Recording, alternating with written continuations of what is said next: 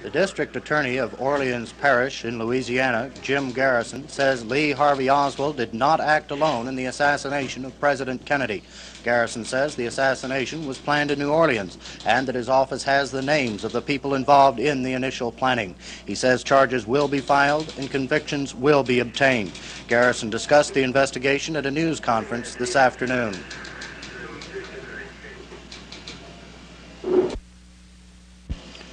A New Orleans newspaper says Garrison's office is searching for a Cuban who reportedly was hiding with other Cubans behind a billboard along the route of the presidential motorcade on the day of the assassination. A member of the Warren Commission, Republican Congressman Gerald Ford, says Garrison should report his information to the U.S. Attorney General. The Secret Service, the Justice Department, and the FBI said they would have no comment on Garrison's investigation. This is Jim Street reporting. As a routine investigation of possible local involvement of the assassination of President Kennedy has uncovered certain facts which we consider extremely interesting. So I would say that the investigation is no longer routine, but it is now extremely interesting. Garrison, the Warren Commission said that Oswald acted alone and there was no conspiracy. Apparently you do not believe the Warren Commission's report. Is that correct? That's correct. I believe the Warren Commission was wrong and will be shown to be wrong. Mr. Garrison, in William Manchester's book, he says Oswald acted alone and there was no conspiracy, and certainly this part of the book hasn't been challenged by the Kennedy family. What is your reaction to Manchester's account? Well, Ed, I was not there at the assassination scene, but I don't think Mr. Manchester was either. And I think that my office has put many more hours looking into that matter than Mr. Manchester. And I would reply that I believe that Mr. Manchester is wrong. Mr. Garrison, on the basis of what you've just said, do you feel there should be a new investigation into the slaying of President Kennedy at a level higher than yours, as some have suggested a new federal investigation? Well, Ed, actually, I think that effective investigation, by that I mean imaginative investigation in which there is effective evaluation and not simply the blind collection of volumes of evidence, at every level is justified in a case like this. I would have to answer yes, except that I would hope that this time more premium would be placed on the evaluation function. But of course it would be better if more agencies cooperated and gave each other information and worked together. A matter like this justifies a number of concurrent investigations. Is the investigation proceeding on the basis of what you've uncovered or what you think you will uncover?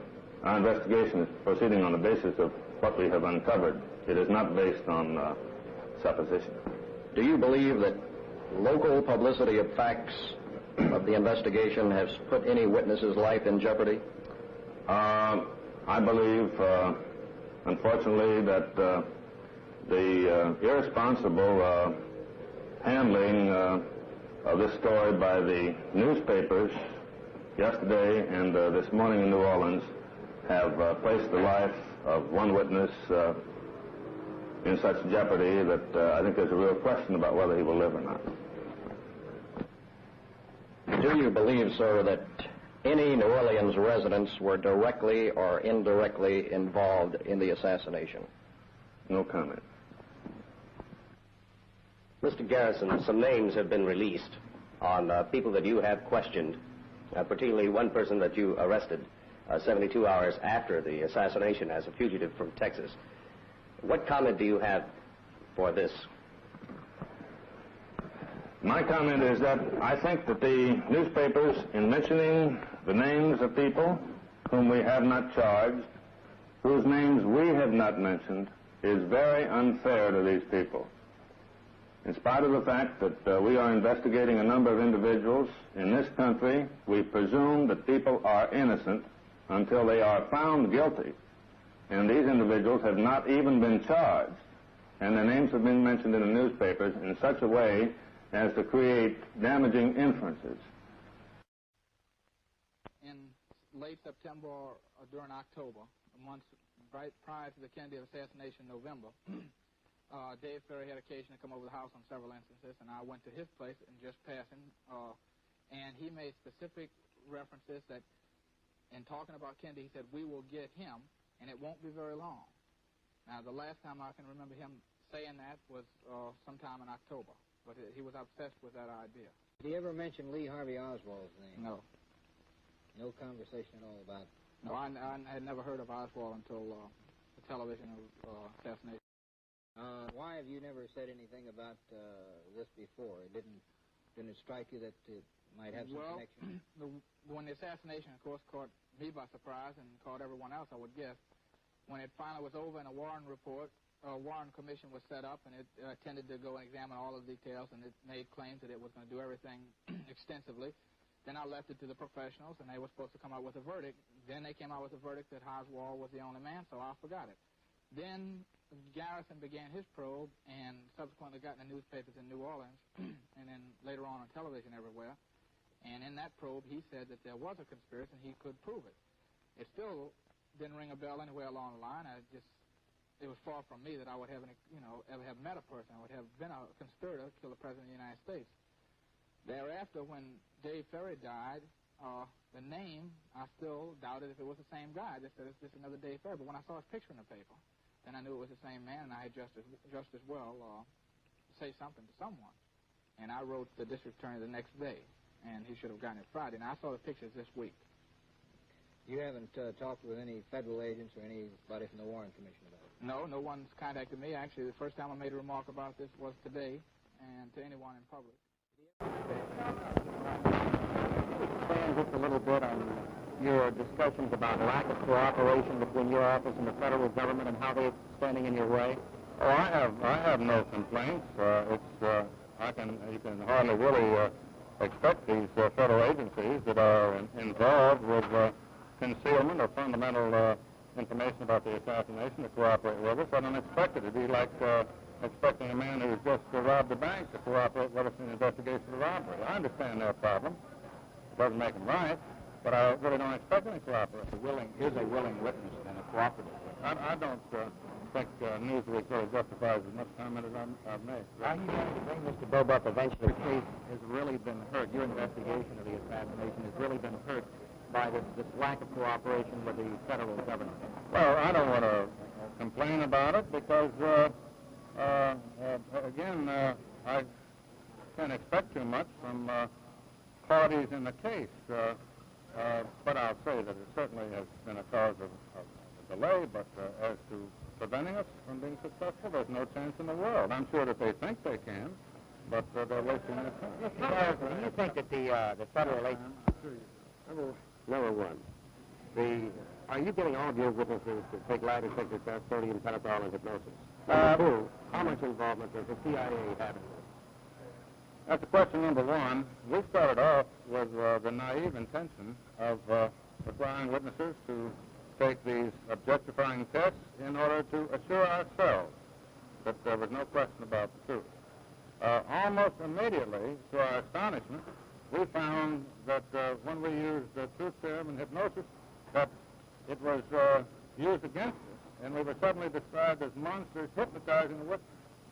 And at that point, we said, forget it. In other words, there's no use wasting our time. If they think our efforts to objectify our witness are something sinister, then we just don't have time to fool with it. So we give lie detectors now to witnesses we think are lying in the usual way that other jurisdictions do. Apparently, people are happier when you do it. For the CIA or the FBI to answer the charges that they've taken the Fifth Amendment, do you expect them to answer these charges, in that in the past they've always remained closed-mouthed about such matters, or any matter for that matter? I don't know, honestly, I don't know what they could say in this case, because... do you expect them to say anything? If you excuse the expression on television, they've been caught with their pants down. In other words, they have to know that what I'm saying is true. And it's just like the picture that I pointed out last week that CIA had faked sent to the Warren Commission. Every American in this country can look in volume 16 at Exhibit 237 and see the fake picture, which is described as a picture of an unidentified man. And they can't answer because there is no answer. Some time ago, you said in the Petroleum Club, we have solved the assassination. We know who did it. Do you still stand by that statement? Well, there's no question about that, but we have a small problem of corralling all the evidence in order to be able to go into the courtroom. It's a standard problem for prosecutors, and we're in the evidentiary phase now. But there have been no changes at all on the evaluation we reached months ago. Do you have enough evidence now to go to trial? Well, if I answered that, I shouldn't be distant. Be any member of the CIA to hear you. I'm sorry, I can't comment on plans in that way. I have to talk in generalities. I think Wouldn't it be advantageous for the grand jury to hear from Richard Helms, the director of the CIA? it would be advantageous if we were to hear from him, but again, I don't know what he would say. Would you expect the You know how to get him down here? Would you expect the same thing to happen with Mr. Helms that happened this morning with Mr. Kennedy? I would have to guess that, but again, there's no way for me to say in advance. Legally, is there any possible way for you to get agents down here into Louisiana? Well, since that is the subject coming up in court next week, I'd rather invite you to next week's show and see the answer. What do you say, Sam? I ask you, Mr. Garrison, if you had it to do over again, would you launch another investigation? Yes, I would have to, because once you know that something was hidden, once you know what happened, then you have no choice. But I would say that I would do it with a great deal of reluctance, because it never occurred to me that so many people would take it for granted that I would lie about such a subject. But now that I've discovered that a large segment of the American press takes it for granted that you're automatically a liar because you're elected to office, I would go in again, but I would go in with more reluctance. Can I ask Senator Long to help you get the Senate investigation that you've called for in this? No, I'm not going to ask the Senate to do anything. No, the thing I said the other day, to clarify that, was I hope that the American people will call on Congress to do something, because I think there should be a congressional inquiry of this collusion by government officials. But if the American people are not interested enough to call on the members of Congress, that's their business. Do you feel you're violating the court guidelines by commenting on the case today? You got to be kidding. Do you feel that any kind of investigation by the Senate or Congress will come out of your investigation? I can't really say. There's no way for me to guess. What do you think of the treatment you're getting from the news media? Now, who writes your questions? Your switchboard operator? That's all right.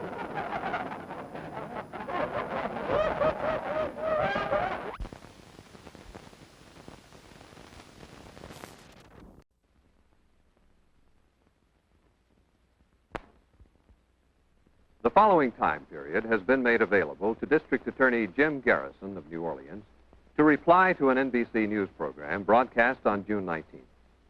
In that program, NBC News examined some of the methods used by Mr. Garrison in his investigation of what he charges was a conspiracy to assassinate President Kennedy. Except for the opening and closing announcements, this program has been prepared under Mr. Garrison's sole supervision. Mr. Garrison. Tonight I'm going to talk to you about truth and about fairy tales, about justice and about injustice. In the months to follow, you're going to learn that many of the things which some of the major news agencies have been telling you are untrue. You're going to learn that although you are citizens of the United States, information concerning the cause of the death of your president has been withheld from you. In the months to come, you will learn to your own satisfaction that President Kennedy was not killed by a lone assassin. You will learn that there has been and continues to be a concerted effort to keep you from learning these facts. And you will learn, I assure you, that what I have been trying to tell you and what I'm telling you tonight is true.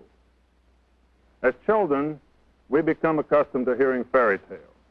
They're always pleasant stories, and they're comforting to hear because good always triumphs over evil. At least, this is the way it is in fairy tales. Fairy tales are not dangerous for our children and are probably even good for them up to a point.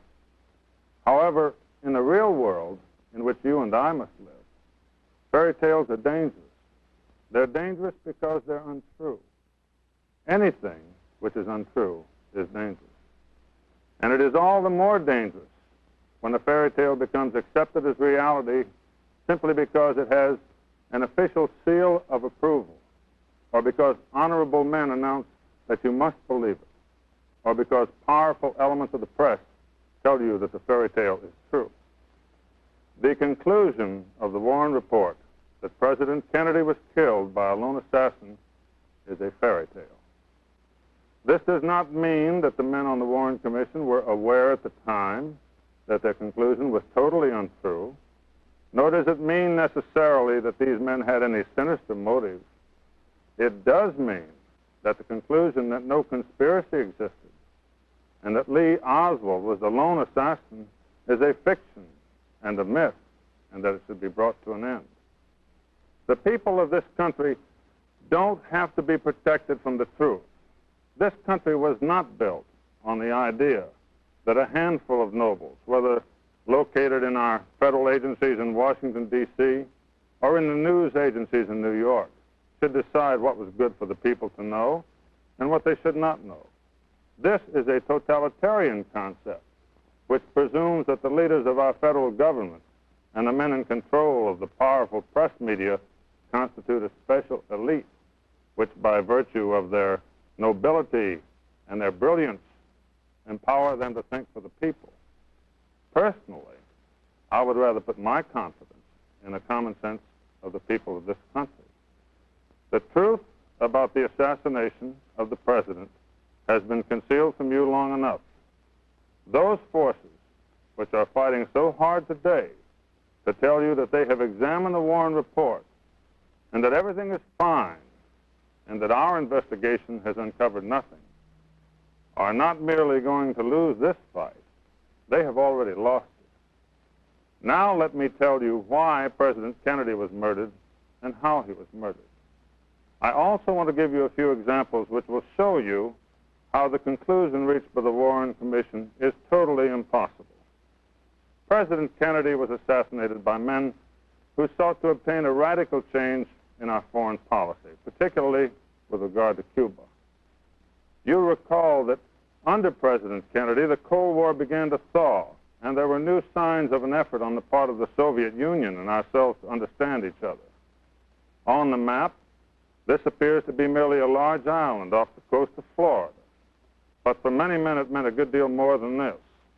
In 1963, a great variety of interests existed which not only desired an American-supported invasion of Castro's Cuba, but took it for granted that it was inevitable.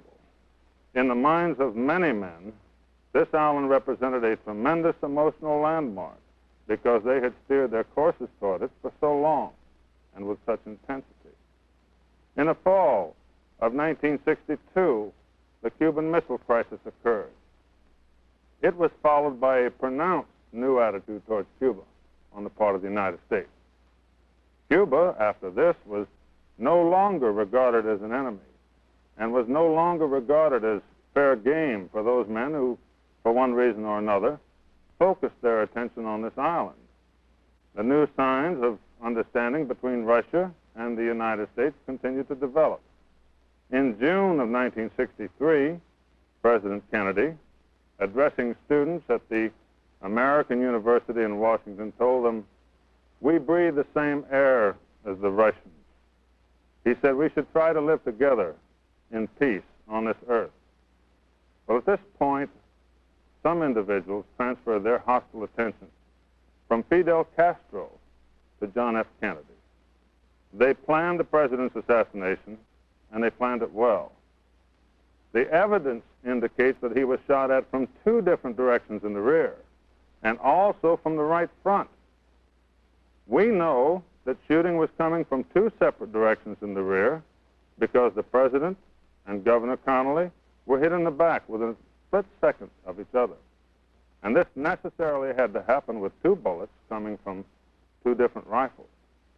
We know that the president was being shot at from the grassy knoll area on the right front because most of the people in Dealey Plaza heard the shots coming from there, and because at least one of the president's wounds was an entry wound from the front, and because men were seen running from the grassy knoll area immediately afterwards. That's why the idea of Lee Harvey Oswald as the lone assassin of the president is a fairy tale and should be brought to an end.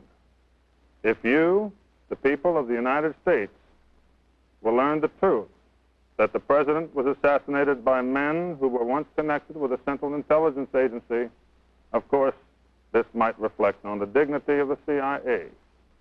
But I happen to believe that our form of government is strong enough to survive the truth.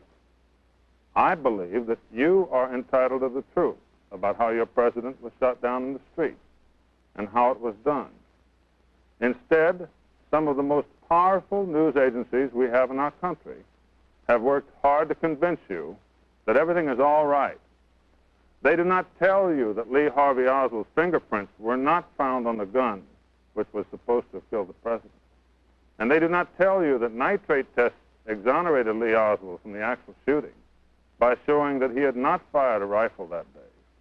And they do not tell you that it was virtually impossible for Oswald to have taken his fingerprints off the gun, hidden the gun, and gone down 4 flights of stairs by the time he was seen on the 2nd floor. Above all, they do not tell you of the overwhelming eyewitness testimony that shots were coming from behind the stone wall on the grassy knoll. In a choice between official dignity and the truth, dignity was given priority, and so you have not received the full truth. This is why there continue to be hundreds of documents still hidden from your eyes and classified as secret, and some of them bear such titles as Lee Harvey Oswald's accessibility to information about the U-2, the Central Intelligence Agency's dossier on Lee Harvey Oswald, and the CIA file on Jack Ruby. You have not been told that Lee Oswald was in the employ of United States intelligence agencies, but this was the case, and so I am telling you. Why, this young, uneducated man had learned to speak Russian even before he left the Marines, and there's only one way he could have learned that. Oswald had a higher security rating than his buddies in his Marine unit. During 12 hours of questioning, to give you another example, 12 hours of questioning after the assassination, there is no transcript of Oswald's statements available for you to look at. Now, it doesn't matter where you live. If somebody in your town steals a 1928 Hupmobile, what he says is written down when he's questioned. However, when the man who has just killed the President of the United States is questioned for 12 hours, no transcript is available. There's nothing for you to look at. And believe it or not, one of the explanations given is that the room was too small to include a stenographer. And here's something else. This case has more accidental fires, more burning of paper than any murder case in history. For example, when Oswald was questioned by a federal agent in August of 1963, the notes of the interview were later burned. You cannot see the notes made by Commander Humes concerning the president's autopsy because he burned them too. One of the questioners of Lee Harvey Oswald during the 12-hour session burned his notes. And similarly, when the Warren Commission contacted the State Department and said, with regard to Exhibit 948, we noticed that a one-page message from the CIA containing secret information is supposed to be attached to this file, and it's missing. Would you please furnish us with a copy of this missing secret document? The answer given to the Warren Commission was that the secret message about Oswald from the CIA was accidentally destroyed while being thermofaxed. This spontaneous combustion, incidentally, occurred the day after the president's assassination. I'm not even going to bother to dignify the foolishness which Newsweek and NBC and some of the other news agencies have tried to make you believe about my office. I've been District Attorney of New Orleans for more than 5 years, and we have never had a single case reversed because of improper methods on the part of our staff. Nor do we rush to judgment on half-baked evidence. And the proof of that is the fact that in more than 5 years, not one defendant has walked out of the courtroom in a murder case with an acquittal. Nor have we lost a major case in 5 years. Then what is their game? Their game is to fool you. These people want the investigation stopped. They don't want a trial at all. Please believe me, they don't think we're wrong in our investigation. Obviously, if our investigation was as haywire as they would like to have you think, then you would not see such a coordinated barrage coming from the news centers in the East. Why are they so concerned? Why is it that they cannot wait until the trial comes in order to learn what the facts are? Why are they so anxious to have their own trials? They know very well that the witnesses they're presenting to you have not been testifying under oath, that they're not being cross-examined as they would be at a trial, and that the opportunities for timely rebuttal by the state of Louisiana, which would exist at a trial, have not been provided in their untrue presentations. They know this. In my considered judgment, there has been an effort to prejudice in advance the potential jurors in the trial of this case. As a matter of fact, the National Broadcasting Company has already had the trial. The defendant was found innocent, and the district attorney was convicted. They announced across the nation that my methods were improper. But as their stories, one by one, turn out to be false, they do not reveal this to you, but simply search hopefully into new areas. For example, Newsweek magazine had a feature article saying that my office attempted to bribe a man named Bobuck. It later turned out that his story and their article was totally untrue, and the tape which Newsweek described had been altered. The police investigators in my office were found innocent of any wrongdoing in a serious investigation conducted by the police department. However, Newsweek has made virtually no mention of that. Similarly, in its recent effort to make you think that my methods are improper, NBC announced coast to coast that it had located the real Clay Bertrand, that an NBC man had talked to him. This made every newspaper in the country, and it inferred, once again, that in addition to using terrible methods, we were off on a wild goose chase. Now, when it turned out that this was a total fabrication, and the man whom NBC identified as the real Clay Bertrand hotly denied ever using the name, there was only coast-to-coast silence from NBC. NBC presented a professional burglar whom my office had just recently convicted and allowed him to make a plainly false presentation that we had tried to get him to climb into the defendant's apartment and plant evidence there. The inference, of course, was that this particular defendant was too lofty a character to participate in my nefarious schemes. However, recently, when we called him before the New Orleans grand jury so that he could tell all about our new venture into the burglary business, he took the Fifth Amendment when asked if his statement on NBC was true. Once again, this was followed by loud silence from coast to coast on NBC. As a matter of fact, the Warren Commission's inquiry into the assassination started off with a completely unacceptable philosophy. For a democracy like ours, one of its stated objectives was to calm the fears of the people about a conspiracy. But in our country, the government has no right to calm our fears any more than it has, for example, the right to excite our fears about Red China or about fluoridation or about birth control or about anything.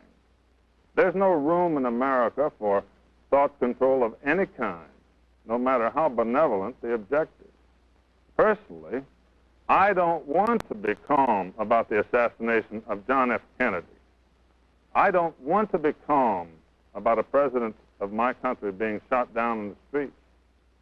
And I don't want to be calm about the fact that for reasons of public policy or national security or any other phony reason, the true facts have been withheld from the people of this country. If the day has come when it is possible to shoot our president down because some men disagree with his foreign policy, and the day has come that the moment his heart stops beating, other considerations take over which conceal the total truth from the citizens of the United States, then the day has come when we have ceased to be a democracy. I cannot believe that this is so, that the time has come in America when the people no longer control their country. Yet I must confess that I'm appalled by the readiness with which some of the major press media have accepted the great fairy tale without hesitation, rousing from their stupor only when they have learned that a district attorney was violating all the rules of etiquette and digging up the truth. They're telling you that black is white when they tell you there is no evidence of a conspiracy. They have to know well the significance of the continued concealment of X-rays and autopsy pictures, which, if revealed to you, would show that the president was hit by rifle fire from more than one direction. And they have to know well of the hundreds of documents which remain classified secret and concealed from your view. And they're making white black when they repeatedly state that my office is using improper methods. They have to know that no DA's office in the United States would dream of operating in the way they suggest. They have to know that for years I have been a strong defender of the rights of individuals. They have to know all of this, but they have lent themselves to the all-out effort to convince you that the matter's been looked into, and anyone who raises a question now is irresponsible or a troublemaker or an enemy of the people. What's that? You say that you are an American citizen and you want to see the autopsy X-rays and you want to see these hundreds of documents that have been withheld from your view, and you want to know why these vital notes always ended up being burned? What's the matter with you? Can't you take the word of these honorable men who've looked into it for you?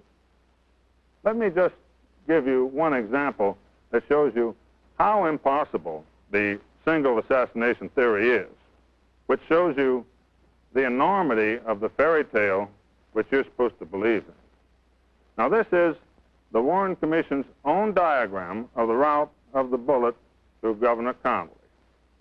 The bullet had to take this route in order to cause the injuries which he received. Now, the important thing to keep in mind is that the Warren Commission itself concedes that if this same bullet was not the one which also went through President Kennedy, then there had to be someone else firing. And the reason for that, just to put it very simply, is the Zapruder films have shown that all the firing occurred in 6 seconds, and yet there were a total of 8 wounds. Therefore, this one bullet has to cause 7 wounds, because one missed and one was the fatal shot hitting the president. So, by the Warren Commission's own admission, prior to hitting the governor, this bullet had to go through President Kennedy, who is sitting back here. Now, you'll notice that the Warren Commission did not attempt to include President Kennedy in the diagram. They could not, because the total impossibility of this bullet having gone through the president also would be too obvious. In other words, by the evidence of the Warren Commission itself, it is obvious that there was other shooting going on in Dealey Plaza. Consequently, the Warren Commission has officially concluded that before this bullet came down from the sky, as it had to hit Governor Connally and all those different places, it entered President Kennedy's body from the rear and came out of his neck.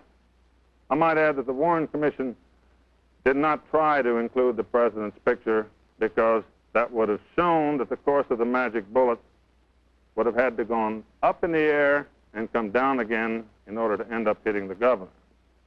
It is by selecting these little portions of each incident and by excluding other portions that the fairy tale is presented to you. However, if they had to show in one diagram the bullet entering the president and then continuing through Governor Connally, you would be able to see the total impossibility of this bullet causing 7 wounds.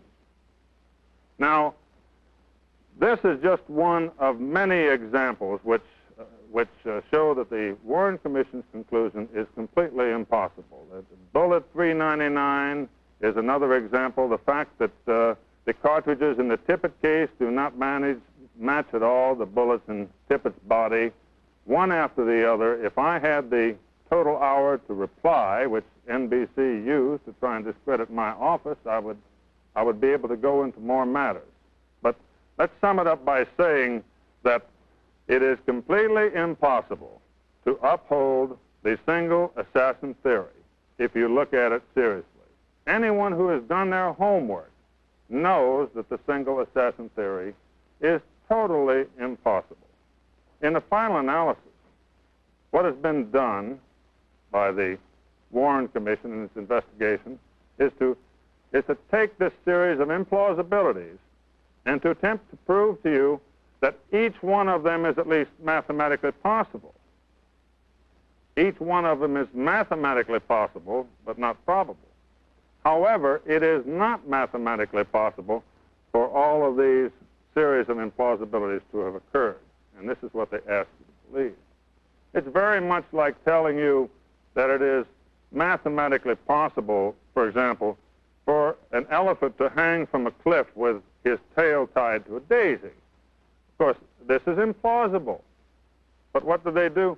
They produce an expert who says, yes, I have made a study of the situation, and this is not a full-grown elephant, and this is a particularly tough kind of daisy, and therefore it was mathematically possible.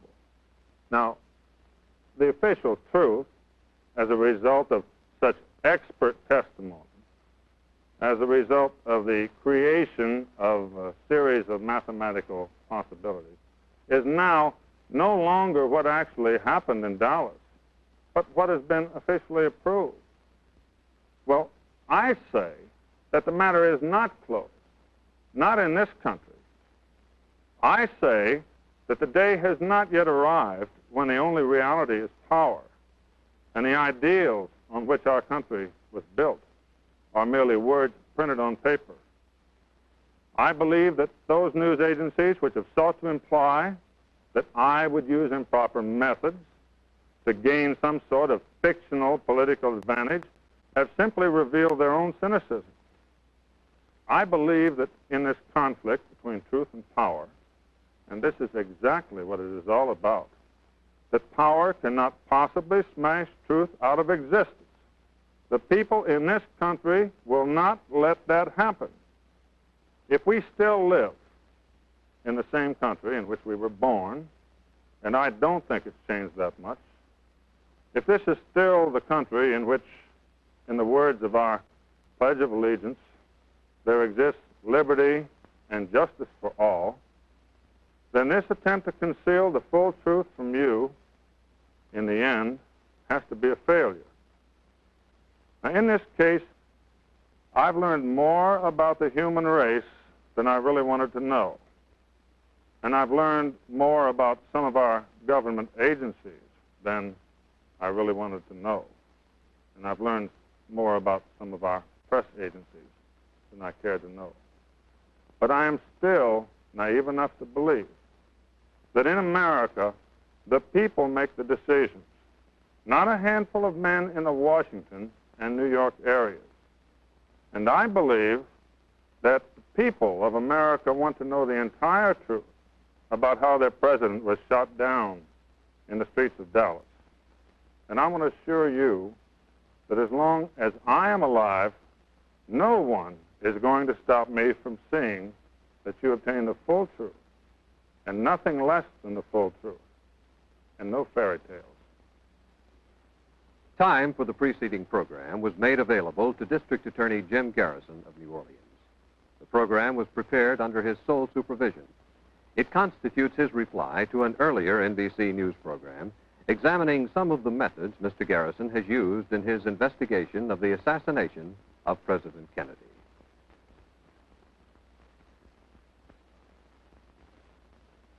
This program originated in the studios of WDSU-TV in New Orleans.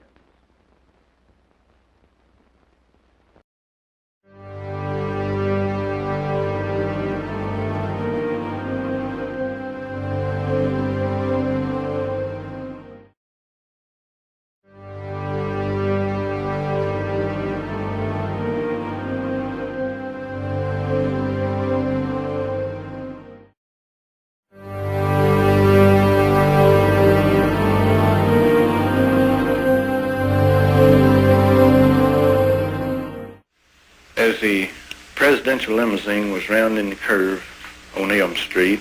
There was a loud explosion. At the time, I didn't know what it was, but it sounded like a loud firecracker or a gunshot. And it sounded like it came from the left and in front of us, towards the wooden fence. And there was a puff of smoke that came underneath the trees on the embankment. I was talking with a patrolman Foster at the time, and as soon as we heard the shots, we ran around to the wooden fence. And when we got there, there was no one there, but there was footprints in the mud around the fence, and there was footprints on the wooden 2x4 railing on the fence. Were you questioned by the Dallas police on that day?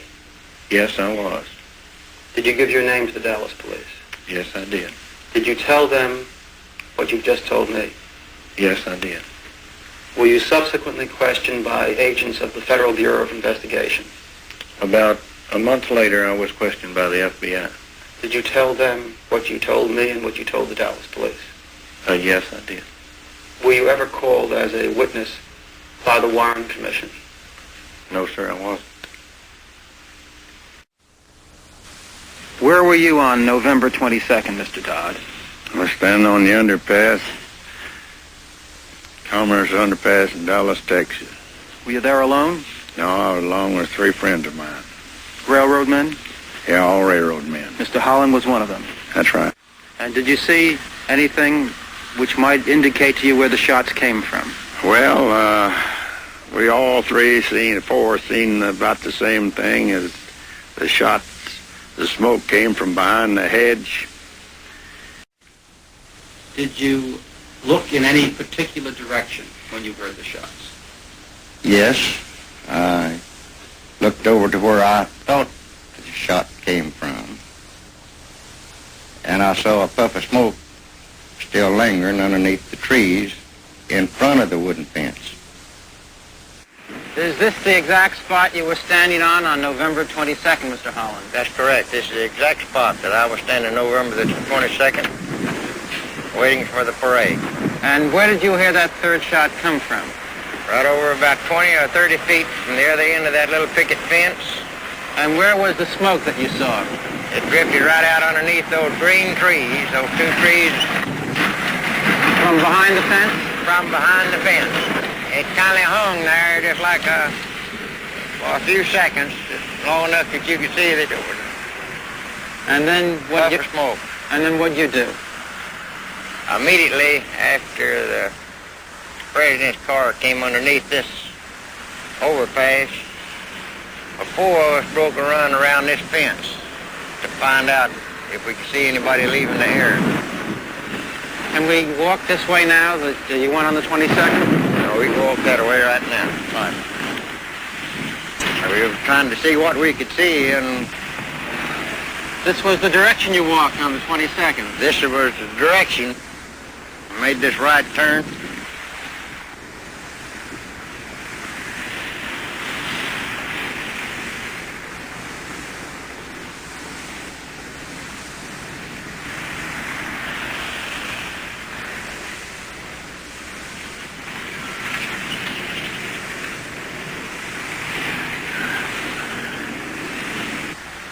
Jumped this steam line, this pipe.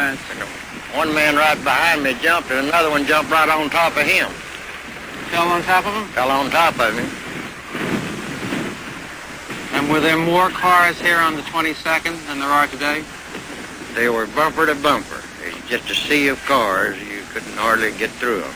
We were jumping over the bumpers, over the hood of the cars to work our way to the spot that we saw the smoke and heard the shot. Then we came up to the wooden fence.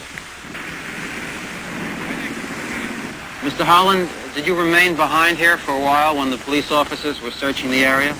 Approximately 15 minutes before I had to go back to my office. There was about 40 or 50 people around here searching. And what did you find here? A lot of footprints behind this car, mud on the bumpers. and I looked around to see if I could find some empty shells or any evidence of a shot being fired and the bullet shell rejected from the gun. And this is where I saw the smoke from the third shot. The Warren Commission published just a very small portion of your testimony and used your testimony as proof that no shots could have come from behind the fence. Did they accurately and fairly use your testimony? They are wrong, because my testimony, and I made it very clear, that there was a fourth shot fired, and one of those shots came from behind that picket fence.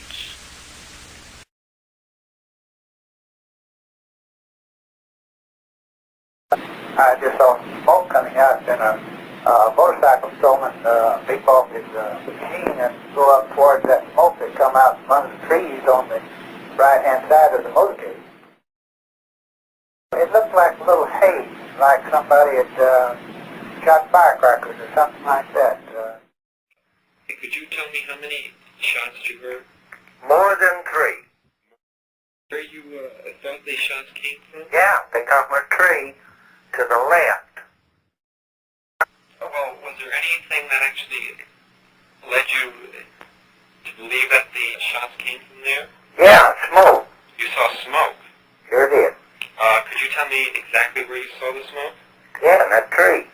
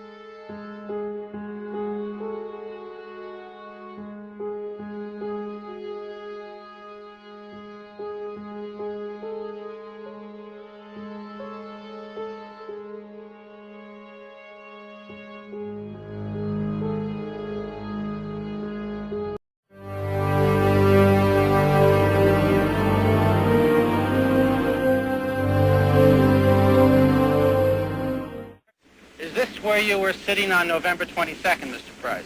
Yes, sir. Right here? Right here on this spot. And where did you think you heard the shots come from? From behind the overpass over there, triple overpass. That's where I thought the shots were coming from. And where did you see the man run? Over behind that wooden fence, past the cars, and over behind the Texas Depository Building. Did you give that information to the Dallas Sheriff's Department on the very day of the assassination? Yes, I did. I'd say in about 30 minutes after the assassination. Were you ever called as a witness by the Warren Commission? No, sir. No, sir. Garrison operates from the second floor of the Criminal Courts building with a small, partly amateur staff.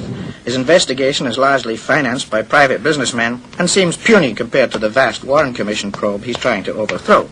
Yet he obtained an indictment against his first suspect, Clay Shaw.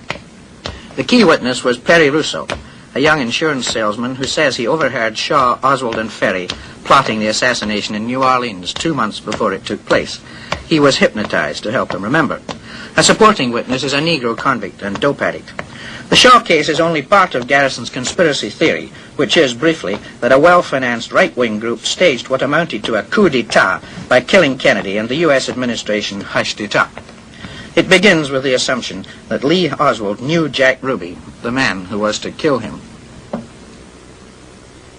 Let me first make a reference to Oswald's address book, which is in volume 16, XVI, and it's Commission Exhibit 18. Now, if you turn to page 40 in this volume, page 40 being page 40 of XVI, you will see the number written in Oswald's handwriting, PE 81951. PE 81951. If you go to XXV 25, the Jack Ruby's phone calls, you will find that on June 10th, 1963, Jack Ruby called PE 81951. That's the same phone number that Lee Oswald has in his address book as printed in volume 16 of the exhibits. Perhaps the more significant example to us is the fact that Ruby and Oswald have been seen together, but I cannot go into that at this time because we get into an area of evidence which I'm not free to comment on. But you have witnesses, however, who have said they've seen Ruby and Oswald together. Oh, yes. In Dallas or here? In more than one city, if you don't mind my putting it that way. Now, another connection to come from another direction is the fact that Jack Ruby had a business acquaintance named Bertha Cheek, and there were several real estate transactions in which Jack Ruby and Bertha Cheek worked together, and they know each other in a business way, and that's been established without any question, because you can even find that in the Warren report. Now, Bertha Cheek has a sister named Earlene Roberts. Earlene Roberts was the landlady where Lee Oswald was living when he was killed at 1026 North Beckley. So you have there the case of Bertha Cheek being a business associate of Jack Ruby. Bertha's sister is Earlene Roberts. Lee Oswald is staying at Earlene Roberts' house when he's arrested. So again, there's another correlation. Isn't this just a coincidence, however, rather than something more solid, like somebody who'll swear they've been seen together? Any one of these, actually, this is what you call circumstantial evidence, and your question is certainly a good question to ask, but the answer is that circumstantial evidence is actually, to man who's practiced law, circumstantial evidence is actually more binding and harder to get away from than witness evidence, because sometimes the eyes can be mistaken. You say, is this coincidence? Any one of these factors of correlation could be coincidence, but the steady accumulation of them is not. To sum it up, it is impossible that they did not know each other. How wide is a conspiracy? It is finite in the sense that it has limits. It is not such a huge thing that it is unsolvable. On the other hand, it is considerably wider, I think, than the average person might have assumed. The best way to describe the conspiracy, and I guess I'll have to be blunt about it and come to this, the major factor in the conspiracy which made it work was the use of Minutemen. How many Minutemen, Mr. Garrison, are involved as far as you know? Well, I can't possibly speculate on that without hurting opposition, except to say that there were Minutemen in the Dallas area and some in Louisiana that coordinated on this operation as individuals, and it was extremely well financed. There were individuals in the Dallas Police Department, like a grapevine coming down the side of the building, which had relationships with each other and also relationships with the individuals who killed the president, who killed Tippit, and who killed Oswald. And this structure is what allowed it to occur so effectively, because it was a pre-existing secret structure of individuals who had trained with arms, who were militantly opposed to what President Kennedy was doing. This was the ambush that the president was in. He was shot from at least 3 different directions, which is perfectly obvious from the medical testimony, although the final conclusive evidence has been concealed, naturally, the autopsy photographs. But he was shot from at least 3 different directions in the ambush, and there was no way for him to have survived. Well, you maintain that Oswald did not fire a shot that day. Why, if Oswald was part of the plot, didn't he fire too? Well, first of all, Oswald was not part of the plot. Secondly, he did not fire a shot at anyone, not only on that day. He never fired a shot in the preceding year or in the preceding 2 years or since he got out of the Marines, as far as anyone knows. A number of the individuals who accomplished the shooting were previously connected with the Central Intelligence Agency, many of them connected in their training in Florida. And those are some of the individuals whose names we have, and I judge by now they know we have their names.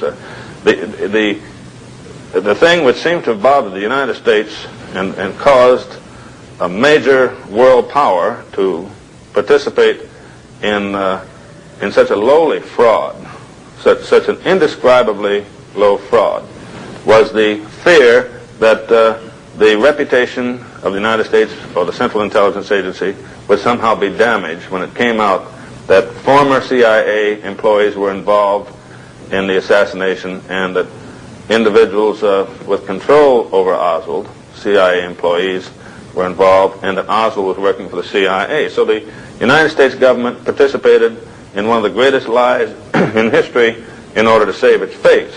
One of the files that you cannot look at, grounds of national security, is entitled Oswald's Availability to Information About the U-2.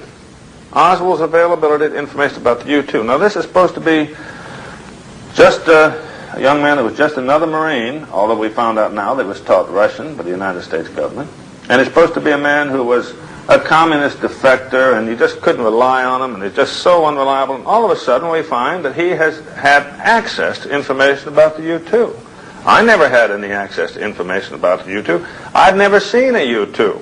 What's the difference between me and Lee Oswald? The difference is he was working for the Central Intelligence Agency. Oswald is always shepherded. He's even shepherded when he goes down into Texas by an individual who just left Montreal, Canada. But again, in New Orleans... Who was this individual? Well, this individual is a man who used the name at the time of John Howard Bowen, but his real name is Albert Osborne.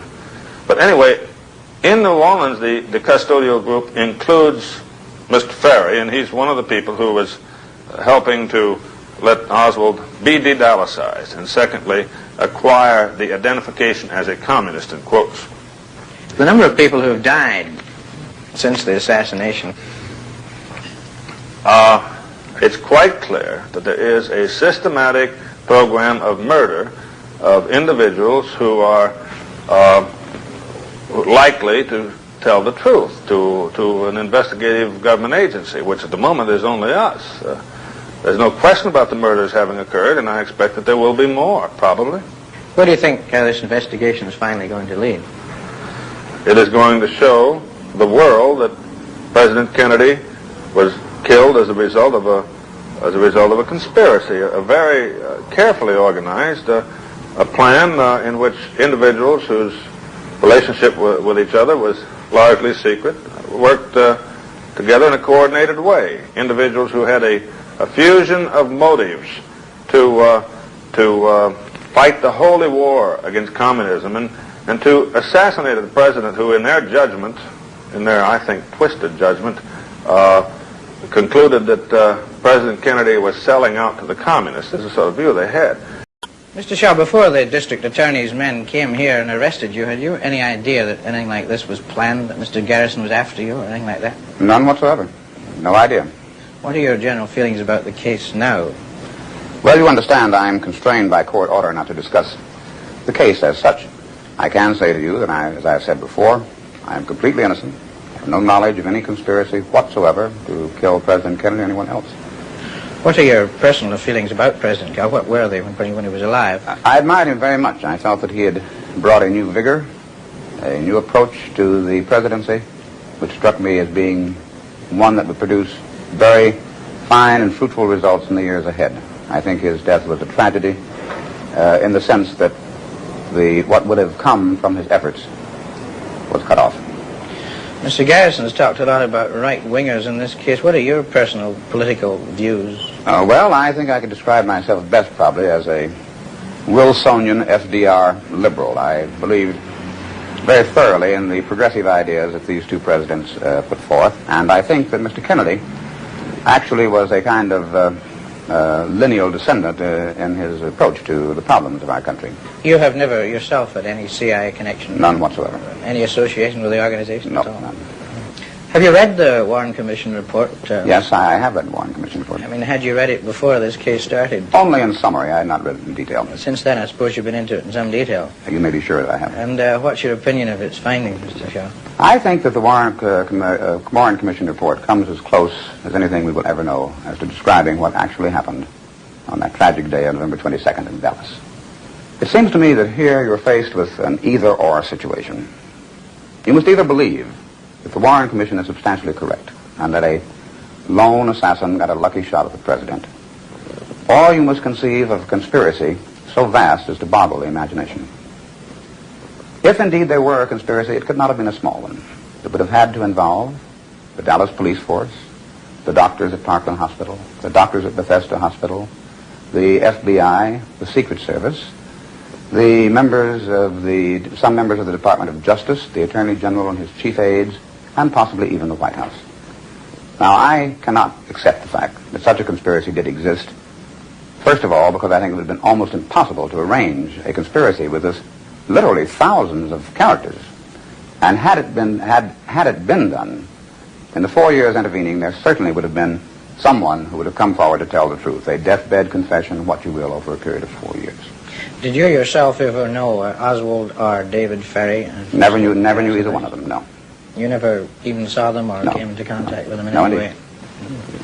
How has this whole thing's been going on now for, nearly 6 months, hasn't it? This is the 7th month, I believe. How is this affecting you personally? I mean, all this publicity and being named as a man being indicted for this alleged conspiracy. Well, it certainly is not the pleasantest thing in the world to understate the case, to find yourself charged with the most heinous crime probably of our times. On the other hand, I have gone ahead with my life. There's not much else you can do, is there? And I am innocent. I have very able counsel, and I have absolute faith in the American judicial system, which will prove me innocent. It is a matter of some concern that my constitutional rights have, I think, been seriously violated. There are, of course, remedies for that which can be taken in due time. Meanwhile, however, this case, is a matter of great concern because of these violations. It's a matter that should concern every citizen of the United States. It has been well said by a distinguished American that all men's rights are diminished when any man's rights are threatened. And I think that expresses the case very well. Who said that? President John F. Kennedy said that. Cut. Just a little bit on your discussions about lack of cooperation between your office and the federal government and how they're standing in your way. Oh, I have no complaints. You can hardly really expect these federal agencies that are involved with concealment or fundamental information about the assassination to cooperate with us. I don't expect it to be like expecting a man who's just robbed a bank to cooperate with us in the investigation of the robbery. I understand their problem. It doesn't make them right, but I really don't expect any cooperation. Is a willing witness and a cooperative witness. I don't think Newsweek really justifies as much comment as I've made. Are you going to bring Mr. Bob up eventually? The case has really been hurt. Your investigation of the assassination has really been hurt by this lack of cooperation with the federal government. Well, I don't want to complain about it because, again, I can't expect too much from parties in the case. But I'll say that it certainly has been a cause of delay, but as to preventing us from being successful, there's no chance in the world. I'm sure that they think they can, but they're wasting their time. Mr. Garrison, do you think that the federal agency... Number one, are you getting all of your witnesses to take lie detector tests, sodium pentothal, and hypnosis? Number two, how much involvement does the CIA have in this? That's question number one. We started off with the naive intention of requiring witnesses to take these objectifying tests in order to assure ourselves that there was no question about the truth.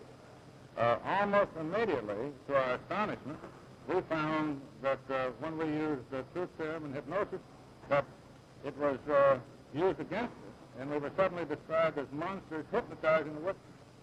And at that point, we said, forget it. In other words, there's no use wasting our time. If they think our efforts to objectify our witness are something sinister, then we just don't have time to prove it. So we give lie detectors now to witnesses we think are lying in the usual way that other jurisdictions do. Apparently, people are happier when you do it. The CIA or the FBI to answer the charges that they've taken the Fifth Amendment. Do you expect them to answer these charges in that in the past they've always remained closed-mouthed about such matters, or any matter for that matter? I don't know, honestly, I don't know what they could say in this case, because... do you expect them to say anything? If you excuse the expression on television, they've been caught with their pants down. In other words, they have to know that what I'm saying is true. And it's just like the picture that I pointed out last week that CIA had faked, sent to the Warren Commission. Every American in this country can look in volume 16 at Exhibit 237 and see the fake picture, which is described as a picture of an unidentified man. And they can't answer because there is no answer. Some time ago, you said in the Petroleum Club, we have solved the assassination. We know who did it. Do you still stand by that statement? Well, there's no question about that, but we have a small problem of corralling all the evidence in order to be able to go into the courtroom. It's a standard problem for prosecutors, and we're in the evidentiary phase now, but there have been no changes at all on the evaluation we reached months ago. Do you have enough evidence now to go to trial? Well, if I answered that, I shouldn't be just a member of the CIA to I'm sorry, I can't comment on plans in that way. I have to talk in generalities. I think wouldn't it be advantageous for the grand jury to hear from Richard Helms, the director of the CIA? It would be advantageous if we were to hear from him, but again, I don't know what he would say. Would they expect you know how to get him down here? Would they expect the same thing to happen with Mr. Helms that happened this morning with Mr. Kennedy? I would have to guess that, but again, there's no way for me to say in advance. Legally, is there any possible way for you to get agents down here into Louisiana? Well, since that is the subject coming up in court next week, I'd rather invite you to next week's show and see the answer. What do you say, Sam? I ask you, Mr. Garrison, if you had it to do over again, would you launch another investigation? Yes, I would have to, because once you know that something was hidden, once you know what happened, then you have no choice.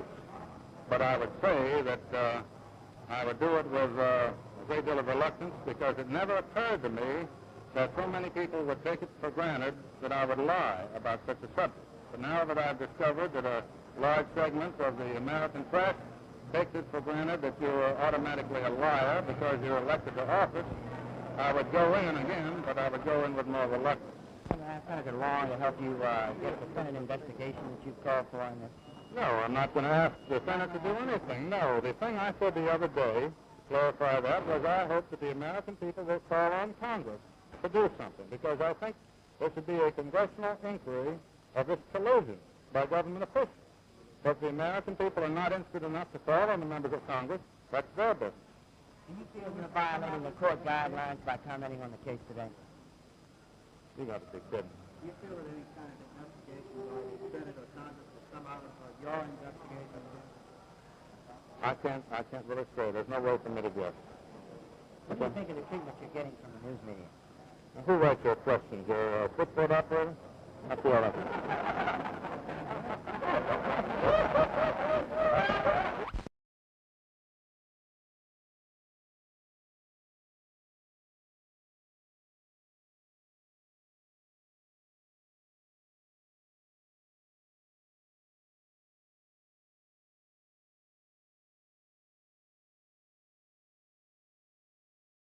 Are you willing to say tonight, when your trial comes up, that you'll secure a conviction without the shadow of a doubt?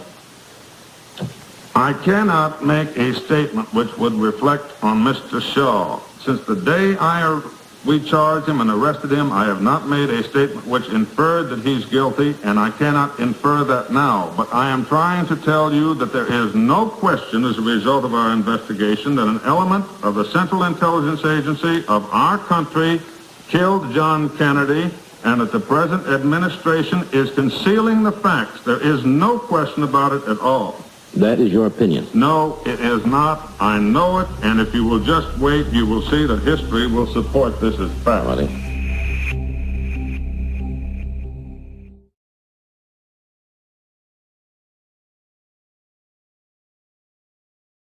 This particular program came around in a peculiar set of circumstances. Ever since the Warren Commission report came out years ago, we had no guests on this show who have discussed the theories of the assassination itself because of several reasons. I felt personally, as an individual, enough theorists, including Mark Twain, Buchanan, and many others, Weisberg, had proposed enough theories, and the American public was confused enough. And then about a year ago, the district attorney of New Orleans, Mr. Jim Garrison, came up with something that kind of astounded the world when he had announced that he had solved the Kennedy assassination. Mr. Morse Haldeman, our guest last week, in the course of the conversation, I asked him what he was doing, and he said he was now an investigator from Mr. Garrison's office in New Orleans. And before we knew it, we were talking about some of these theories and so forth. I think I mentioned at that time I was getting a little weary of listening to theories, and he mentioned that Mr. Garrison had new and vital information.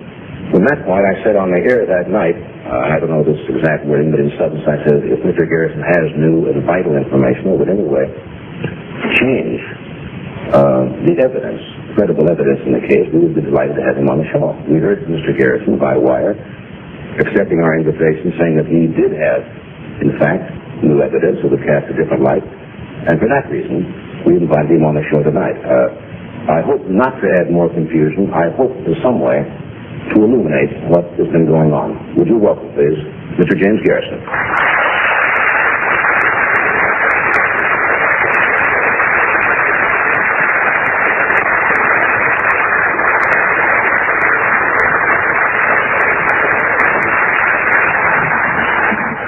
Mr. Garrison, I thank you for coming and accepting the invitation, and I hope I did not misstate a moment ago what I tried to state to you in the telegram. Well, thank you for inviting me, Johnny. It's an honor to be here, and I think your curiosity and your fairness are in the interest of the American people.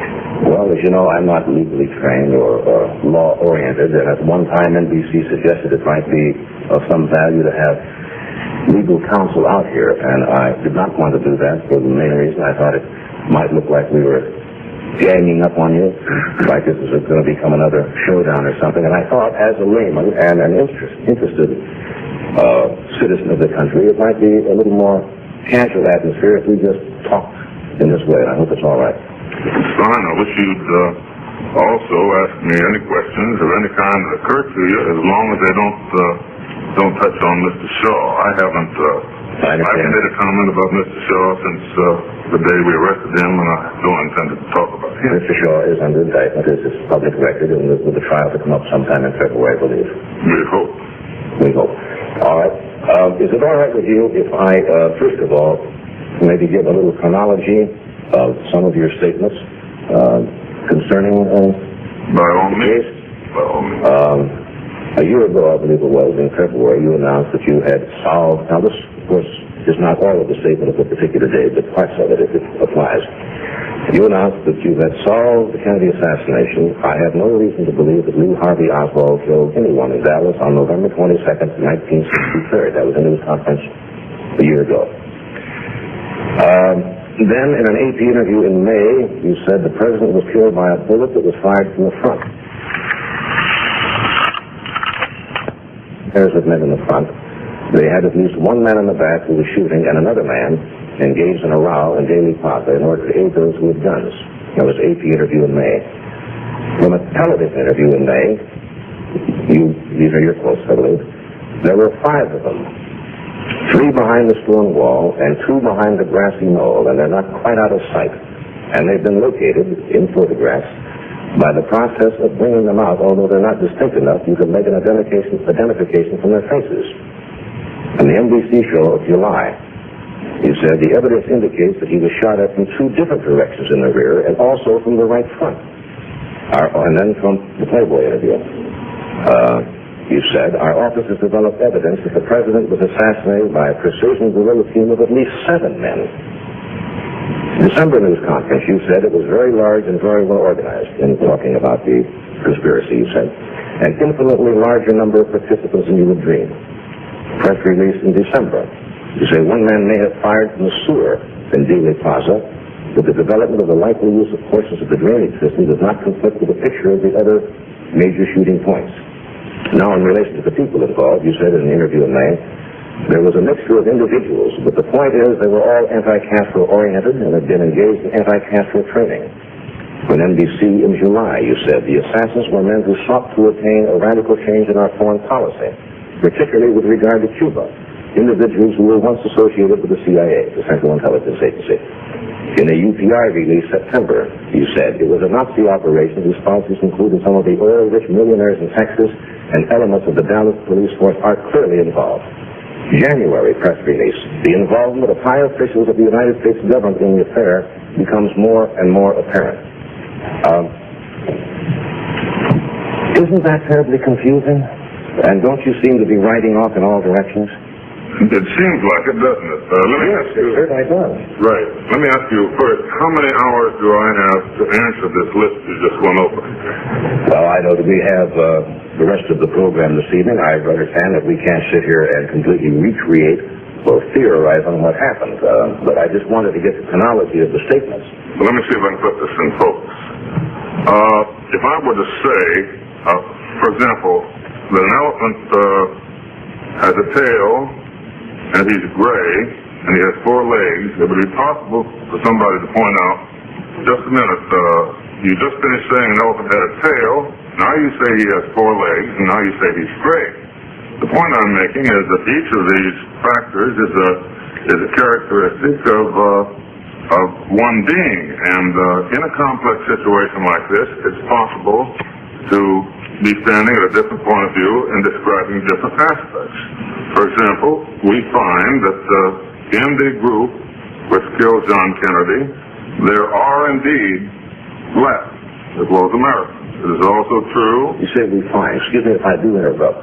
So we don't get out of We have identified. You say you have identified and have proof as a fact? Yes. All right. All right. Secondly, we have found that the Central Intelligence Agency, without any question, had individuals who were connected with it involved. You have absolute facts and proof of that? Without any question. I wouldn't say so otherwise.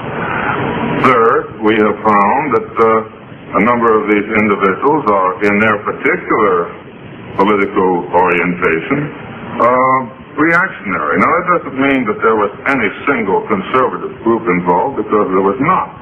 But if I'm talking at one press conference and I'm asked what is the political cast of the individuals involved, I may say, well, as far as the spectrum is concerned, we found a number who were reactionary. Later on, a month or so later, I might be asked, have you found any leftists involved? I answer yes. So it seems like each one is a different answer, but essentially it's the same. In other words, there hasn't been a great deal of change in the matter as we see it in the last 9 or 10 months. Certainly there have been refinements. My God, an investigation is a developmental thing. If we didn't know more about it now than we knew 30 days ago, we wouldn't be doing much. Yes, there are changes. When you say these things, Mr. Garrison, as we have found, and it comes out in print, people accept this as an established fact. And you say it's an established fact, but it has not been proved in any court of law, has it? I mean, this is what you are theorizing or saying, but in fact has not been proved. Is that true? It's partly true, except that I'm not theorizing. I'm telling you what we know to be fact as far as court of law. But nobody else seems to. Seems to what? Seems to know that as a fact. But nobody else has looked into it. This has never been investigated before. It wasn't investigated with the federal government. That was no attempt to investigate. That was just an operation to conceal the evidence, to conceal what happened. This is the first investigation they've ever had in the case. What would you call the Warren Commission?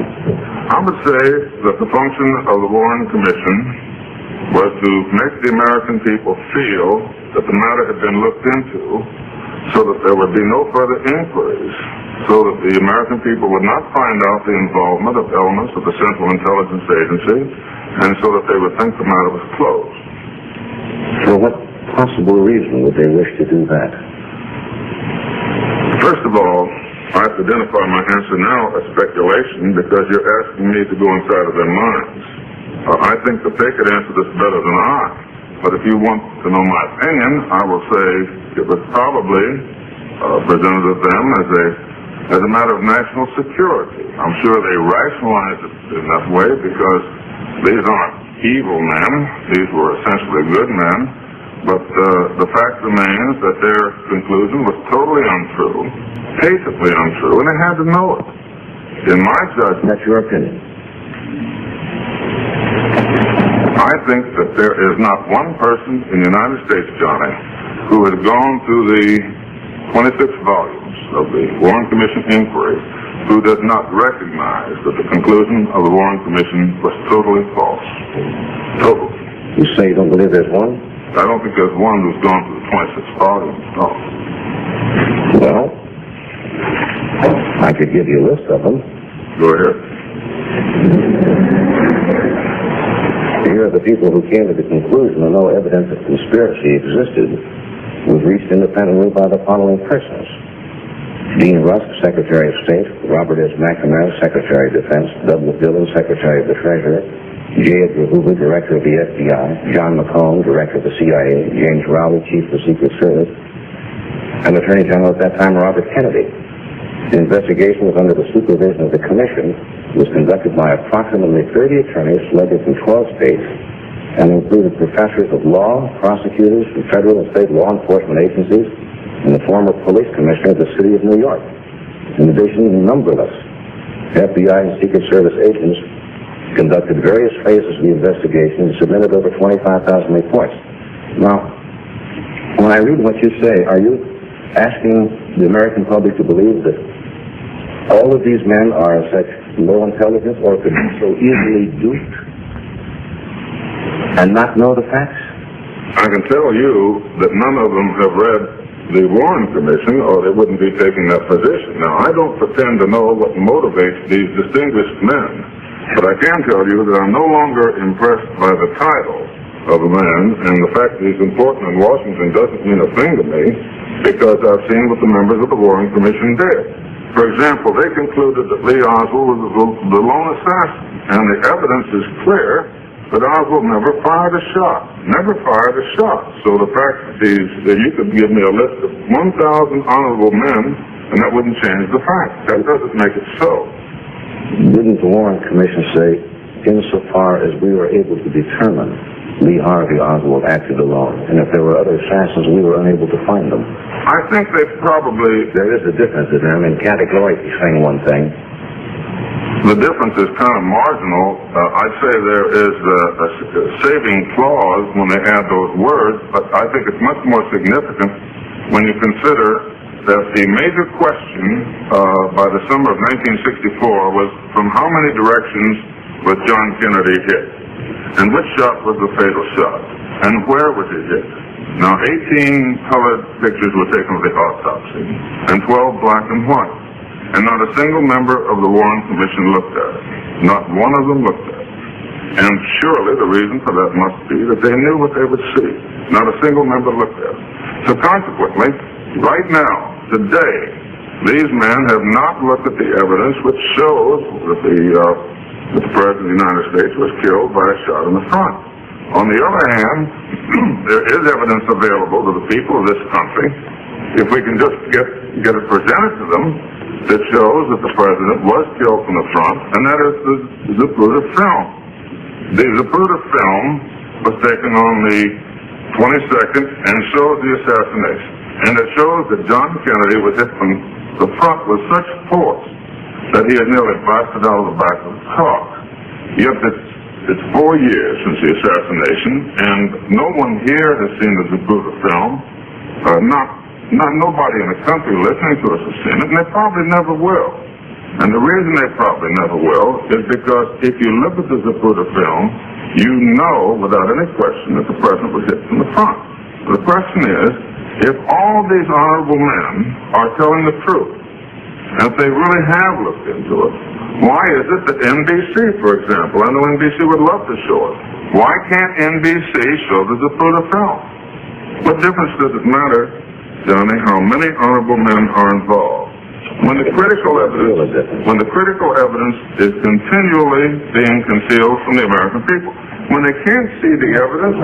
That's a big statement, isn't it, to say that the evidence is being concealed from the American public? No, let me show you some of the... We have to interrupt for a second, but we'll come back. I just have to interrupt for commercial verification this evening, and then we'll continue. Right now, take a close look at your hands. The people at the Chapstick Company have, and they've come up with something very interesting. So before you go on to this, I have to say as a layman, I find your statement that all of these people, names I've mentioned, plus high government officials, are trying to hide knowledge of the conspiracy and the death of the president. I don't see for what possible reason. Secrets in this country have not been notoriously well kept. Things have a way of getting out anytime more than 2 or 3 people know it. I just can't understand how you think that these men think they could get away with this, and for what reason they would do it. If they want to reassure the American public, I hardly think that they would be involved in any kind of complicity, would they, in trying to hide information? That just doesn't make sense to me. Well, I agree with you. As a matter of fact, I have not been exactly famous for rocking the boat. I was a true believer until I stumbled into this thing. But let me answer your question by, first of all, giving you a list of dozens and dozens of files which are secret until the year 2039. I have an 8-year-old boy. Before my 8-year-old boy can look at these files, some of them having titles like Lee Harvey Oswald's accessibility to the U-2, the CIA file on Lee Harvey Oswald, the CIA file on Jack Ruby. Before my boy can look at these, he will be over 70 years old. Now, all I can say is there are 4 long pages here, and they are secret. If there's nothing wrong, then certainly they can open them up. But I can't look into their brains, Johnny, and tell you why they did it. Does this mean, Jim, that you feel any time anyone comes up, say another district attorney in a few weeks, or another citizen comes up and says, how do we know only 3 shots were fired? I think there were 5. And now do you expect somebody to be galvanized into action and make the commission defend itself when these findings were accepted by all parties concerned, and also accepted by the then Attorney General of the United States, Robert Kennedy? I find it hard to believe that a conspiracy could exist or things could be hidden. In the Warren report, the commission's findings, they could find no link to Oswald with the CIA, to Oswald with the Secret Service, to Oswald with the FBI. Why do you insist in the face of that evidence that there was? Of what evidence? Johnny, I know you won't mind... In their investigation of it. There was never an investigation. I know you won't mind my being candid and say that actually you changed the subject and you've asked me several questions, one involving the Warren Commission and the other involving Senator Kennedy. First of all, let's take the Warren Commission. I'm not at all impressed with the fact that they could find no evidence of a conspiracy. After going through their inquiry, I doubt if they could find a streetcar, if they had a transfer in their hand, it was pointed out to them. I think that they knew at the beginning what they were going to do, and what they were going to do was to reach the conclusion that Oswald was the lone assassin because he was dead and because the Central Intelligence Agency was deeply involved in the assassination. Was their action fraudulent? Yes. Is it unusual for people of such stature? Yes. But the fact remains that they did it. Now, with regard... No, you say the fact remains again, as if it is a fact. You keep saying we know, and the fact is, but that's not a fact, is it? Yes. Let me take one point. What makes it a fact? Because you say so? No, not because I say so, but because the evidence indicates that Lee Harvey Oswald did not fire a shot. Will you concede that the Warren Commission reached the conclusion that Lee Oswald shot at the president from the depository? I will. All right. Now let's look at the facts. The facts are that they couldn't find a single witness out of all the hundreds and hundreds of people in the plaza to say that Oswald was at that window until Lee Oswald was dead. And finally, one man who initially had said that he was not Oswald at the window, a man named Brennan, finally agreed that it was. No one else out of the hundreds saw him there. Actually, I'll have to take issue with you. What's the name of it? Other people did see people in the window. Not a man in the window, and identified him, his characteristics, his height, his clothing. No, that's not correct. If you're talking about Arnold Rowland, he said that the man in the window had on a yellow shirt, and he had there was another man, a very dark man with him. The first part of his statement does not point to Oswald because he had a dark maroon shirt on, and further it points away from the lone assassin. No one else other than Brennan indicated they saw Oswald in the window, and Brennan himself said it was not Lee Oswald at first. He described the man, and that broadcast was put out for a man of that description. And when he was shown Oswald's picture, he said it was not Lee Oswald. That was his first position. That was his first position. Can you name anybody else who saw Oswald in the window? I would have to take out the report. Yes, there were other people who saw a man up there and gave a description of him, and that was why Oswald was picked up. If you take the afternoon paper in Dallas on November 22nd and read the statement, for example, made by Otis V. Campbell, who was Vice President of Book Depository, you will read that after the assassination, he went inside the book depository and he saw Lee Oswald on the first floor. If you read the statements of Officer Marion Baker and Roy Cooley, you will read that they came running in shortly after Campbell went in, and in running up towards the roof, they saw Oswald on the second floor. If you look at the fingerprint results for the rifle, you will find that Oswald's fingerprints were not on the rifle. Just a palm print. The palm print was not confirmed by the federal government either. That was an announcement for the Dallas police. You'll also find that no test was ever made to see whether the rifle was fired. You will also find the young lady named Vicki Adams, if you look in volume 12, was on her way down from the fourth floor during the time that Oswald was supposed to have descended, and no one passed her at all. Jim, look what you're doing, and I'm not saying all of these things are factual. Aren't you taking inconsistencies in testimony during the emotion of the time, even self-contradictory testimony from even sometimes the most truthful of witnesses, and using that as tainting everything else that is very well explained? Can we come back and follow that up in a moment?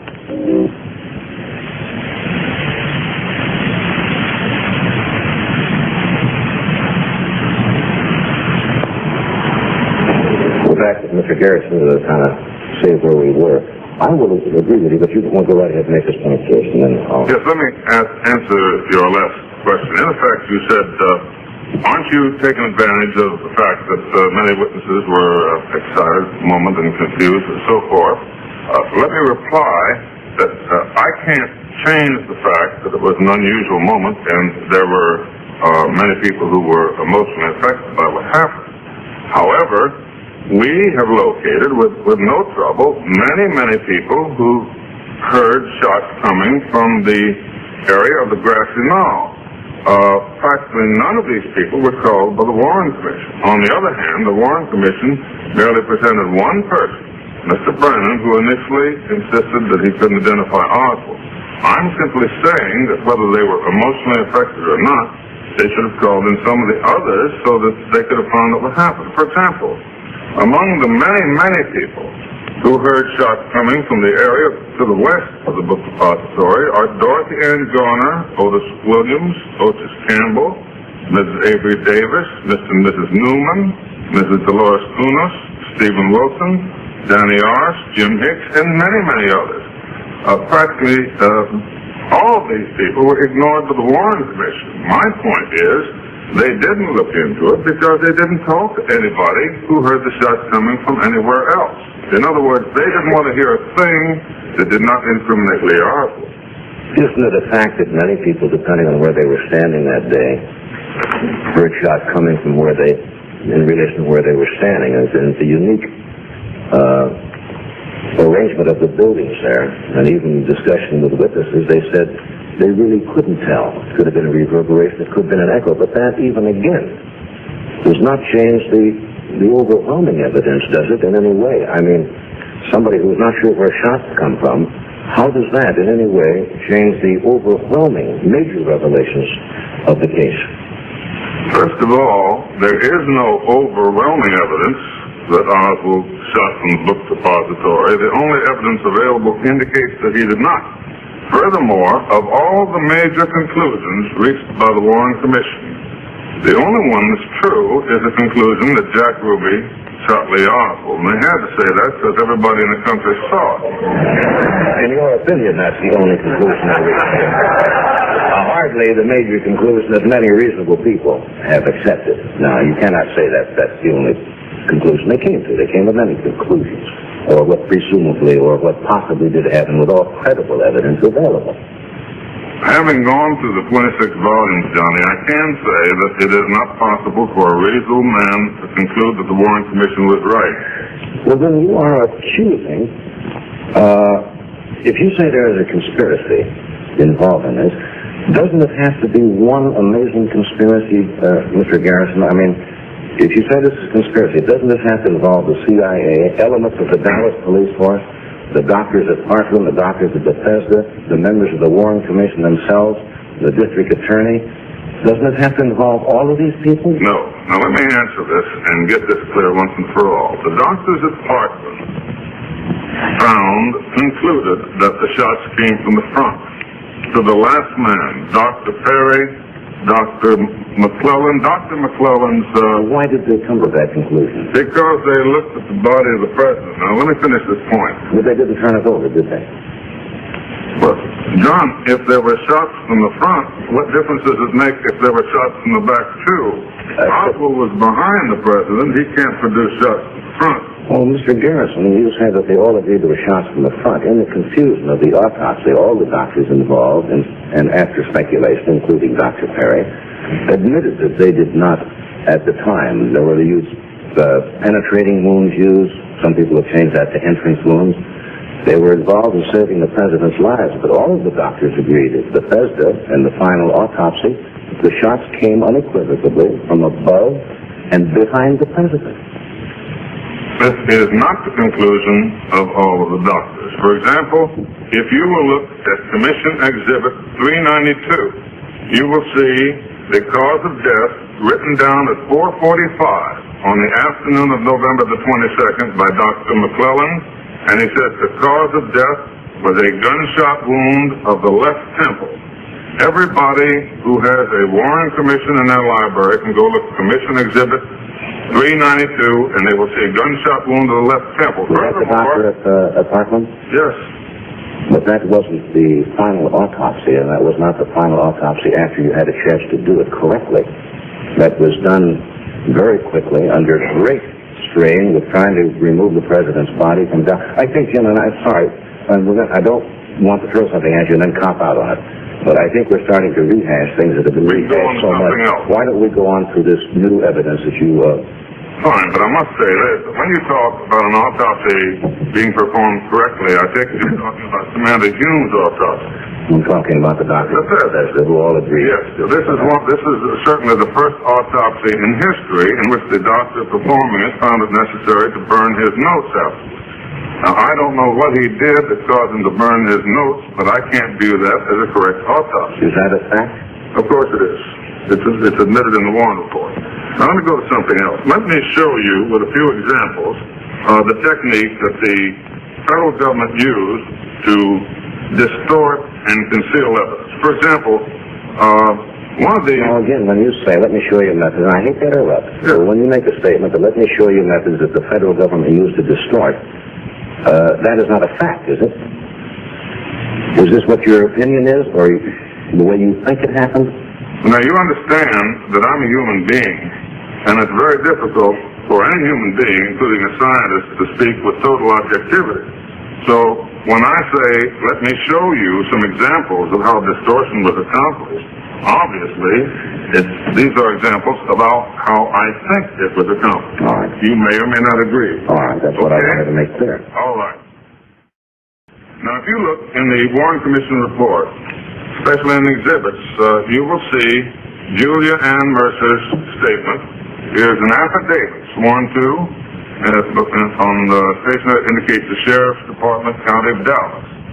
And the fact, as it's described in the Warren Commission, indicates that Julia Ann Mercer, an hour or so before the assassination, was proceeding by the grassy knoll when she was stopped by traffic.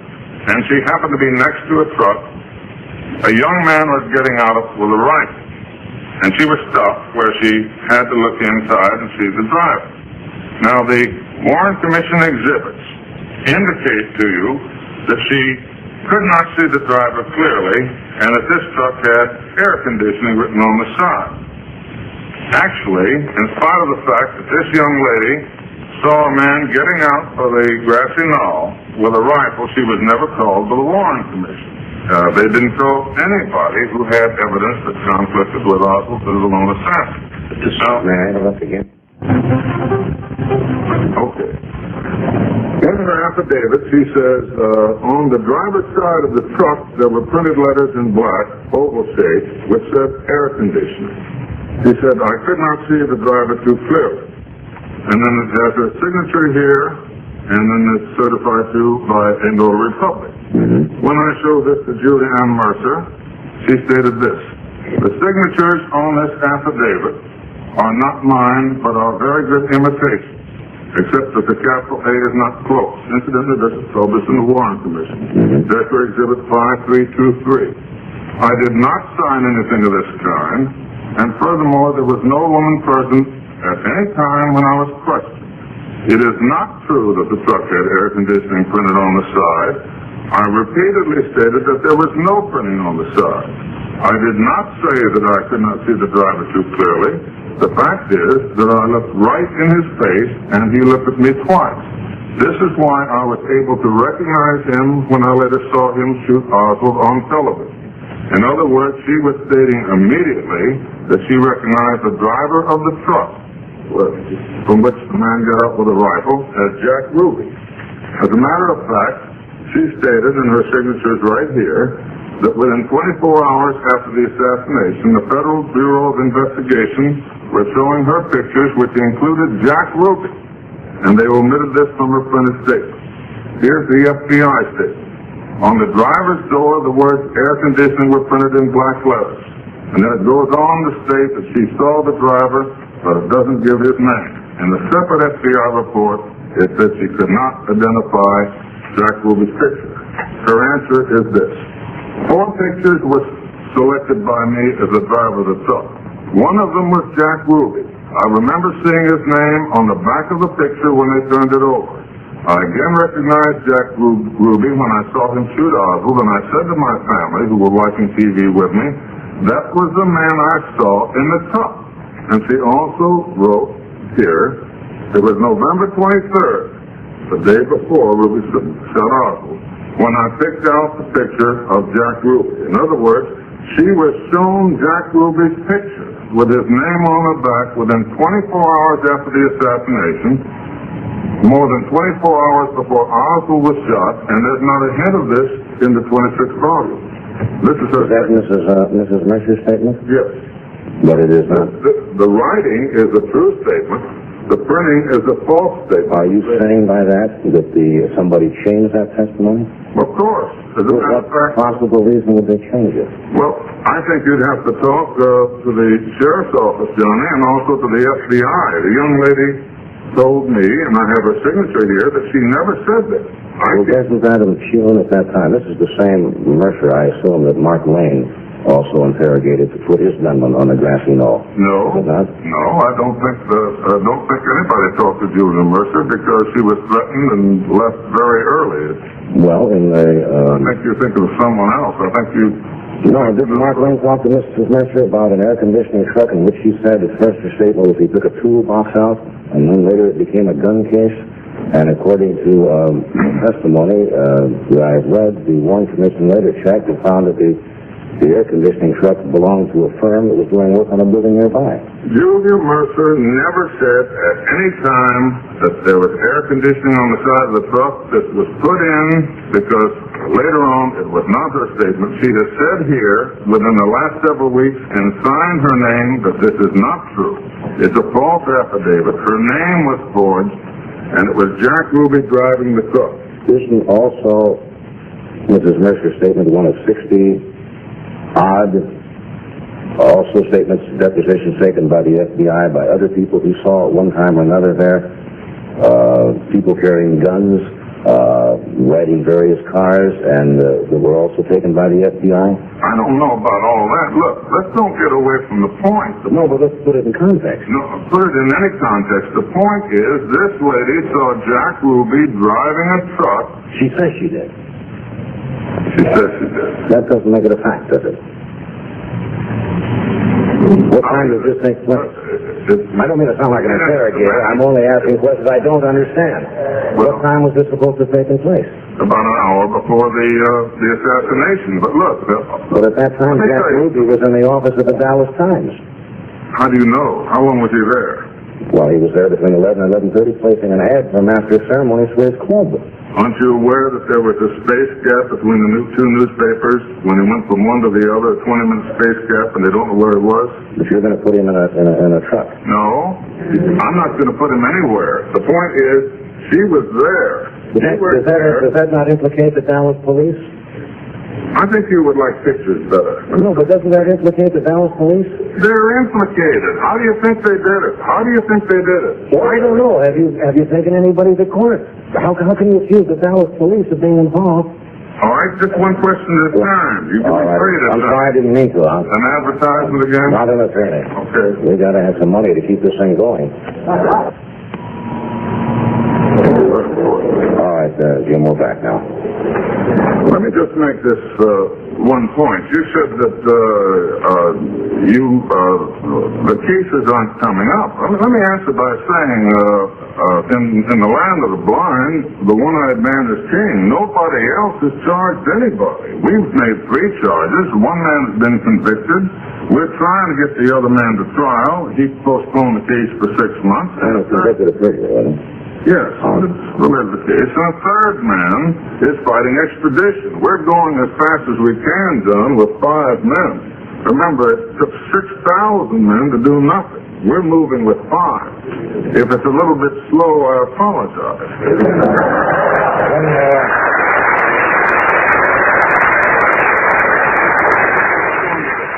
You mentioned at the end of your Playboy article in relation to that, if it takes me 30 years, I'm going to bring these men to justice. That doesn't sound like you've got a very strong case.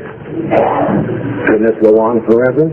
When is somebody going to get this into court and either prove it or not prove it? Let me answer by saying we set the case for trial last fall, and the defendant moved for a 6-month continuance. I think you could get your answer better by contacting the defense lawyers. We're trying to get it to trial. No, I'm glad.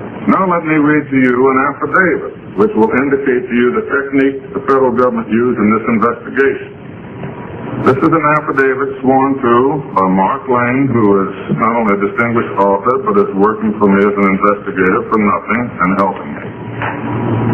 Mark Lane has sworn before a notary that in January 1968, he interviewed William S. Walter in New Orleans, Louisiana. Mr. Walter informed me and Annalise Lane that he had been employed by the FBI during 1963.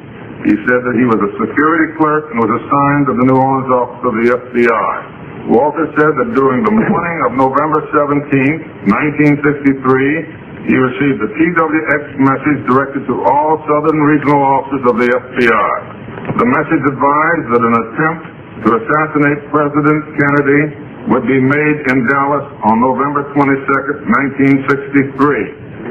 Walter stated that as he was alone on duty on the midnight to 8 a.m. shift, he immediately called the special agent in charge of the New Orleans office, Mr. Maynard, and informed him of the contents of the message.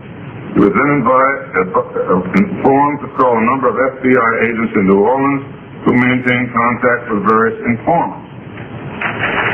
Walter also told told me that an FBI directive ordered the New Orleans office to direct the various agents who had conducted interviews regarding the assassination of President Kennedy to examine those interview reports to make sure that there were no conflicts contained within them. The agents were ordered to resolve the conflicts, prepare new reports, and to destroy the old ones. Another example. What does all of that mean? It means whatever you choose to have it mean. Again, if you ask me... But if somebody's saying something, did that actually happen, or... I mean, you said that Mark Twain said that a man told him, but did it actually happen? If you fly down to New Orleans, I can show you these people talking, but you just invited one person up here. I'm telling you what they said. Each time I tell you, you say, is that a fact? All I can say is that it appears to me to be a fact. If you want to reject it, you can. But let me show you some pictures, and if you want to reject these, go ahead. In the 26th volume... You're not on trial, Jim. I'm just asking. Really, Yeah, but I'm afraid another advertisement may be coming up. You're right about that, too. In the 26th volume, there is no reference to any serious sort of arrest. There are a couple of references to short dialogues, and then the indication is that the man wasn't of any value or any importance at all. Actually, at Dealey Plaza, there were 10 men arrested, and this has been kept secret for more than 4 years. Here are the pictures of 5 of them being arrested, and they've never been shown before. Well, I don't know. Several of these men arrested have been connected by our office with the Central Intelligence Agency of the United States government. The probability is that this is why Officer Tippit was killed. Is this speculation? Positively, and I want to identify it as that.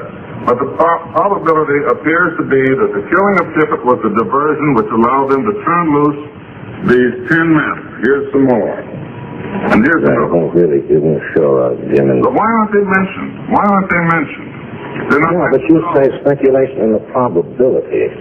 I don't understand. Who's suppressing all of this information? On whose order? I'll tell you who's suppressing it. The federal government is suppressing it. Who in the federal government? The administration of your government is suppressing it because they know that the Central Intelligence Agency... On whose order? On the order of the President of the United States. Who do you think issued... Let me finish now. Before you advertise... The executive order, which forbids every person in this audience and every person listening to this program, which forbids them to look at this evidence until September in the year 2039, was issued by the President of the United States. Does that answer your question? He's suppressing it. For what possible reason? Why don't you ask him, John? What do you say?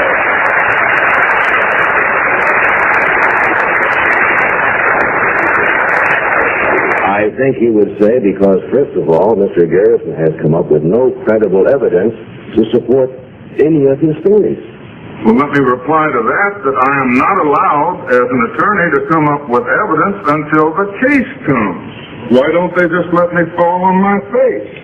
Are you willing to say tonight, when your trial comes up, that you'll secure a conviction without the shadow of a doubt?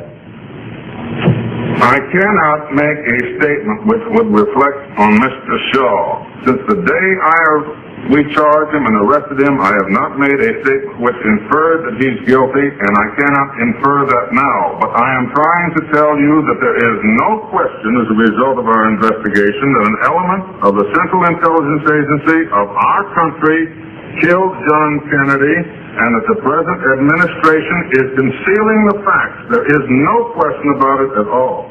That is your opinion? No, it is not. I know it, and if you will just wait, you will see that history will support this as fact.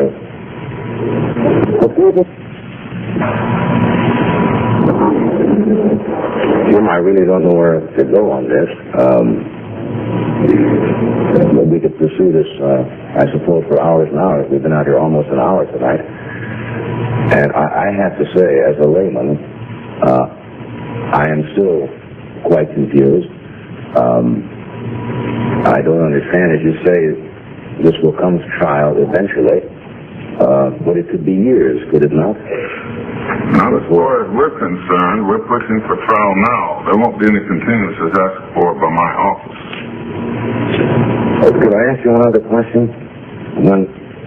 The evidence against the commission, which you had nothing to do with and refute, I guess, almost in toto, outside of that Ruby killed Oswald. But in lieu of that evidence,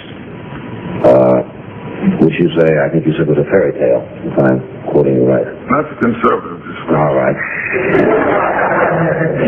You are asking us and the American public to believe that a team of 7 gunmen carried this out with precision, firing from various points that day in Dallas, which is a remarkable feat in itself, and have disappeared into thin air with no witnesses who ever saw any other gunmen or getaway vehicles, and a gigantic conspiracy in which nobody seems to have yet proved anything. You ask us to believe that. I find that a much larger fairy tale than to accept the findings of the woman report. Let me reply to you by saying, first of all, that these men did not disappear into thin air.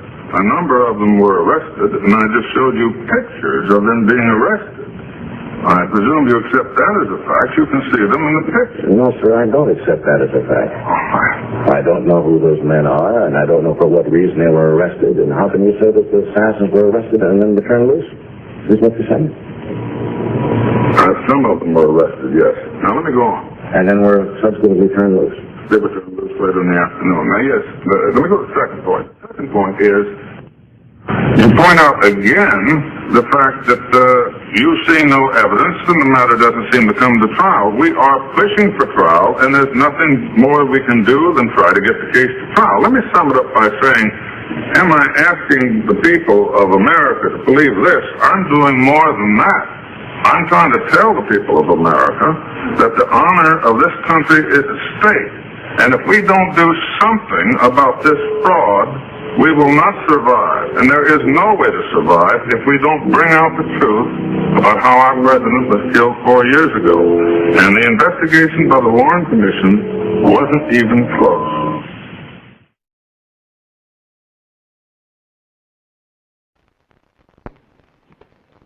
Mr. Garrison, are you saying, in effect, that beginning with the assassination of President Kennedy, that there is a fascist plot to take over this country? Well, let's put it in more adult terms, if we can. Let's put it this way. We have today close to 500,000 men in Southeast Asia, including combat troops. Prior to John Kennedy's death, we had no combat troops in Asia. The tremendous escalation began after his death. So I am saying that the invasion of Vietnam was a direct result of the death of John Kennedy. Now, to go on to the word fascism, I would describe the type of government into which we have evolved as essentially fascist, yes. Mr. Garrison, are you saying that members of the Pentagon ordered the president killed because of his opposition to the war in Vietnam? I would say that the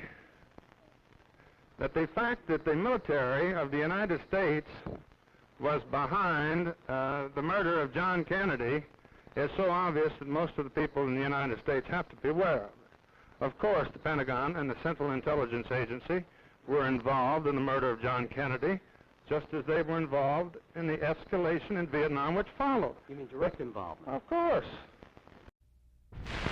Good evening. The television and radio stations of the United States and their affiliated stations are proud to provide facilities for a discussion of issues in the current political campaign by the two major candidates for the presidency. The candidates need no introduction. The Republican candidate, Vice President Richard M. Nixon, and the Democratic candidate, Senator John F. Kennedy. According to rules set by the candidates themselves, each man shall make an opening statement of approximately 8 minutes duration and a closing statement of approximately 3 minutes duration. In between, the candidates will answer or comment upon answers to questions put by a panel of correspondents. In this, the first discussion in a series of 4 joint appearances, the subject matter has been agreed will be restricted to internal or domestic American matters. And now for the first opening statement by Senator John F. Kennedy. Smith, Mr. Nixon. In the election of 1860, Abraham Lincoln said the question was whether this nation could exist, half slave or half free. In the election of 1960, and with the world around us, the question is whether the world will exist, half slave or half free, whether it will move in the direction of freedom, in the direction of the road that we are taking, or whether it will move in the direction of slavery. I think it will depend in great measure upon what we do here in the United States, that we build, on the kind of strength that we maintain.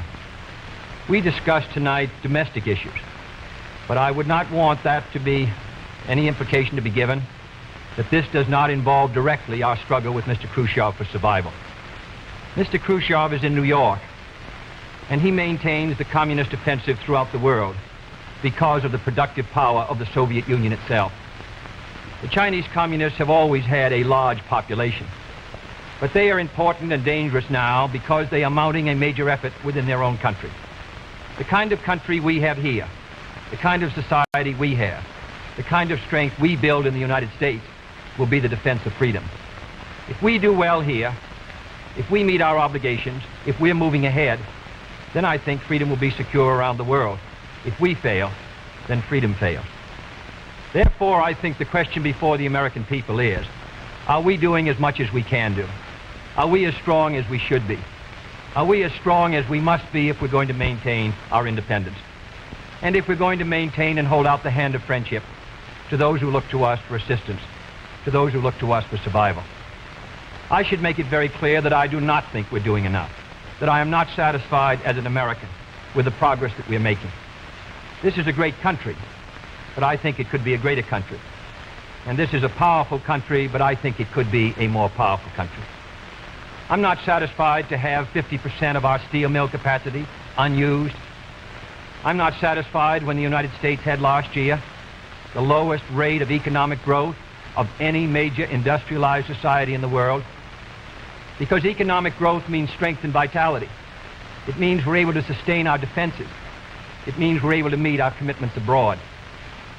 I'm not satisfied when we have over $9 billion worth of food, some of it rotting, even though there is a hungry world, and even though 4 million Americans wait every month for a food package from the government, which averages 5 cents a day per individual. I saw cases in West Virginia, here in the United States, where children took home part of their school lunch in order to feed their families, because I don't think we're meeting our obligation towards these Americans.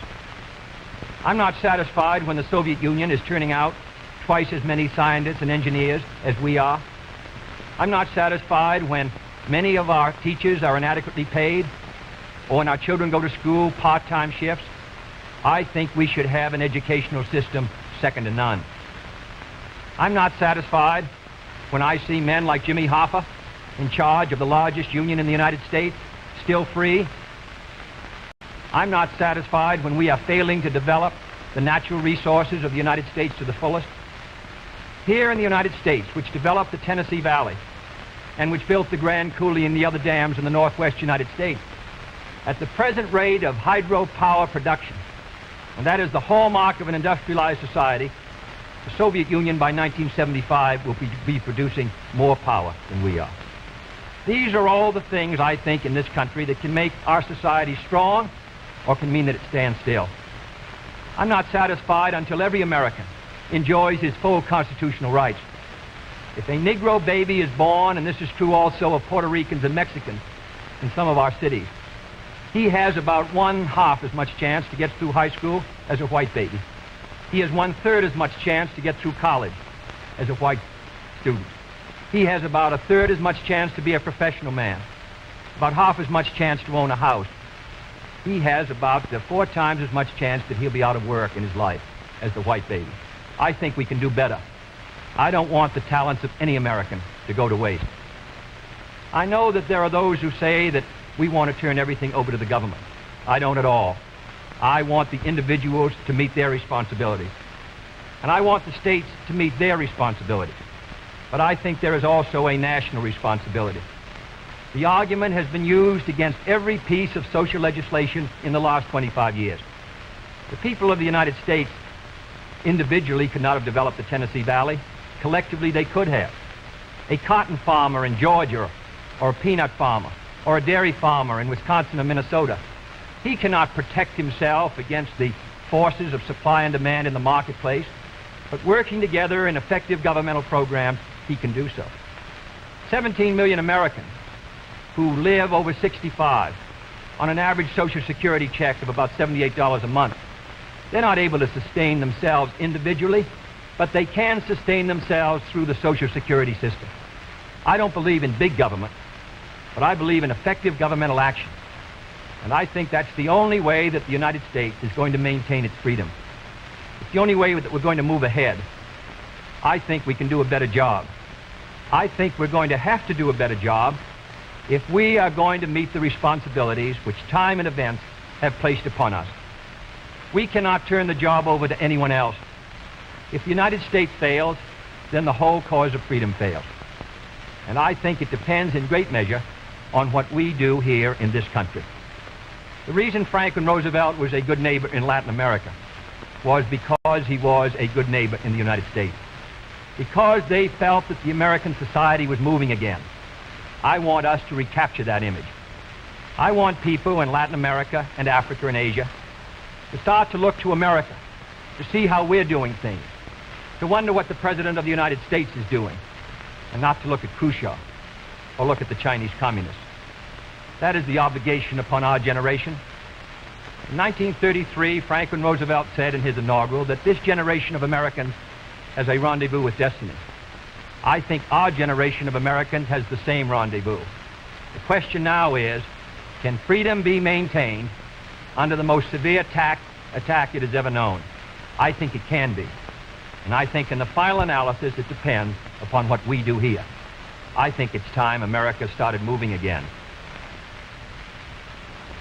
And now the opening statement by Vice President Richard M. Nixon.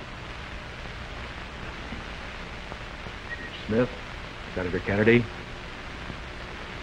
the things that Senator Kennedy has said, many of us can agree with. There is no question but that we cannot discuss our internal affairs in the United States without recognizing that they have a tremendous bearing on our international position. There is no question but that this nation cannot stand still because we are in a deadly competition, a competition not only with the men in the Kremlin, but the men in Peking. We're ahead in this competition, as Senator Kennedy, I think, has implied. But when you're in a race, the only way to stay ahead is to move ahead. And I subscribe completely to the spirit that Senator Kennedy has expressed tonight, the spirit that the United States should move ahead. Where then do we disagree? I think we disagree on the implication of his remarks tonight and on the statements that he has made on many occasions during his campaign to the effect that the United States has been standing still. We heard tonight, for example, the statement made that our growth in national product last year was the lowest of any industrial nation in the world. Now, last year, of course, was 1958. That happened to be a recession year. But when we look at the growth of GNP this year, a year of recovery, we find that it's 6 9/10% and one of the highest in the world today. More about that later. Looking then to this problem of how the United States should move ahead and where the United States is moving, I think it is well that we take the advice of a very famous campaigner. Let's look at the record. Is the United States standing still? Is it true that this administration, as Senator Kennedy has charged, has been an administration of retreat, of defeat, of stagnation? Is it true that as far as this country is concerned, in the field of electric power, in all of the fields that he has mentioned, we have not been moving ahead? Well, we have a comparison that we can make. We have the record of the Truman administration of 7.5 years and the 7.5 years of the Eisenhower administration. When we compare these two records in the areas that Senator Kennedy has discussed tonight, I think we find that America has been moving ahead. Let's take schools. We have built more schools in these last 7.5 years than we built in the previous 7.5, for that matter, in the previous 20 years. Let's take hydroelectric power. We have developed more hydroelectric power in these 7.5 years than was developed in any previous administration in history. Let us take hospitals. We find that more have been built in this administration than in the previous administration. The same is true of highways. Let's put it in terms that all of us can understand. We often hear gross national product discussed, and in that respect, may I say that when we compare the growth in this administration with that of the previous administration, that then there was a total growth of 11% over 7 years. In this administration, there's been a total growth of 19% over 7 years. That shows that there's been more growth in this administration than in its predecessor. But let's not put it there. Let's put it in terms of the average family. What has happened to you? We find that your wages have gone up 5 times as much in the Eisenhower administration as they did in the Truman administration. What about the prices you pay? We find that the prices you pay went up 5 times as much in the Truman administration as they did in the Eisenhower administration. What's the net result of this? This means that the average family income went up 15% in the Eisenhower years as against 2% in the Truman years. Now, this is not standing still. But, good as this record is, may I emphasize, it isn't enough. A record is never something to stand on. It's something to build on. And in building on this record, I believe that we have the secret for progress.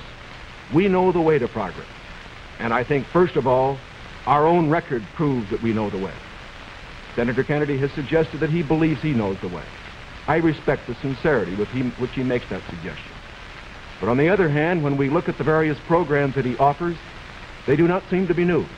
They seem to be simply retreads of the programs of the Truman administration which preceded it. And I would suggest that during the course of the evening he might indicate those areas in which his programs are new, where they will mean more progress than we had then. What kind of programs are we for? We are for programs that will expand educational opportunities, that will give to all Americans their equal chance for education, for all of the things which are necessary and dear to the hearts of our people. We are for programs, in addition, which will see that our medical care for the aged is much better handled than it is at the present time. Here again, may I indicate that Senator Kennedy and I are not in disagreement as to the aim. We both want to help the old people. We want to see that they do have adequate medical care. The question is the means. I think that the means that I advocate will reach that goal better than the means that he advocates. I could give better examples, but for whatever it is, whether it's in the field of housing, or health, or medical care, or schools, or the development of electric power, we have programs which we believe will move America, move her forward and build on the wonderful record that we have made over these past 7.5 years. Now, when we look at these programs, might I suggest that in evaluating them, we often have a tendency to say that the test of a program is how much you're spending. I will concede that in all the areas to which I have referred, Senator Kennedy would have the federal government spend more than I would have it spend. I costed out the cost of the Democratic platform. It runs a minimum of $13.2 billion a year more than we are presently spending to a maximum of $18 billion a year more than we're presently spending. Now, the Republican platform will cost more, too. It will cost a minimum of $4 billion a year more, a maximum of $4.9 billion a year more than we're presently spending. Now, does this mean that his program is better than ours? Not at all.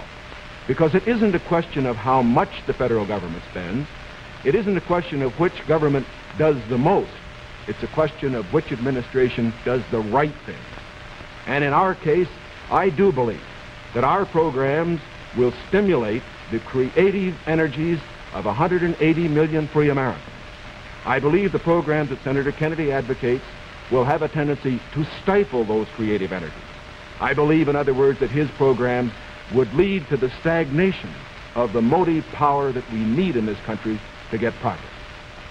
The final point that I would like to make is this.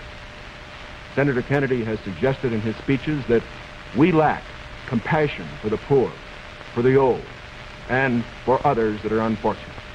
Let us understand throughout this campaign that his motives and mine are sincere. I know what it means to be poor. I know what it means to see people who are unemployed. I know Senator Kennedy feels as deeply about these problems as I do. But our disagreement is not about the goals for America, but only about the means to reach those goals. Thank you, Mr. Nixon. That completes the opening statements, and now the candidates will answer questions or comment upon one another's answers to questions put by correspondents of the networks. The correspondents. I'm Sandra Van Oker, NBC News. I'm Charles Warren, Mutual News. I'm Stuart Novin, CBS News. Bob Fleming, ABC News. The first question to Senator Kennedy from Mr. Fleming. Senator, the Vice President in his campaign has said that you are naive and at times immature. He has raised the question of leadership. On this issue, why do you think people should vote for you rather than the Vice President? Well, the Vice President and I came to the Congress together. 1946, we both served in the Labor Committee. I've been there now for 14 years, the same period of time that he has. So that our experience in government is comparable. Secondly, I think the question is, what are the programs that we advocate? What is the party record that we lead? I come out of the Democratic Party, which in this century has produced Woodrow Wilson and Franklin Roosevelt and Harry Truman, and which supported and sustained these programs which I've discussed tonight. Mr. Nixon comes out of the Republican Party. He was nominated by it. And it is a fact that through most of these last 25 years, the Republican leadership has opposed federal aid for education, medical care for the aged, development of the Tennessee Valley, development of our natural resources. I think Mr. Nixon is an effective leader of his party. I hope he would grant me the same. The question before us is, which point of view and which party do we want to lead the United States? Mr. Nixon, would you like to comment on that statement? I have no comment. The next question, Mr. Novin. Mr. Vice President, your campaign stresses the value of your 8-year experience, and the question arises as to whether that experience was as an observer or as a participant or as an initiator of policy making. Would you tell us, please, specifically what major proposals you have made in the last 8 years that have been adopted by the administration? It would be rather difficult to cover them in 2.5 minutes. I would suggest that these proposals could be mentioned. First, after each of my foreign trips, I have made recommendations that have been adopted.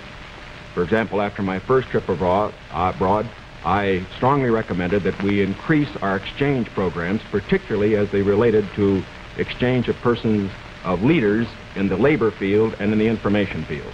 After my trip to South America, I made recommendations that a separate inter-American lending agency be set up, which the South American nations would like much better than to participate in the lending agencies which treated all the countries of the world the same. I have made other recommendations after each of the other trips. For example, after my trip abroad to Hungary, I made some recommendations with regard to the Hungarian refugee situation, which were adopted not only by the President, but some of them were enacted into law by the Congress.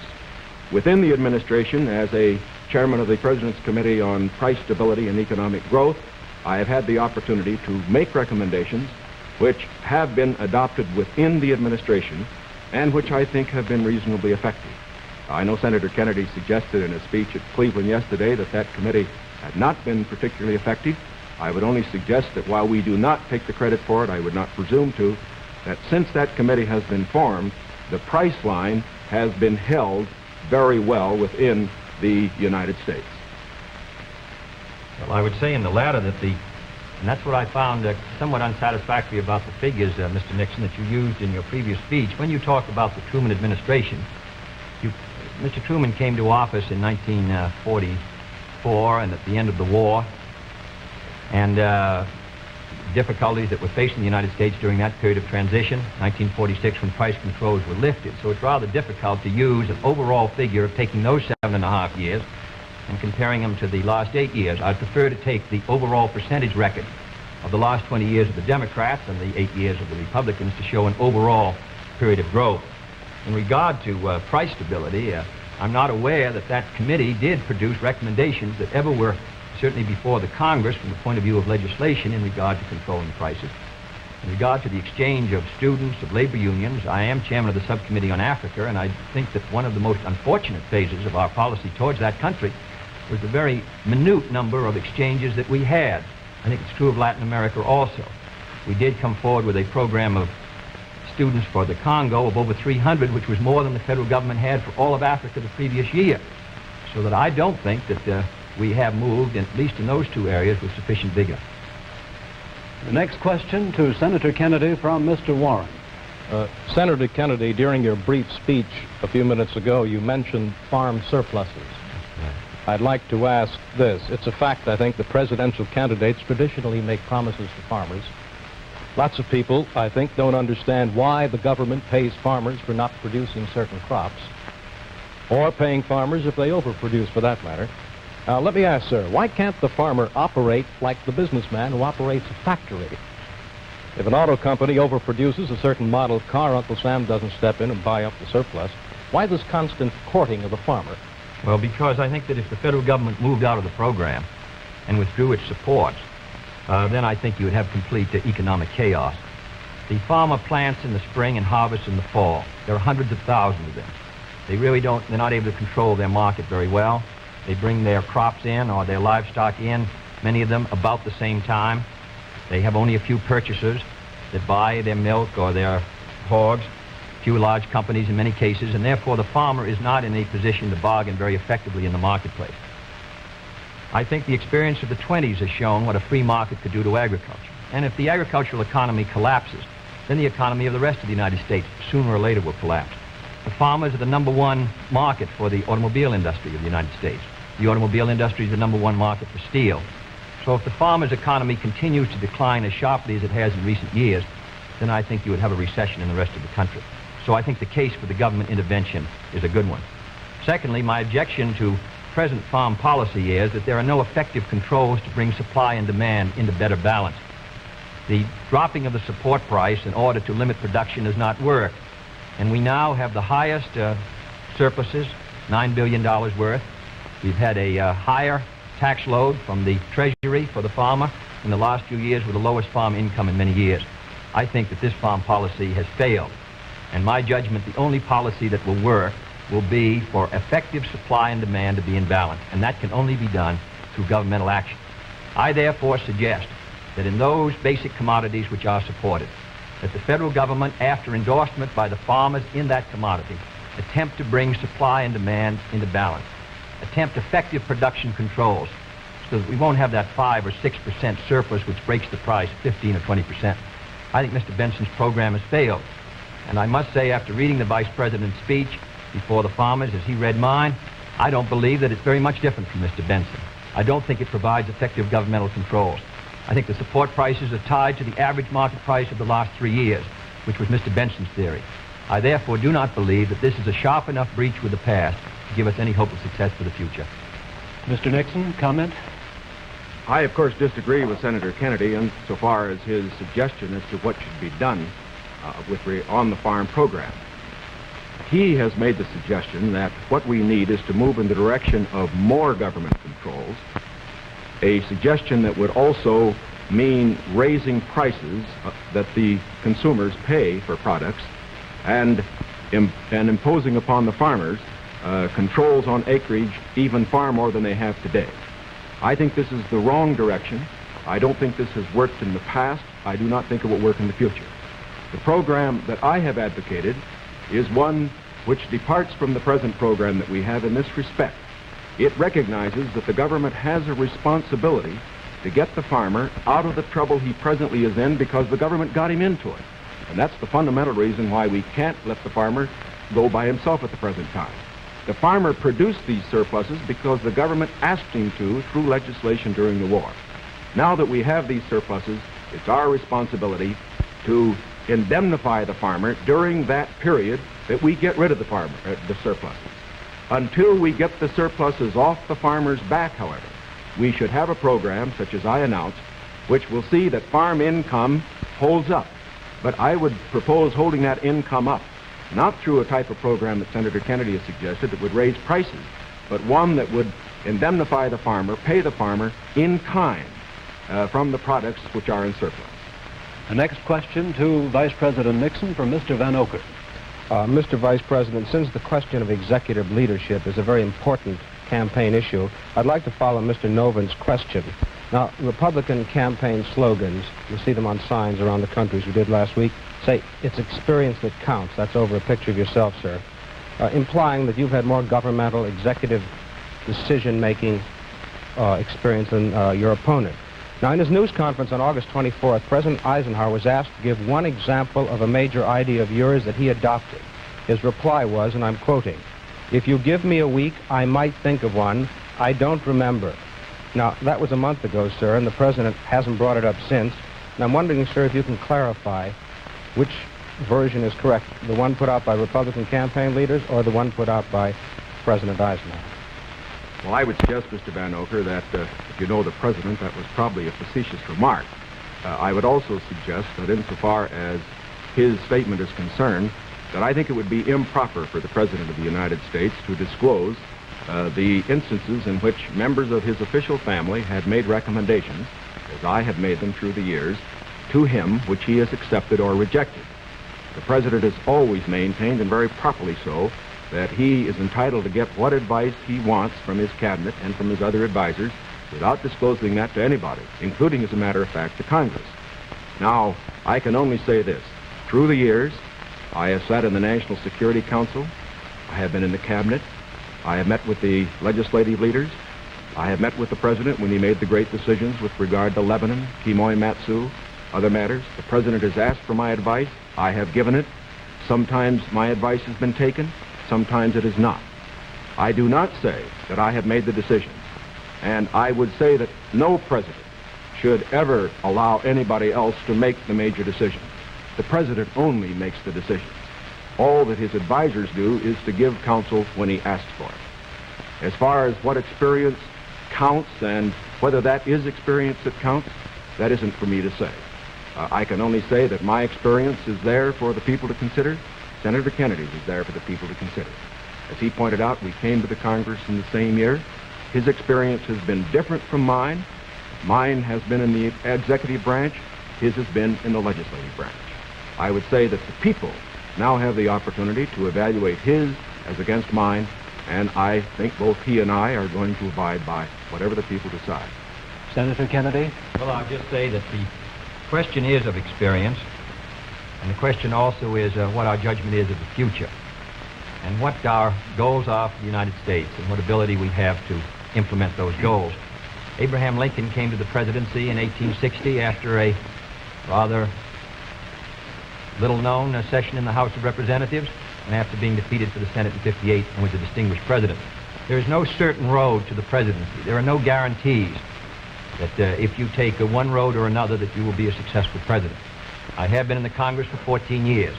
I have voted in the last 8 years. When the Vice President was presiding over the Senate and meeting his other responsibilities, I have met decisions over 800 times on matters which affect not only the domestic security of the United States, but as a member of the Senate Foreign Relations Committee. The question really is, which candidate and which party can meet the problems that the United States is going to face in the 60s? The next question to Senator Kennedy from Mr. Novens.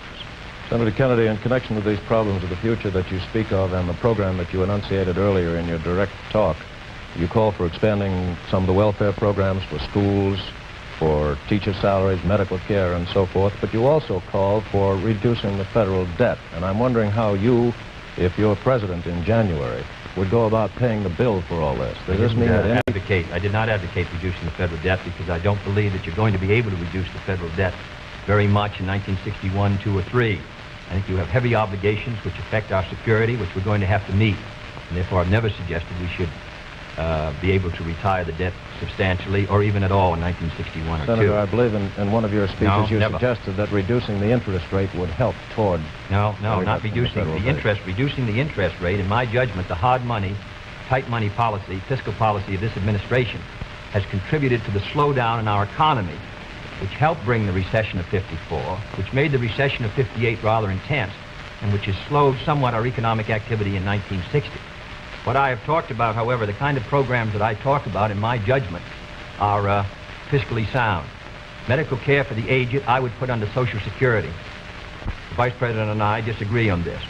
The program, the Javits-Nixon or the Nixon-Javits program, would have cost, if fully used, $600 million by the government per year and $600 million by the state. The program which I advocated, which failed by 5 votes in the United States Senate, would have put medical care for the aged in Social Security and would have been paid for through the Social Security system and the Social Security tax. Secondly, I support federal aid to education and federal aid for teachers' salaries. I think that's a good investment. I think we're going to have to do it. And I think to heap the burden further on the property tax, which is already strained in many of our communities, will ensure, in my opinion, that many of our children will not be adequately educated and many of our teachers not adequately compensated. There is no greater return to an economy or to a society than an educational system second to none. On the question of the development of natural resources, I would pay as you go, in the sense that they would be balanced and the power revenues would bring back sufficient money to finance the projects, in the same way as the Tennessee Valley.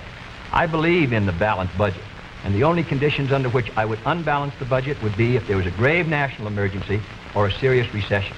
Otherwise, with a steady rate of economic growth, and Mr. Nixon and Mr. Rockefeller in their meeting said a 5% economic growth would bring by 1962 $10 billion extra in tax revenues. Whatever is brought in, I think that we can finance essential programs within a balanced budget if business remains orderly.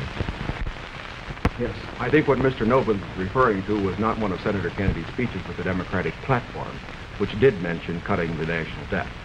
I think, too, that it should be pointed out that, of course, it is not possible, particularly under the proposals that Senator Kennedy has advocated, either to cut the national debt or to reduce taxes. As a matter of fact, it will be necessary to raise taxes. As Senator Kennedy points out, that as far as his one proposal is concerned, the one for medical care for the aged, that would be financed out of Social Security. That, however, is raising taxes for those who pay Social Security. He points out that he would make pay-as-you-go be the basis for our natural resources development.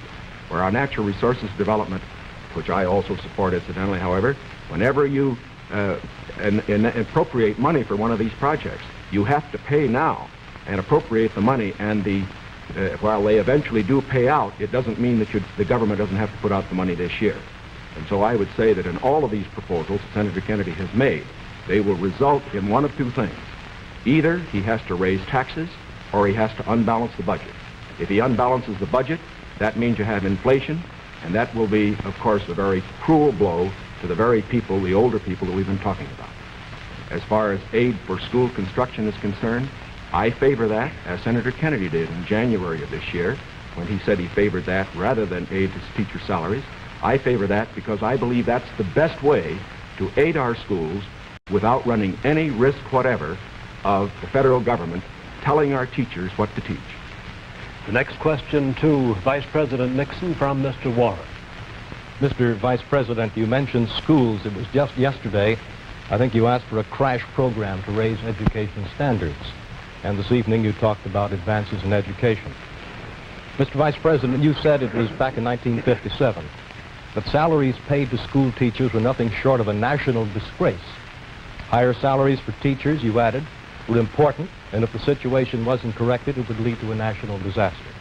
And yet you refused to vote in the Senate in order to break a tie vote when that single vote, if it had been yes, would have granted salary increases to teachers. I wonder if you could explain that, sir. Awfully glad you got that question, because as you know, I got into it at the last, and my other question wasn't able to complete the argument. I think that the reason that I voted against having the federal government pay teacher salaries was probably the very reason that concerned Senator Kennedy when in January of this year, in his kickoff press conference, he said that he favored aid for school construction, but at that time did not feel that there should be aid for teacher salaries. At least that's the way I read his remarks. Now, why should there be any question about the federal government aiding teacher salaries? Why did Senator Kennedy take that position then? Why do I take it now? We both took it then, and I take it now for this reason. We want higher teacher salaries. We need higher teacher salaries. But we also want our education to be free of federal control. When the federal government gets the power to pay teachers, inevitably, in my opinion, it will acquire the power to set standards and to tell the teachers what to teach. I think this would be bad for the country. I think it would be bad for the teaching profession. There is another point that should be made. I favor higher salaries for teachers. But as Senator Kennedy said in January of this year in the same press conference, the way that you get higher salaries for teachers is to support school construction, which means that all the local school districts in the various states then have money which is freed to raise the standards for teacher salaries. I should also point out this. Once you put the responsibility on the federal government for paying a portion of teacher salaries, your local communities and your states are not going to meet the responsibility as much as they should. I believe, in other words, that we have seen the local communities in the states assuming more of that responsibility. Teacher salaries, very fortunately, have gone up 50% in the last 8 years, as against only a 34% rise for other salaries. This is not enough. It should be more. But I do not believe that the way to get more salaries for teachers is to have the federal government get in with a massive program. My objection here is not the cost in dollars.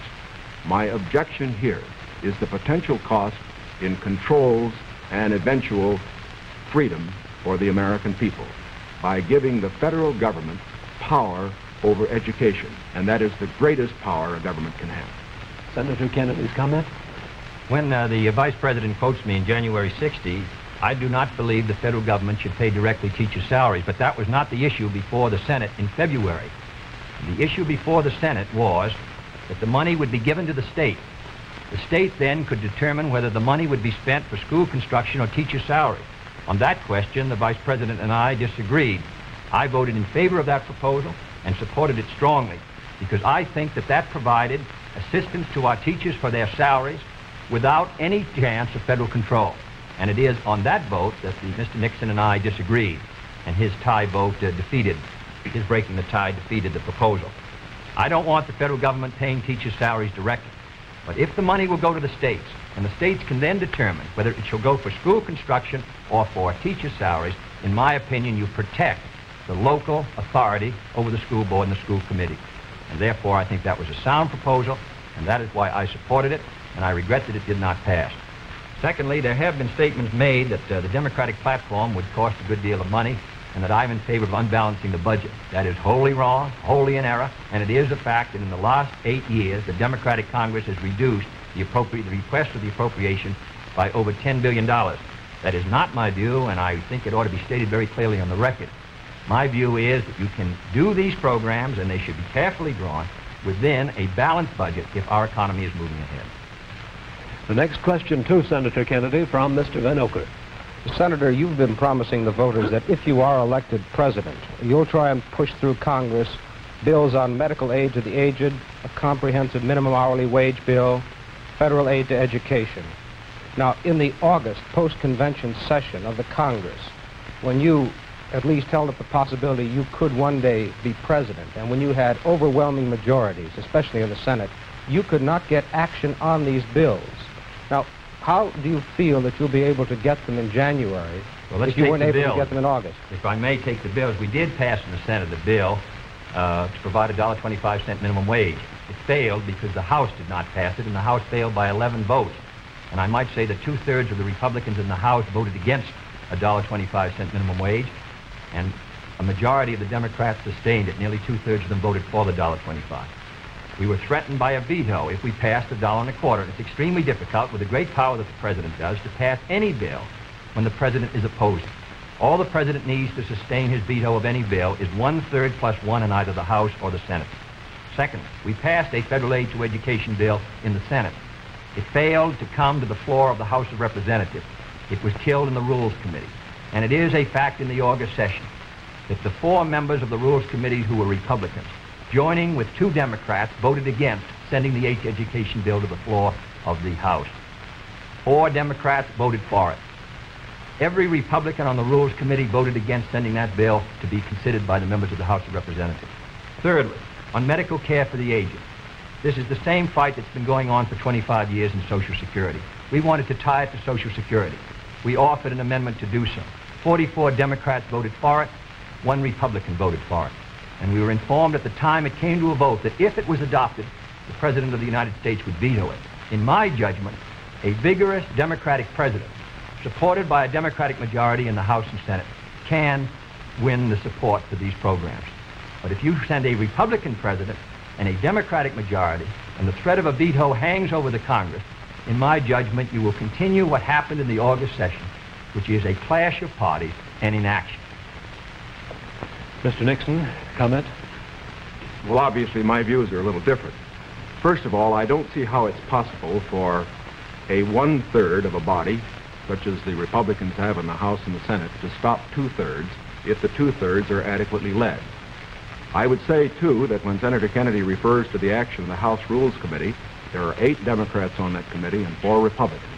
It would seem to me, again, that it is very difficult to blame the 4 Republicans for the 8 Democrats not getting something through that particular committee.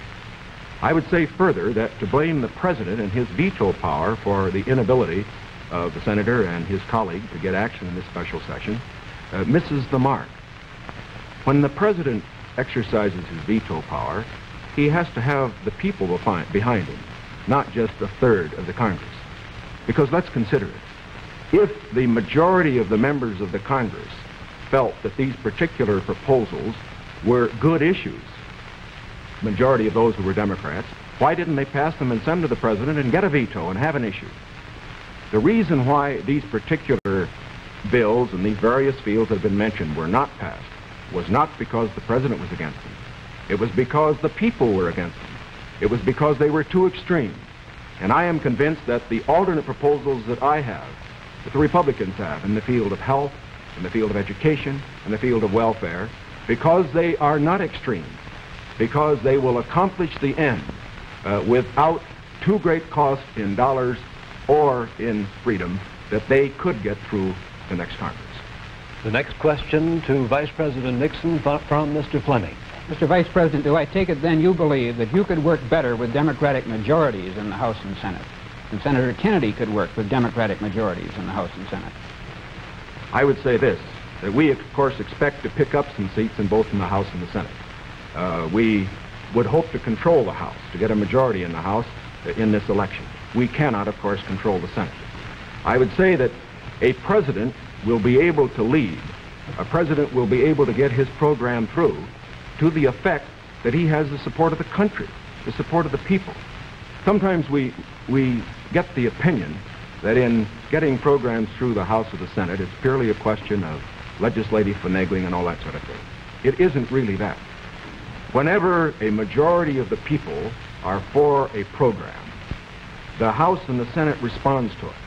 And whether this House and Senate in the next session is Democratic or Republican, if the country will have voted for the candidate for the presidency and for the proposals that he has made, I believe that you will find that the president, if it were a Republican, as it would be in my case, would be able to get his program through that Congress.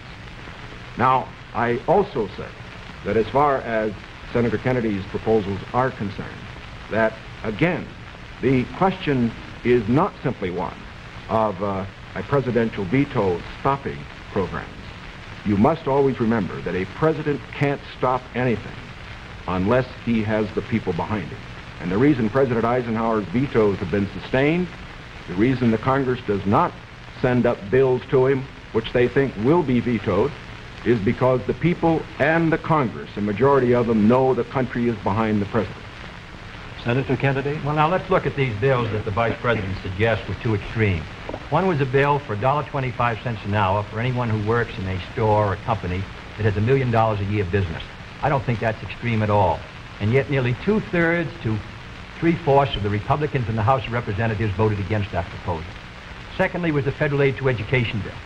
It was a very, because of the defeat of teacher salaries, it was not a bill that met, in my opinion, the need. The fact of the matter is, it was a bill that was less than you recommended, Mr. Nixon, this morning in your proposal. It was not an extreme bill. And yet we could not get one Republican to join. At least, I think, 4 of the 8 Democrats voted to send it to the floor of the House, not one Republican, and they joined with those Democrats who were opposed to it. I don't say the Democrats are united in their support of the program, but I do say a majority are, and I say a majority of the Republicans are opposed to it. The third is medical care for the aged, which is tied to Social Security, which is financed out of Social Security funds. Does not put a deficit on the Treasury, The proposal advanced by you and by Mr. Javits would have cost $600 million. Mr. Rockefeller rejected it in New York, said he didn't agree with the financing at all, said it ought to be on Social Security. So these are three programs which are quite moderate. I think it shows the difference between the two parties. One party is ready to move in these programs, the other party gives them lip service. Mr. Warren's question for Senator Kennedy. Senator Kennedy, on another subject, communism is so often described as an ideology or a belief that exists somewhere other than in the United States. Let me ask you, sir, just how serious a threat to our national security are these communist subversive activities in the United States today? Well, I think they're serious. I think it's a matter that we should continue to give great care and attention to. We should support the laws which the United States has passed in order to protect us from those who would destroy us from within. We should sustain the Department of Justice in its efforts and the FBI, and we should be continually alert. I think if the United States is maintaining a strong society here in the United States, I think that we can meet any internal threat. The major threat is external and will continue. Mr. Nixon, comment? I agree with Senator Kennedy's appraisal generally in this respect. The question of communism within the United States has been one that has worried us in the past. It is one that will continue to be a problem for years to come. We have to remember that the Cold War that Mr. Khrushchev is waging and his colleagues are waging is waged all over the world, and it's waged right here in the United States. That's why we have to continue to be alert. It is also essential in being alert that we be fair. Fair because by being fair, we uphold the very freedoms that the communists would destroy. We uphold the standards of conduct which they would never follow.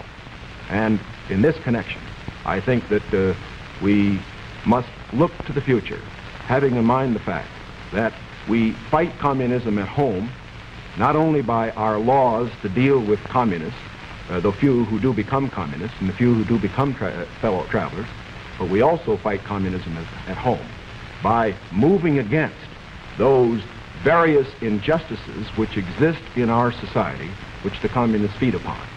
And in that connection, I again would say that while Senator Kennedy says we are for the status quo, I do believe that he would agree that I am just as sincere in believing that my proposals for federal aid to education, my proposals for health care, are just as sincerely held as his. The question, again, is not one of goals. We're for those goals. It's one of means. Mr. Van Oker's question for Vice President Nixon. Mr. Vice President, in one of your earlier statements, you said, we've moved ahead, we've built more schools, we've built more hospitals. Now, sir, isn't it true that the building of more schools is a local matter for financing? Were you claiming that the Eisenhower administration was responsible for the building of these schools, or is it the local school districts that provide for them? Not at all. As a matter of fact, your question brings out a point that I'm very glad to make. Too often, in appraising whether we are moving ahead or not, we think only of what the federal government is doing. Now, that isn't the test of whether America moves. The test of whether America moves is whether the federal government, plus the state government, plus the local government, plus the biggest segment of all, individual enterprise, moves. We have, for example, a gross national product of approximately $500 billion. Roughly $100 billion to $125 billion of that is the result of government activity. $400 billion, approximately, is the result of what individuals do. Now, the reason the Eisenhower administration has moved, the reason that we've had the funds, for example, locally, to build the schools and the hospitals and the highways, to make the progress that we have, is because this administration has encouraged individual enterprise.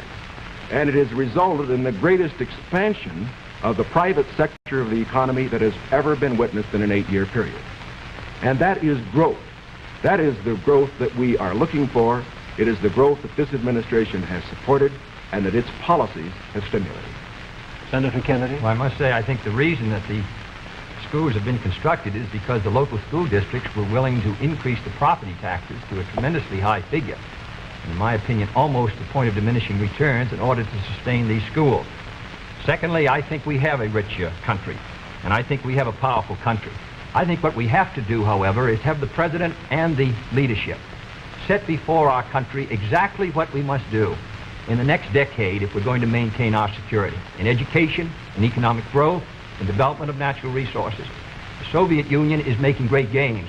It isn't enough to compare what might have been done 8 years ago, or 10 years ago, or 15 years ago, or 20 years ago.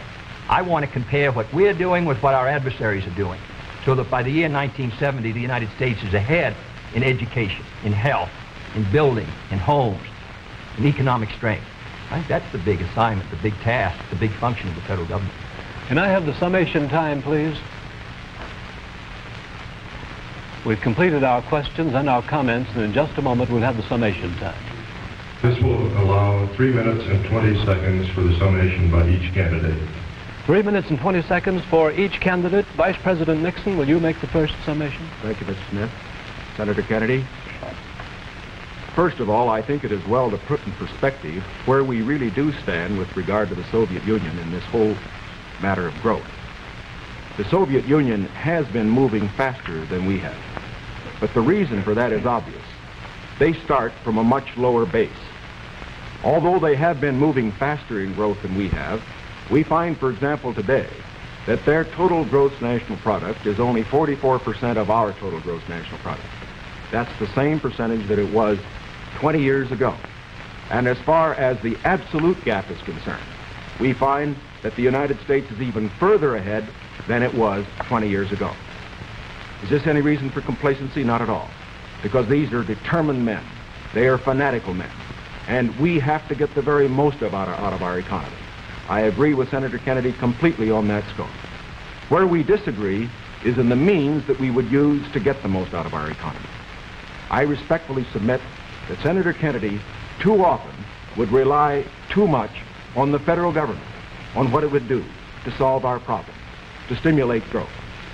I believe that when we examine the Democratic platform, when we examine the proposals that he has discussed tonight, when we compare them with the proposals that I have made, that these proposals that he makes would not result in greater growth for this country than would be the case if we followed the programs that I have advocated.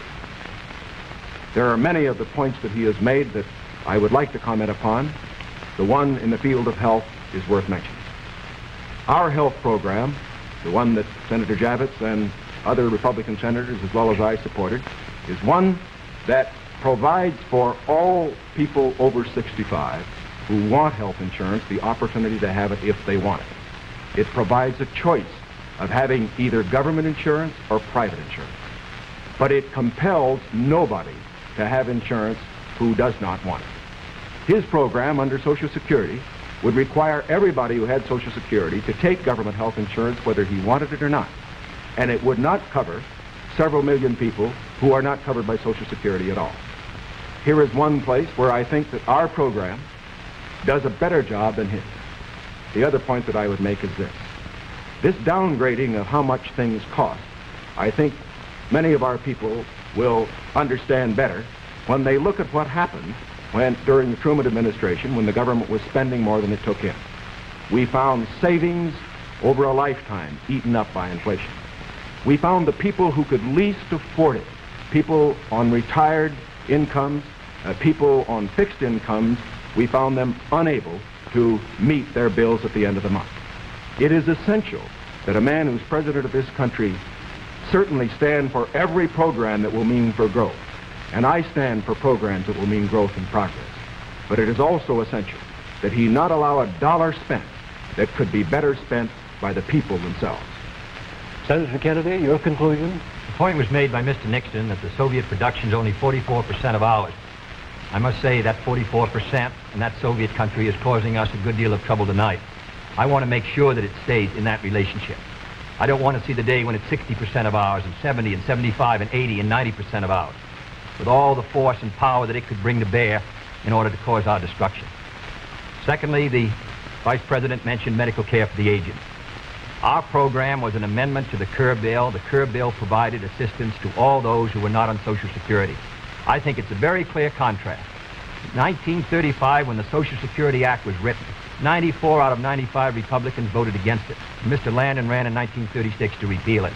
In August of 1960, when we tried to get it again, but this time for medical care, we received the support of one Republican in the Senate on this occasion. Thirdly, I think the question before the American people is, as they look at this country and as they look at the world around them, the goals are the same for all Americans. The means are at question. The means are at issue. If you feel that everything that is being done now is satisfactory, that the relative power and prestige and strength of the United States is increasing in relation to that of the communists, that we are gaining more security, that we are achieving everything as a nation that we should achieve, that we're achieving a better life for our citizens and greater strength, then I agree. I think you should vote for Mr. Nixon. But if you feel that we have to move again in the 60s, that the function of the president is to set before the people the unfinished business of our society, as Franklin Roosevelt did in the 30s, the agenda for our people, what we must do as a society to meet our needs in this country and protect our security and help the cause of freedom. As I said at the beginning, the question before us all, that faces all Republicans and all Democrats, is, can freedom in the next generation conquer, or are the communists going to be successful? That's the great issue. And if we meet our responsibilities, I think freedom will conquer.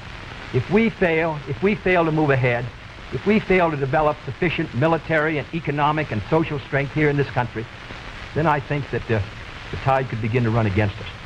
And I don't want historians 10 years from now to say, these were the years when the tide ran out for the United States. I want them to say, these were the years when the tide came in. These were the years when the United States started to move again.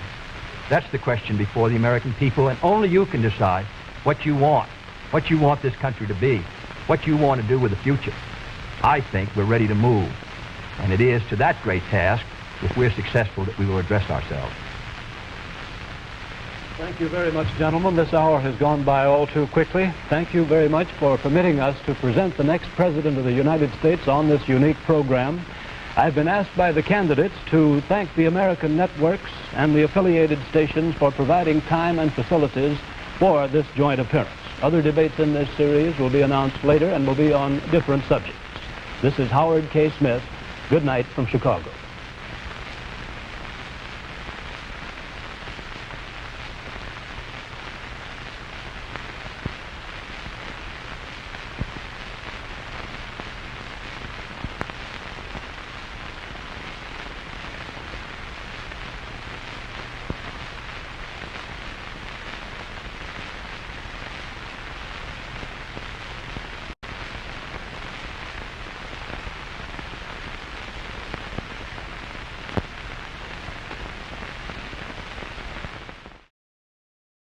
Channel 4 will be interrupted in order that we might bring you coverage of President Kennedy's visit to Texas.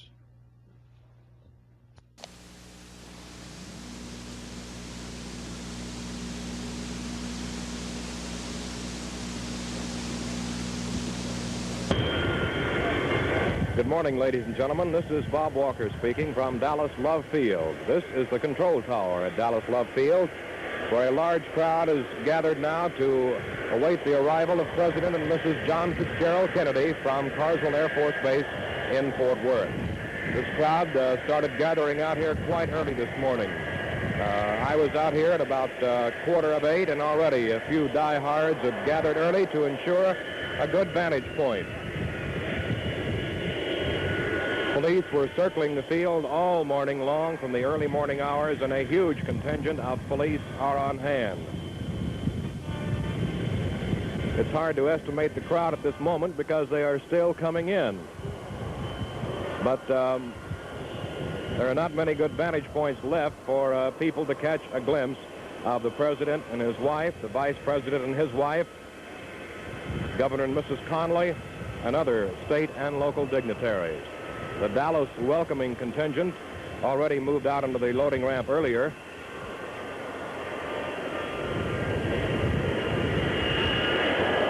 Commercial jet is now landing, as you see, and the noise you hear in the background is that of a commercial jet going out to take off.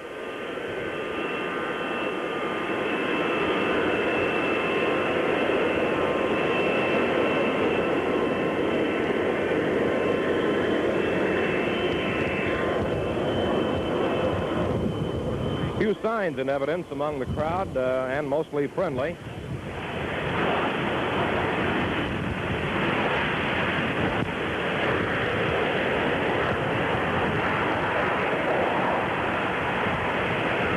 President arrived last night in the Dallas-Fort Worth area at Carswell Air Force Base. He was scheduled for arrival tentatively at 10:45. It got in a little later than that, but was met by a very large crowd at Carswell Air Force Base. A lot of people who braved the weather that was in evidence last night. May mention here it's cleared off beautifully at Love Field. Out here earlier this morning, the weather was a problem because it was raining off and on, scattered showers. The skies were dark, and at about 9:30, we started to notice some patches of blue. And sure enough, the patches of blue won, and now we have a lot of blue sky showing and a bright sunshine. And that sunshine feels mighty good, too, believe me, because it was quite cool out here, and it's still nippy with the breeze, but as the gendarme looks down over the crowd gathered, it's a warmed-up crowd compared to what it was a short while ago before the sun broke through. As we mentioned, the president was greeted warmly last night at Carswell Air Force Base, and they tripped in downtown to the Texas Hotel, where he and Mrs. Kennedy spent the night. And then, of course, the big crowd outside the hotel this morning in Fort Worth, where about 8,000 people were on hand to hear the president make a few remarks. Then the breakfast, which you saw earlier, overcrowded, overflowing, as usual.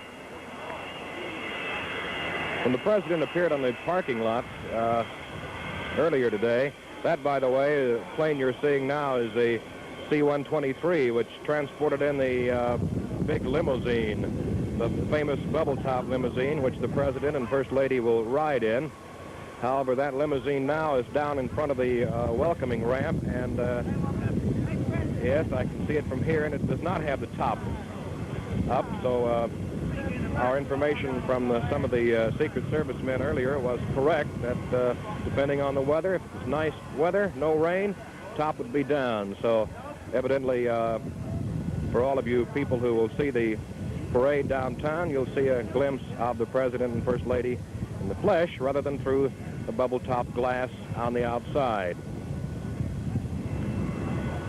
As I mentioned earlier, the President did step outside the Texas Hotel in a parking lot this morning where 8,000 people were gathered to hear him speak briefly. A few were disappointed that the First Lady was not there. The President told them that she was upstairs prettying up and said it took her longer to get pretty than it did him, and the crowd loved that. She was wearing this morning a suit of some sort of nubby material, pillbox hat and all. The President also said this morning in Fort Worth that it was the same, it's been the same in Texas as it was in Paris. It seems a lot of people are as much interested in seeing Jackie as him. In fact, he said today in Fort Worth, nobody seems to care what Lyndon and I are wearing. And of course, that drew a big laugh and a hand, but the people in Fort Worth did something about it because they presented a pair of boots and a hat, big Texas-style hat to the President and a pair of boots to Mrs. Kennedy. So they have at least going to have some Texas clothes to take home and wear around the White House.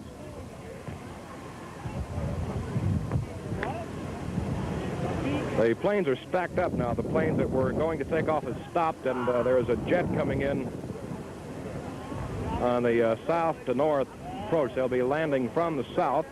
Planes were landing from the north all morning, but we've had a switch in the wind. And so they're landing from the southerly direction. In other words, they're coming from over downtown Dallas out to Love Field.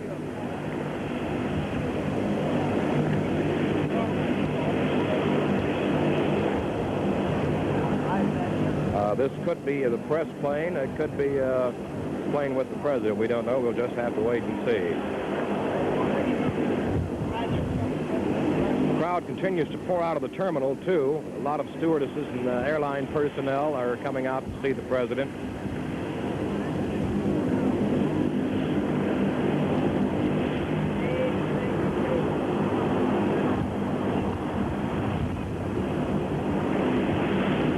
That's a TWA.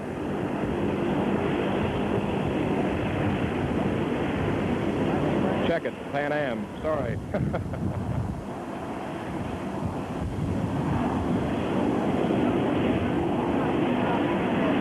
I'd like to remind you that later this afternoon on most of these stations, you'll be able to hear the President's speech from Dallas. And also later, that speech approximately at 1 o'clock, and also later on, his departure will be telecast live right here at Dallas Love Field, and that will be at approximately 2:15, 2:30, something like that. We don't know because we have to approximate those times depending on how fast the luncheon and the speech goes, the motorcade, and so on. But the President, of course, is going to go on that motorcade when he arrives here and takes off through downtown Dallas. He'll go down Lemon Avenue, Cedar Springs, Harwood to Main, and the big portion of it right down Main Street in Dallas from Harwood, which is right at the police department and City Hall area, all the way down Main Street past the Courts building, where he'll turn on Houston to Elm, go under the triple underpass, and then shoot on out Stemmons to the Mart, where he will speak at noon.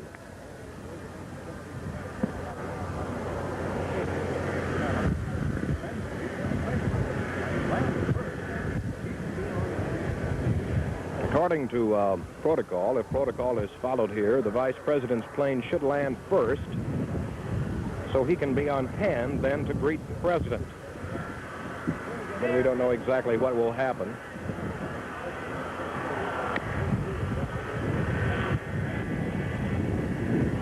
I may mention, too, that this is the first time since 1948 that a president has made an official visit to Dallas.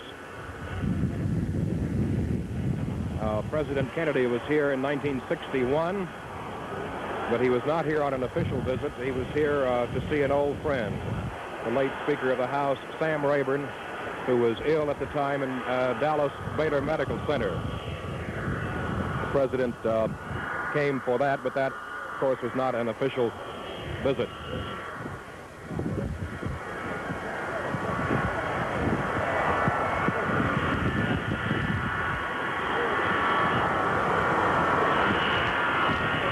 That Pan Am jet that landed earlier may have been the press jet. It's another jet approaching now.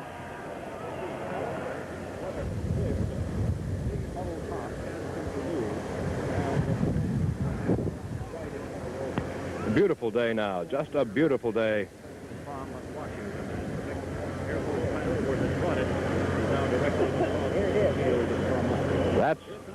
That's a jet. That's an official jet. United States of America. The crowd already is beginning to yell down below.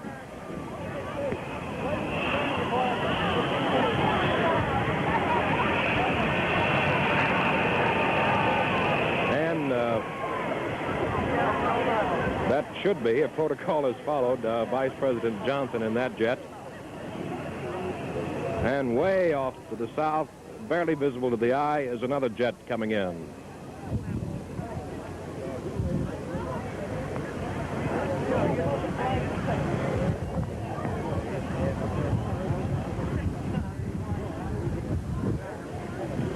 We're going to climb in a minute.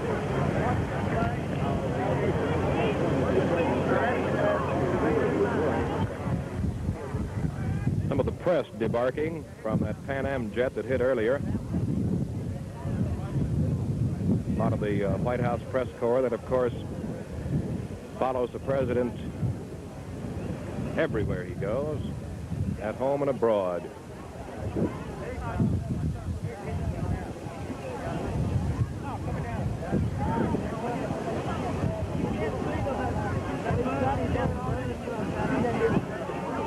The president has been quite pleased, I may add, in this Texas reception thus far. It's no, and that there is a pretty good rift going right now between Governor Connally and Senator Ralph Yarborough. Whether or not the president can heal that rift remains to be seen, but he is very pleased with the people, the turnout, etc., and has made no bones about saying as such. Next big jet approaches. Yay, President! And this one should contain the President and Mrs. Kennedy. Here comes Jack.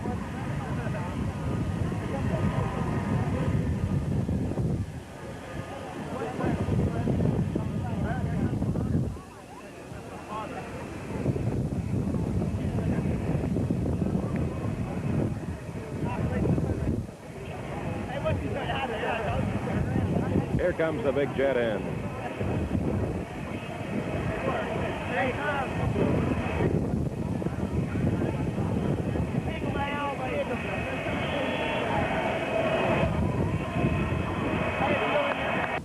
The seal on the side.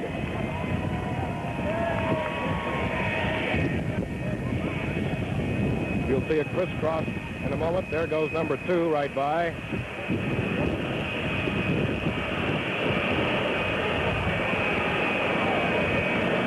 Beautiful sight. Beautiful sight.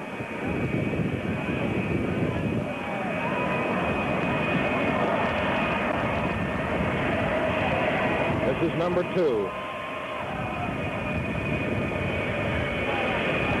It's a 707 Astrojet.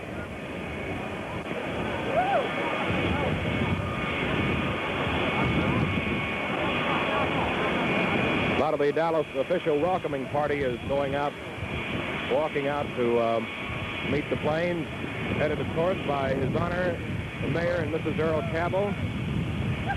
Mr. and Mrs. J. Eric Johnson. Mrs. Johnson will introduce the President at the speech later this afternoon.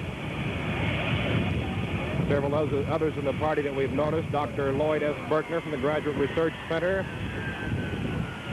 Judge Barefoot Sanders, Judge Lou Sterrett.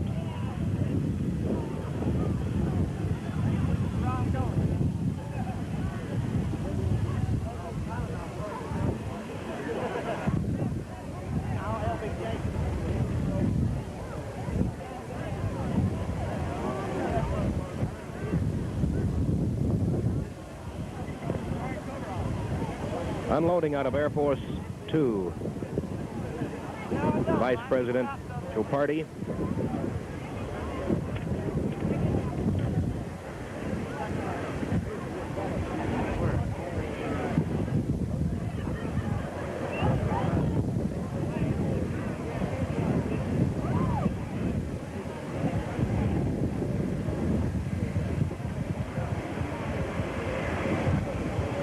This is the passengers from the vice presidential plane being greeted by the Dallas official welcoming delegation headed by Mayor Cabell.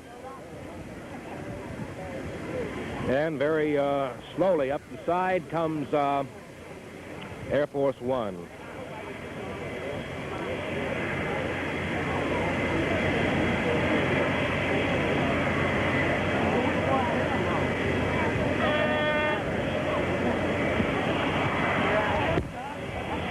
Now Air Force number 1 taxiing in.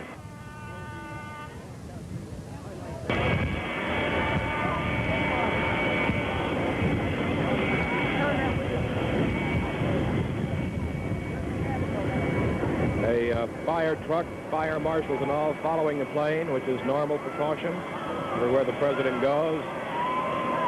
Right into us now.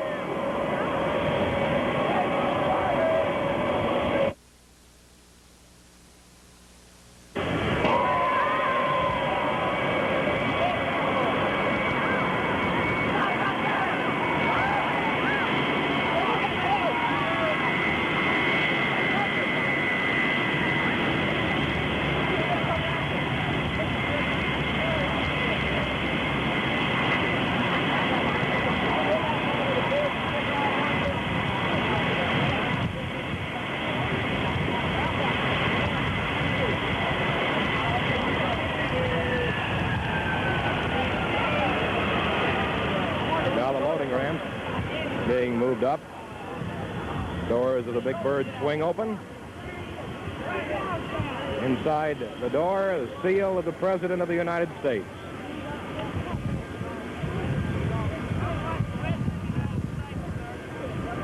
Mrs. Cabell approaching with some red roses.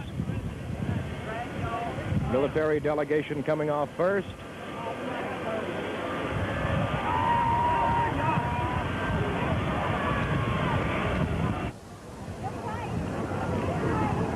Steve. A lot of...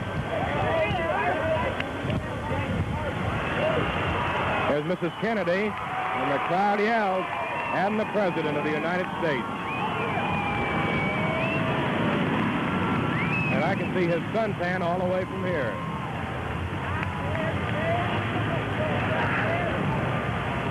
Shaking hands now with the Dallas people, Governor and Mrs. Conley. Governor Conley on your left. Mr. Eric Johnson in the official welcoming party.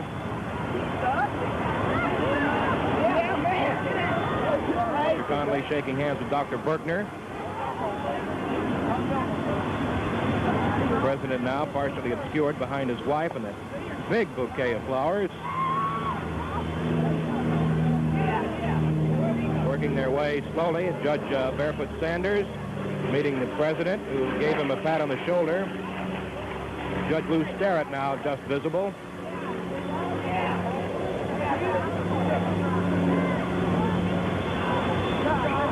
Governor Conley with his arm around the President. Mrs. Kennedy backs up and waits for the President, who stopped to chat with some of the people greeting him here. Crowd waving, as you can see. People standing up all over everything available to get a glimpse of the President and his wife.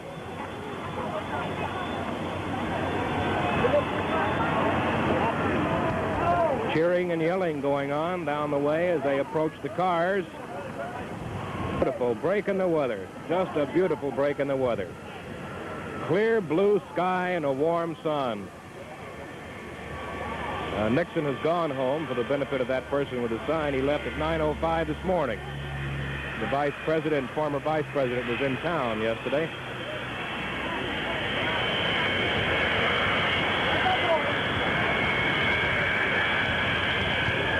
Crowd forming around the President and First Lady.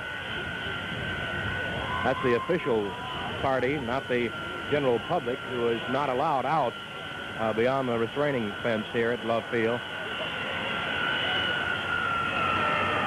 Now they're heading over to the car.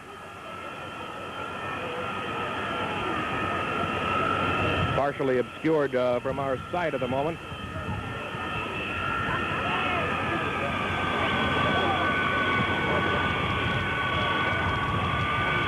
People breaking away now, running over to get behind other fences to catch a better glimpse of the caravan as it will leave here shortly and go to downtown Dallas.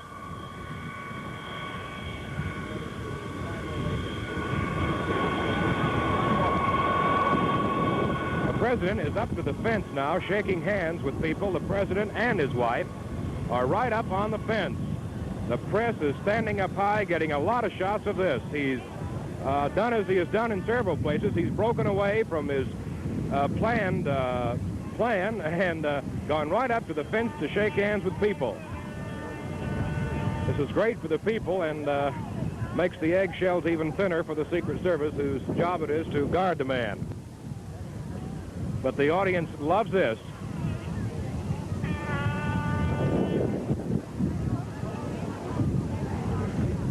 Mrs. Kennedy's beautiful pillbox hat was the only thing that gave it away. I saw the hat, and I knew they were there. And, of course, the press going high and shooting right down below as the President and his wife kind of moving along the gate. People yelling at them, people running on the inside now trying to come down to this end of the gate, this end of the fenced-off area, hoping that the President and his wife will move along the fence. People out with cameras just holding him up and snapping away and hoping to get a picture out of their very own camera of the President and his wife.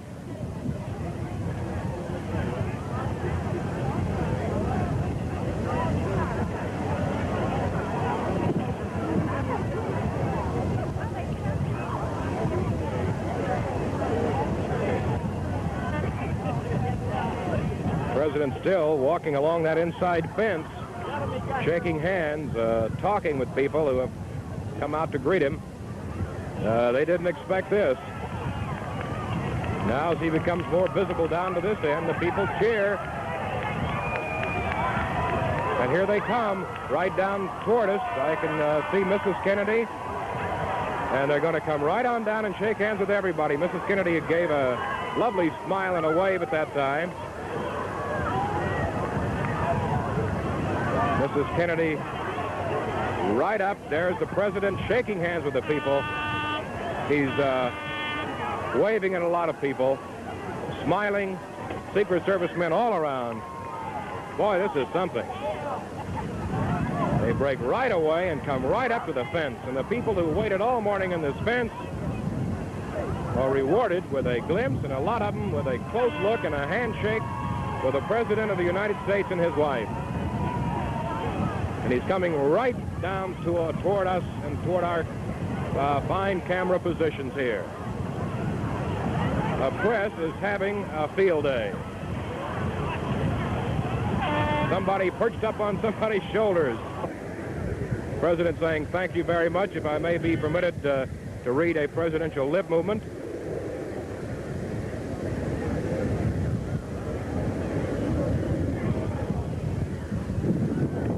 This is a bonus for the people who have waited out here. Now, Mrs. Kennedy, right along behind him. The president still moving over towards some phone booths that were set up for the press. The people surging up toward that fence. But there is a fence, and the president waves goodbye, waits for his wife, and back they go to the car. Governor Connally standing in the car beaming.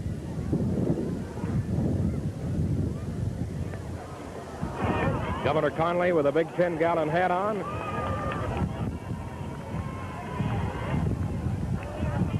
Mrs. Kennedy stepping in the car first. Now the president. They both in the back seat now.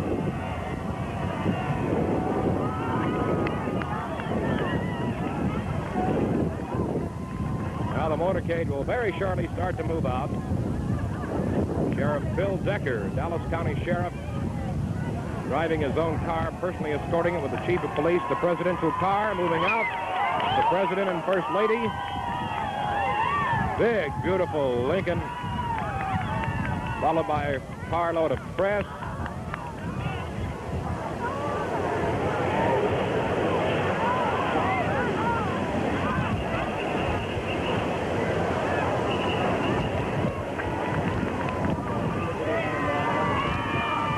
Secret Service men, the car behind. Then comes the Vice President and Mrs. Johnson, Senator Yarborough. Now people over in this area are getting a chance to see the president. That motorcade will swing way around, go by the Continental Airlines maintenance hangar, head out for downtown Dallas, where thousands should already be on the street right now, waiting for a view of the president and his wife.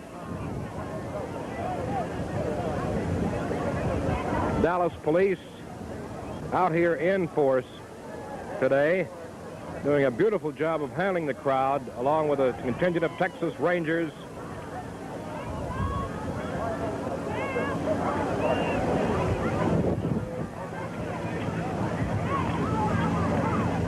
And I still can't get over the fact that the president and his wife broke away from the planned trek to the automobile and went all along this fence out here, right up to the fence, shaking hands and talking with these hundreds of people gathered inside that fenced-off area.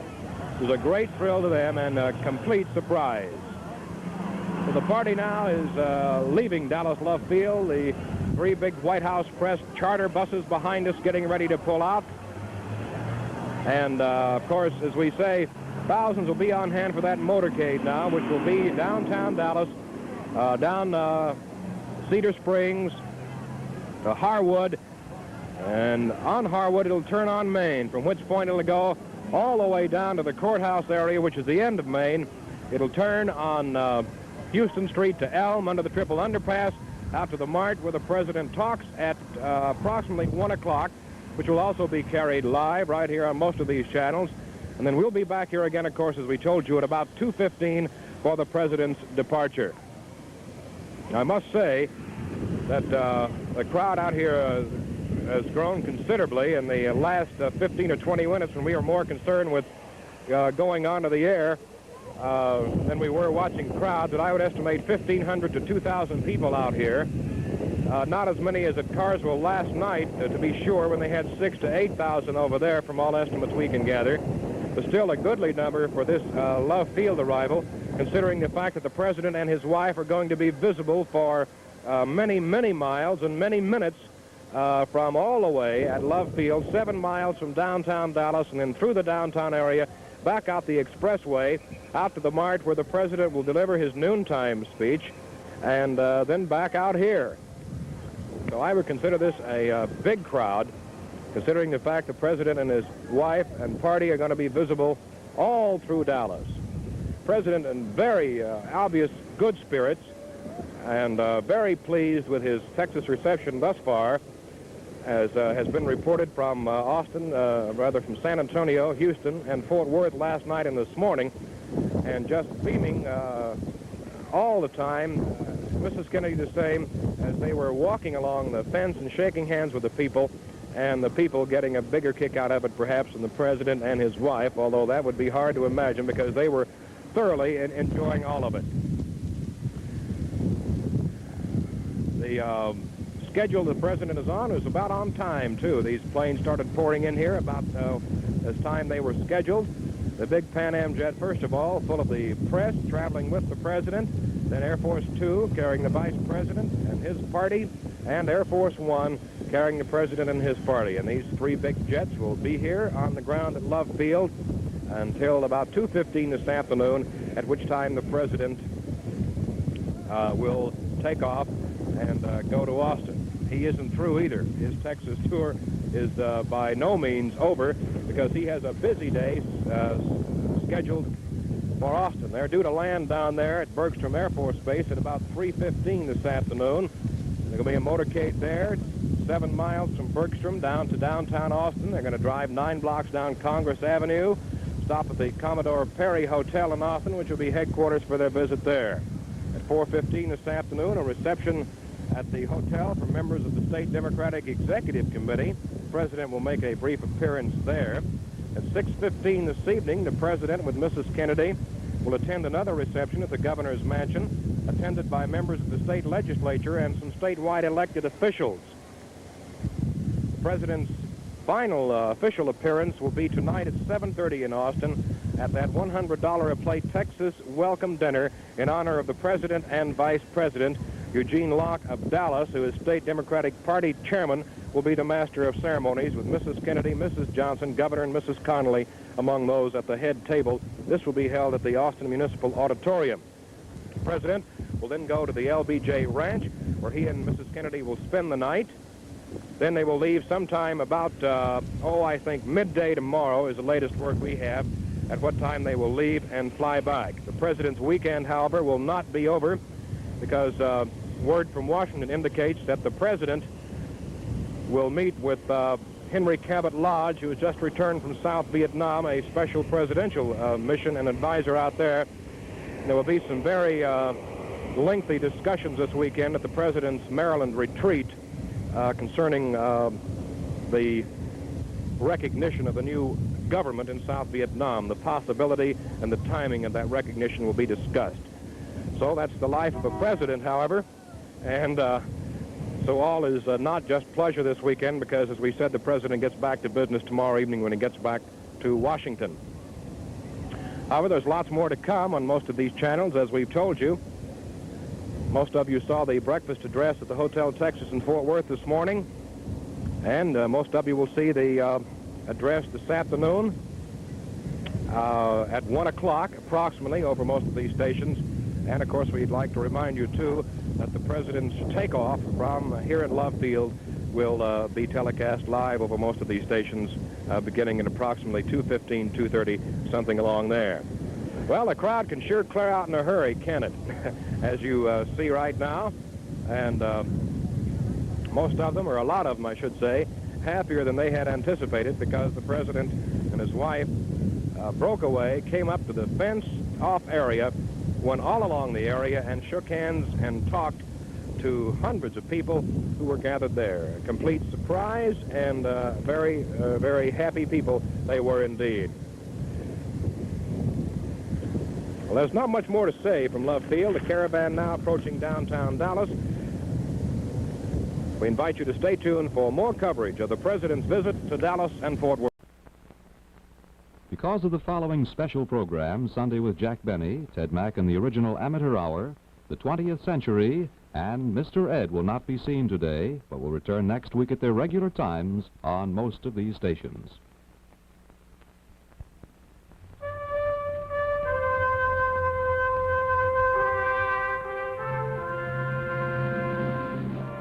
You are watching an official reenactment of the murder of President John F. Kennedy, filmed from the window where the alleged assassin crouched, and through the telescopic sight of his rifle.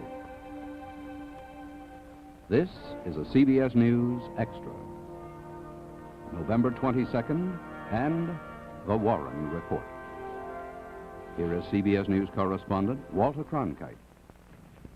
November 22nd, President John Fitzgerald Kennedy was shot to death in full view of hundreds of spectators watching him in a Dallas, Texas motorcade. 48 hours later, the man Dallas police said shot the president, Lee Harvey Oswald, was himself killed by Jack Ruby in full view of millions of Americans watching television. This bizarre sequence of double killings raised great questions. Who actually fired the shots that killed Kennedy? Why did Ruby shoot Oswald? Was there a conspiracy? Were right-wingers involved? Was it a Russian plot, a Cuban plot? The new president, Lyndon Johnson, ordered these questions answered. He appointed a commission of 7 prominent Americans to investigate the whole affair. He literally drafted Supreme Court Justice Earl Warren as chairman. This committee labored 10 months, took testimony from hundreds of witnesses, then brought forth a document close to 1,000 pages. The report is signed by Earl Warren, Chief Justice of the United States, Richard B. Russell, Senator from Georgia, John Sherman Cooper, Senator from Kentucky, Hale Boggs, Representative from Louisiana, Gerald R. Ford, Representative from Michigan, Allen W. Dulles, ex-head of the CIA, John J. McCloy, diplomat and presidential advisor. President Johnson received that report on Thursday. He specified that it be made public today. At 6:30 p.m. Eastern Daylight Saving 30, CBS News will reveal the substance of that report. During this 2-hour broadcast, there will be no commercial announcements. Months ago, long before the commission finished its work, CBS News set out to interview the key witnesses who appeared before the commission. Those officially involved in the Warren Commission's investigations, the FBI men, the Secret Service agents, in all propriety, declined to talk before our cameras. But the dozens of ordinary men and women whose lives had become deeply involved with the story of the president's death told us basically the same stories that they told the Warren Commission. Among these witnesses, the wife, the mother, the best friend, the boarding house keeper, the police chief, the boss, the fellow workers, the girls who took a picture, the governor, the rifle range manager, the bus driver, the cab driver, the woman who saw policeman Tippett shot, the clerk who spotted a suspect, the officer who captured Lee Harvey Oswald. The assassination of President Kennedy was, inevitably, a mystery story on a grand scale. On the scene, covering the events of those dark days, was CBS News correspondent Dan Ratner. During the last 5 months, CBS News has been filming interviews with people involved in the Kennedy and Oswald murder stories. All of these people were principal witnesses for the Warren Commission. The CBS News interviews were conducted by Eddie Barker, news director for CBS affiliate KRLD-TV in Dallas. He, too, was an on-the-scene reporter for radio and television during those days. The story is essentially that of 2 men whose paths came a fatal 270 feet apart on a Friday afternoon last November. One man was President Kennedy, halfway through a triumphant tour of Texas. He had decided on the trip against the advice of some Texas friends who thought he might not get a warm welcome. But the Texas trip had gone well. There had been wildly enthusiastic crowds in San Antonio, Houston, and Fort Worth, and even in Dallas, where political feeling ran strongly against Mr. Kennedy, the magic of his name and the prestige of his office brought out a huge, warm crowd. Among that crowd was a man named Oswald, a man who all his life had stood a little apart from society.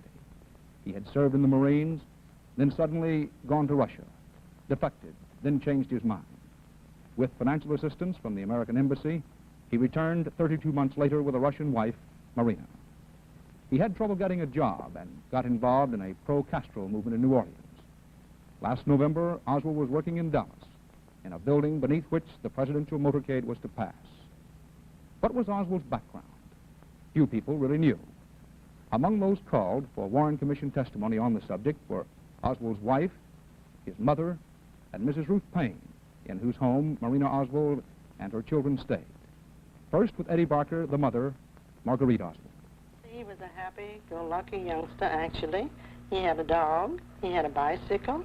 He belonged to the Y. He used to go to the Y and go swimming. I know many a time while at work he'd come in to see me from the Y, wringing wet, and it would be in the winter time. And I'd tell him he was going to catch cold because his hair was still wet like all boys. He wouldn't dry himself thoroughly. He loved to play Monopoly. He knew any and everything there was to know about animals. He studied animals, was often in the zoo, and as we know, he was picked up in the Bronx Zoo while in New York playing hooky from school. And I consider that normal also, playing hooky from school. Many, many boys do this. We know, and it's sad and unfortunate, that Lee was deprived of his father. Then he was born 2 months after his father had expired. But we must understand that Lee had 2 brothers, so he was not raised just with a woman alone. Mrs. Oswald, how old was Lee when he went in the Marine Corps? Lee was exactly 17 years old when he went in the Marine Corps. He enlisted on his birthday. Mrs. Oswald, why do you think your son went to Russia? I think my son was sent to Russia. You see, Lee knew Russian fluently, read and write. He filed an application for Albert Schweitzer School, and on the application, I have an original application, it stated that I speak and write Russian. Where did he learn this? This is what I was going to tell you. He learned this while in the Marines, because Lee was in the Marines and only out 3 days when he went to Russia. So Lee had to learn this while in the Marines. What did you think about your son marrying a Russian girl? Well, to me, a Russian girl, any foreign girl, a Negro, or just any human being live and breathe just like I do. And so it made no difference to me that he married a Russian girl.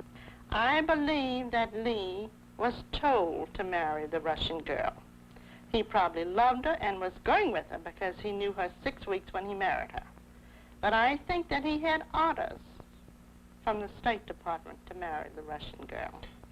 Mrs. Oswald, do you feel that your son was an agent of the CIA? Yes, it's not that I feel that he was an agent of the CIA. It's because I have so much correspondence with the State Department, plus the letters that Lee wrote to me from Russia, that indicates that he was an agent of our government, definitely. Did he ever intimate to you in any way that he was an agent of the government? No, and there again, this is Lee's disposition. He wouldn't tell a mother that he was working for the government. Possibly he might think that I might give the secret away. I'm under the impression that when you are a CIA or any undercover agent, then naturally you're a little secret about it, and the boy wouldn't tell me that. Mrs. Oswald's opinions about her son and his career are the same she says she expressed to the Warren Commission. The 2 most important questions she raises are, what was Oswald doing in Russia? And was he at any time an agent of the United States or the Soviet government? There are other interesting and vital questions involved in this matter of Oswald's relations with our government. In order to leave Russia, he borrowed $435 from the State Department. In order to get a new passport, he needed to repay it. He repaid it in full while working sporadically at $1.50 an hour, barely enough to support his family. And in June of last year, Oswald applied for a passport to various countries of Europe, including Russia. He received that passport in just 1 day. With his record, how did he get one so fast? We'll have the Warren Commission's answers when the report is made public in an hour and a quarter. Now for more testimony from witnesses who appeared before the commission and were interviewed later by CBS News. Here again is Dan Rather. Lee Harvey Oswald lived last November in a Dallas boarding house under an assumed name. His family lived in a Dallas suburb in the home of their best friend, Mrs. Ruth Payne. What did she think of the Oswalds? In the spring, I felt that he didn't care, that all I knew really about him was that he wanted her to be sent back to the Soviet Union, and she didn't want to go. And it was knowing this, really, that led to my first inviting her to stay with me, feeling that it was somehow inhospitable not to offer her an alternative when she didn't want to go back. And I thought very ill of him that he was wanting to send her back. As you look back on your knowing Lee Harvey Oswald, did he ever appear to be irrational in any way? How would you describe him in that sense? I would say he never appeared to be irrational, no. I thought of him as an unhappy person, a person dissatisfied with the life he was leading and with the society he was in. I think he had been just as dissatisfied in Russia as he was here. As I understand it, the rifle that he used in the assassination of the president was stored in your garage. Is this correct? Well, from what's happened since, I judge so. I didn't know that he had a gun. I would have not wanted him to keep it here if I had known. The rifle, which Oswald carries so proudly in this photograph, was Italian war surplus, bought by Oswald under an assumed name from a mail order house. The rifle and the scope sight cost him $19.95.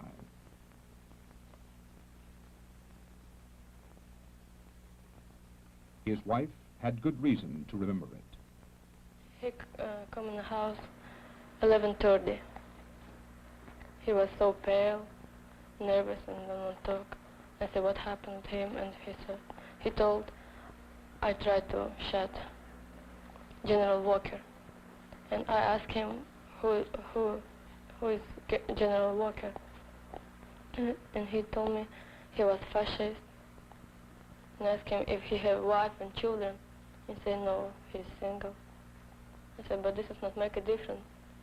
This is not way to show who wrong, who right. Who wrong, who right. And he told me,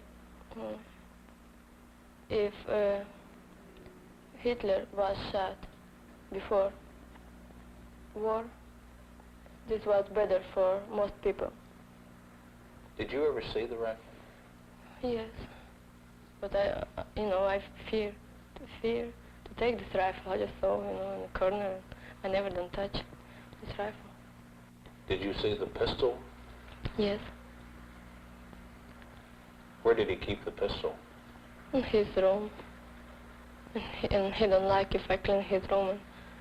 And he don't want if I see every time what he have in his room. And he keep closed. In the spring of 1963, Oswald signed his membership card in the Fair Play for Cuba Committee with an alias. This was in New Orleans, where he had found a job, and to where he had moved Marina. He spent hours passing out pamphlets on New Orleans streets for the Fair Play Committee. But he lost his job, and in September, only 2 months before the assassination, Mrs. Payne drove the family back to Dallas.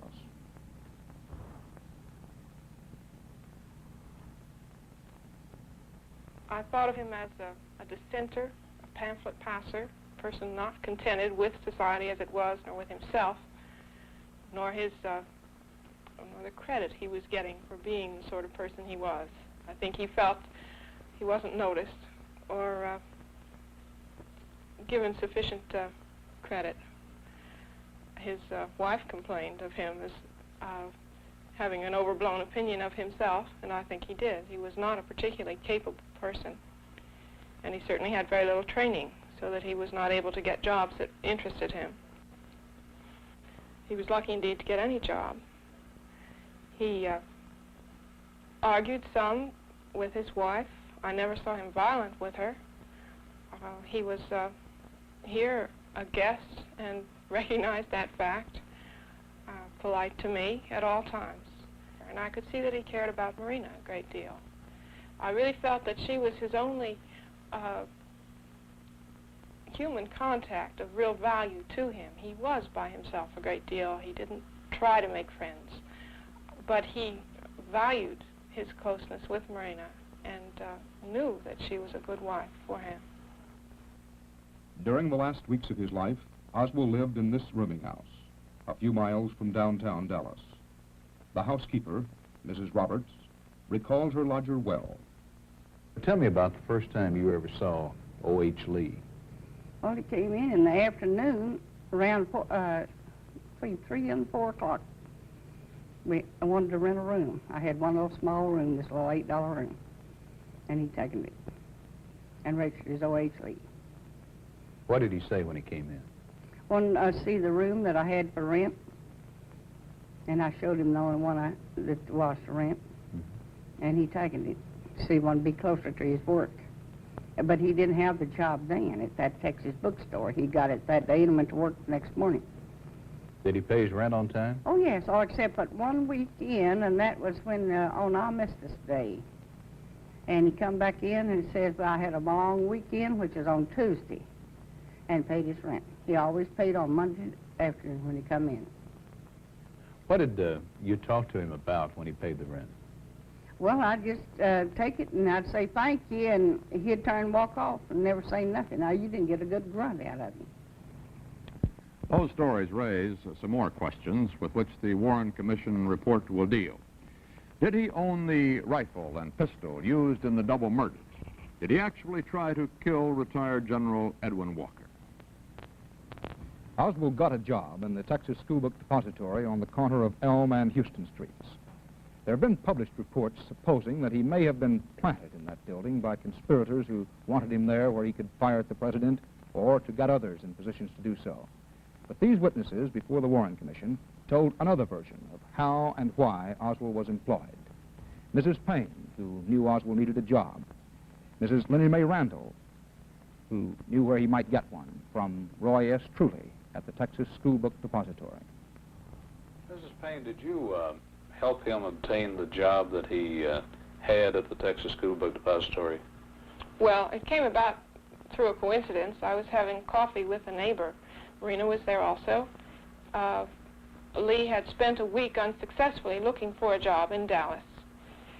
And this was a Monday. And my neighbor and I and Marina were all talking about this difficulty, how hard it was for him, since he, for one thing, was not able to drive, couldn't get to a good many jobs that might be available. And a third neighbor who was there suggested that there might be an opening at the School Book Depository. I did not know there was a job open there, but since my brother had got work there, I thought there might be another opening there. When Lee called at the house that evening, Monday evening, I told him about this possibility, and he applied the next day and was accepted. So he came down and filled out an application. I interviewed him. He seemed to be well-mannered, quiet, and intelligent young fella. He stated to me and also put on his application that he had been serving in the Marines and had an honorable discharge. He was in good physical shape, had been in no trouble, and needed the job, needed to go to work to support his family. So I told him that after talking with him that we had some temporary work, that I would try him on it if he cared to go to work in the warehouse. The question basic in those interviews is, how did Oswald come to be in a position where he could shoot the president? And of course, that question is bound up with the much larger one concerning a possible conspiracy by others to have Oswald, or to help him, perform the deed. The Warren report will answer. Lee Harvey Oswald was known to the FBI in Dallas. An FBI agent, James Hosty, had visited Marina just a few weeks before the assassination. According to one explanation published after the shooting, that check by the FBI was considered a routine one, not connected with the approaching trip of the president. But was information about Oswald passed on by the FBI to the Secret Service? Only the Warren Commission report can answer that. Was FBI information on Oswald given to Dallas police? Eddie Barker asked Police Chief Jesse Curry.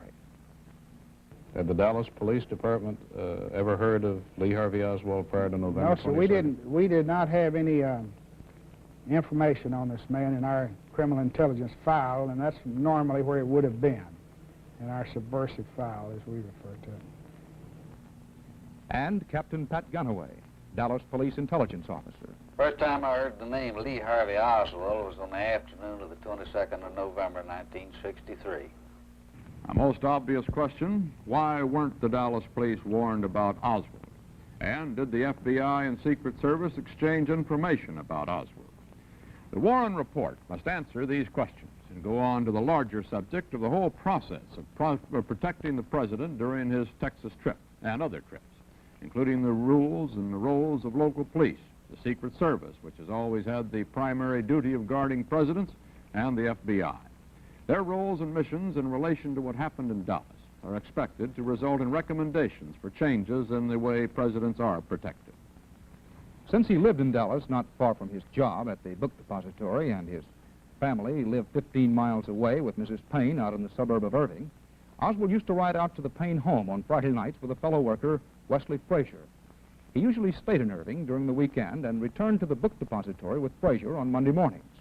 But one week in November, his routine changed. Well, he come to me Thursday, November the 21st, and asked me could he ride home with me that afternoon. And I said, well, yes. And I said, well, why are you going home this afternoon? And he replied that he wanted to go home and pick up some curtain rods where he could put some curtains up in his apartment. And I said, oh, very well. And then I said, well, will you be going home with me tomorrow also? And he said no. He said he wouldn't be going home with me on the 22nd. So he told you that he wanted to come out there and pick up some curtain rods, and this was on Thursday morning? Yes. And at that time, he told you that he would not ride home with you Friday night? Right. Why did Oswald want to go to Irving Thursday? What was in the parcel he carried? On the evening of November 21st, President Kennedy arrived at the Texas Hotel in Fort Worth, where he was to spend the night before continuing on to Dallas and Austin the next morning. And Lee Oswald was with his wife and children in Irving. The next day was November 22nd. Few Americans would ever forget where they were and what they were doing that day. When the Warren Commission started trying to reconstruct the who, what, when, and where of that Black Friday in Dallas, these were the key witnesses. Police Chief Curry in the lead car of the presidential motorcade. Texas Governor Connolly, who was with the president in the car behind. Three of the men at the book depository, James Jarman, Harold Norman, and Bonnie Ray Williams. All three of them would be watching from the 5th floor as this dramatic picture, taken a few moments after the assassination, later showed. Howard L. Brennan, who was standing across from the book depository, he saw the fatal shot fired from a 6th floor window. Mary Moorman and Jean Hill, the two young Dallas women who'd wanted a snapshot of the president and got one exactly when the shooting started. Police officer James Foster, who was on guard at the railroad overpass. And the voices of Dallas policemen. For every time a radio message went between the squad cars and the headquarters, it was tape recorded.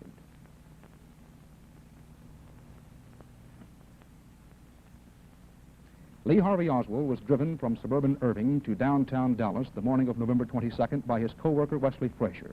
They talked about the rain and they talked about babies. Oswald had a package of what he said were curtain rods. As Oswald and Frazier drove and talked, President Kennedy was talking at a breakfast in Fort Worth. I said that, introduced myself in Paris by saying that I was the man who had accompanied Mrs. Kennedy to Paris. I'm getting that same sensation as I travel around Texas.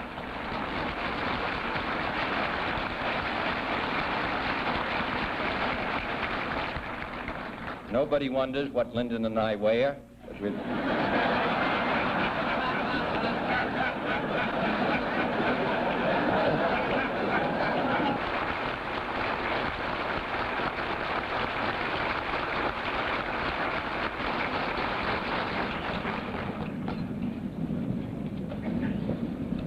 Mr. President, we know that you don't wear a hat. couldn't let you leave Fort Worth without providing you with some protection against the rain.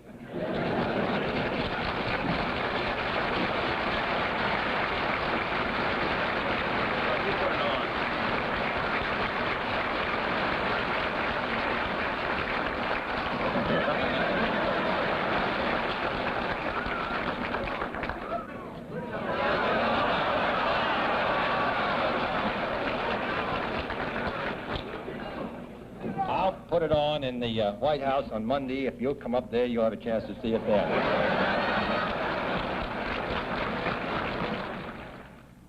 Outside, the sun was about to break through the drizzle. From Fort Worth, the Kennedys flew to Dallas. With them was Governor Connolly. The story he told the Warren Commission, he repeated to Eddie Barker. How about the plane trip over from Fort Worth to Dallas? Were you with the president during Yes, I was with the president from the time he arrived in San Antonio on the 21st. Traveled in the car with him at all times, and Miss Connolly and I did. And we flew over from Fort Worth with him. And he was jubilant about the reception he'd had. You see, at Fort Worth, this was the third stop we'd made. And we were all eagerly awaiting the arrival in Dallas. Of course, we didn't talk about much, as you well know, because it's not a very long flight in the 707 from Fort Worth to Dallas. Almost half of the presidents in this century have been targets for would-be assassins. But to President Kennedy, this was a risk that had to be taken, and arriving in Dallas, he took it. He loved to mingle in crowds. It seemed to give him new spirit and sustenance. And he thought a president should see and be seen by the people. He did not want risk to force him into a closed, protected automobile, and since the rain had stopped, there was no other reason for using one. So, in an open convertible, the Kennedys sat on the back seat, the Connollys on the middle or jump seat, and the motorcade started. We received as warm, as enthusiastic, as spontaneous a reception as we did in any city in the state.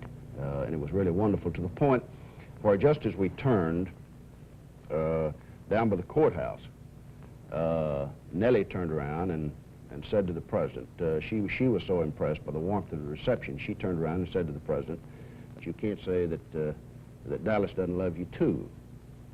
And he said, "No, I think that's apparent," and or words to that effect. Everything's in good shape out here at Market Hall. Traffic's moving well. Crowd is not any crowd on the side of the street. It's a good crowd along the edges of the barricades. Well, it was me that had made the remark, this remark, well, in 5 minutes we'll have it over with, meaning that we were 5 minutes away from the trademark. I noticed this one man on the 6th floor of the Texas bookstore, and by himself. Well, he left the window a couple of times in the course of 7, 8, or 10 minutes. The time was almost 12:30. The motorcade would turn and turn again at the book depository. There, 3 of the employees were watching from windows on the 5th floor. Oswald, according to Dallas police, was 1 floor above, hidden behind a stack of cartons. Right across the street was a low concrete wall, and there Mr. Brennan was sitting. He would see the president clearly, and also see the book depository. Having made the turn, the motorcade would go on down Elm Street. Here, 2 young women waited with a Polaroid camera, and they would have their pictures just seconds after the president passed. From there, the motorcade went beneath a railway overpass. On that overpass was Dallas policeman James Foster. He had already checked the identity of the men working on the overpass. The motorcade made the first turn.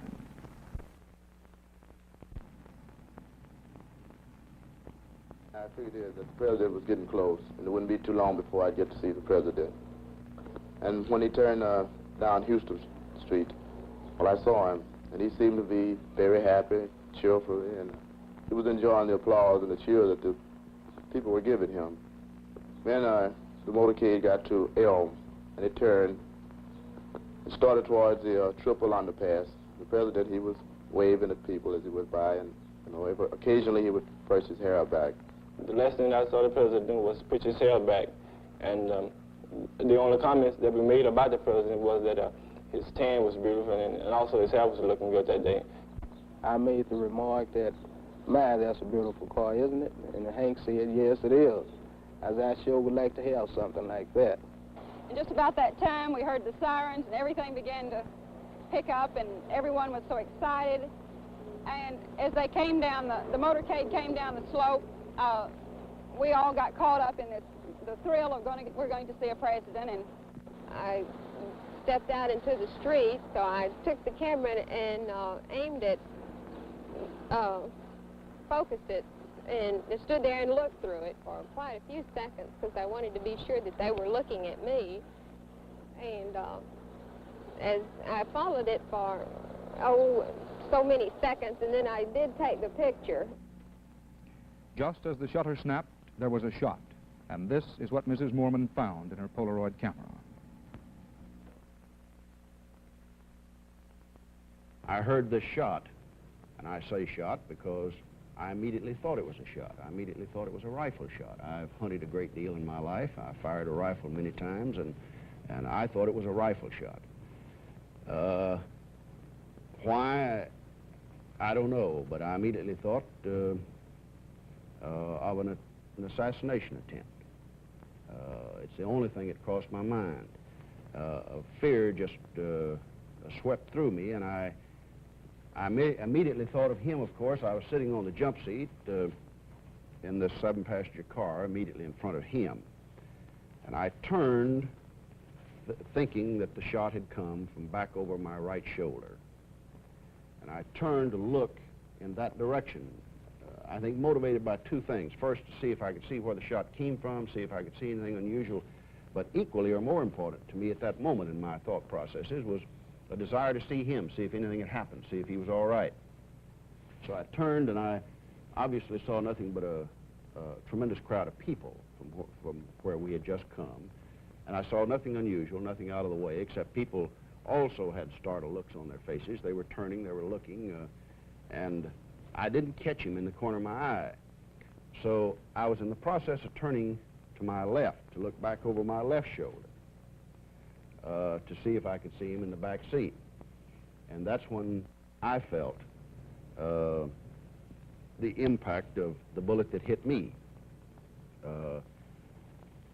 There was no great pain associated with the bullet that hit me, notwithstanding it went in my back shoulder and came out my chest right here. I felt as if someone had just hit me in the back, a sharp blow with a doubled-up fist. It was an impact rather than any sort of a searing pain. It more or less knocked me over at least enough to where I looked down, and of course I was covered with blood, and frankly thought that I had been fatally hit. I said, as I recall, my God, they're going to kill us all. So there was no thought in my mind really but what this was, an assassination attempt. I did not hear the second shot, the one that hit me. I understand there's some question in the minds of the experts about whether or not we could both have been hit with the same bullet, and that was the first bullet. I just don't happen to believe that. I don't believe it, and I will believe it. Because, again, I heard the first shot. I recognized it for what I thought it was. I had time to turn, to try to see what had happened. I was in the process of turning again before I felt the impact of a bullet. Now, obviously, if the bullet that hit me before I could hear it. I was never conscious of the sound of the second bullet at all. I never heard the second bullet.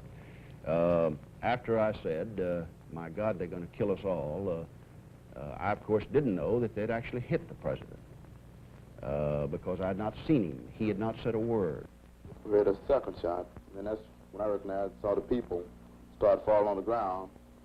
So we said, well, someone shooting at the president. And then, at first we didn't believe it because it just seemed so untrue, you know.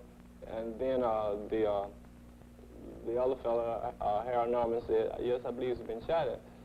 And I think everybody then knew that this was not firecrackers or torpedoes up in the railroad yards, but that it was shots.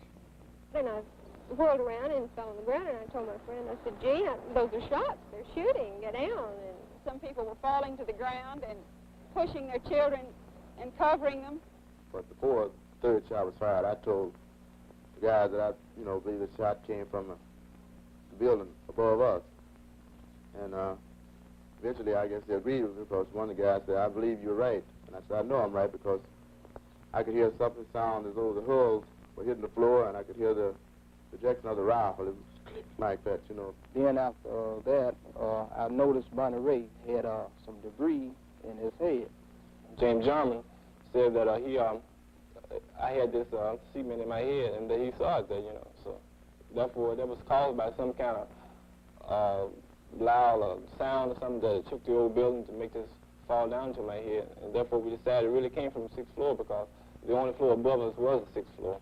About this time, I looked back in the rearview mirror, and I could see that there was some commotion in the president's car. And about that time, I could see that it was speeding up also.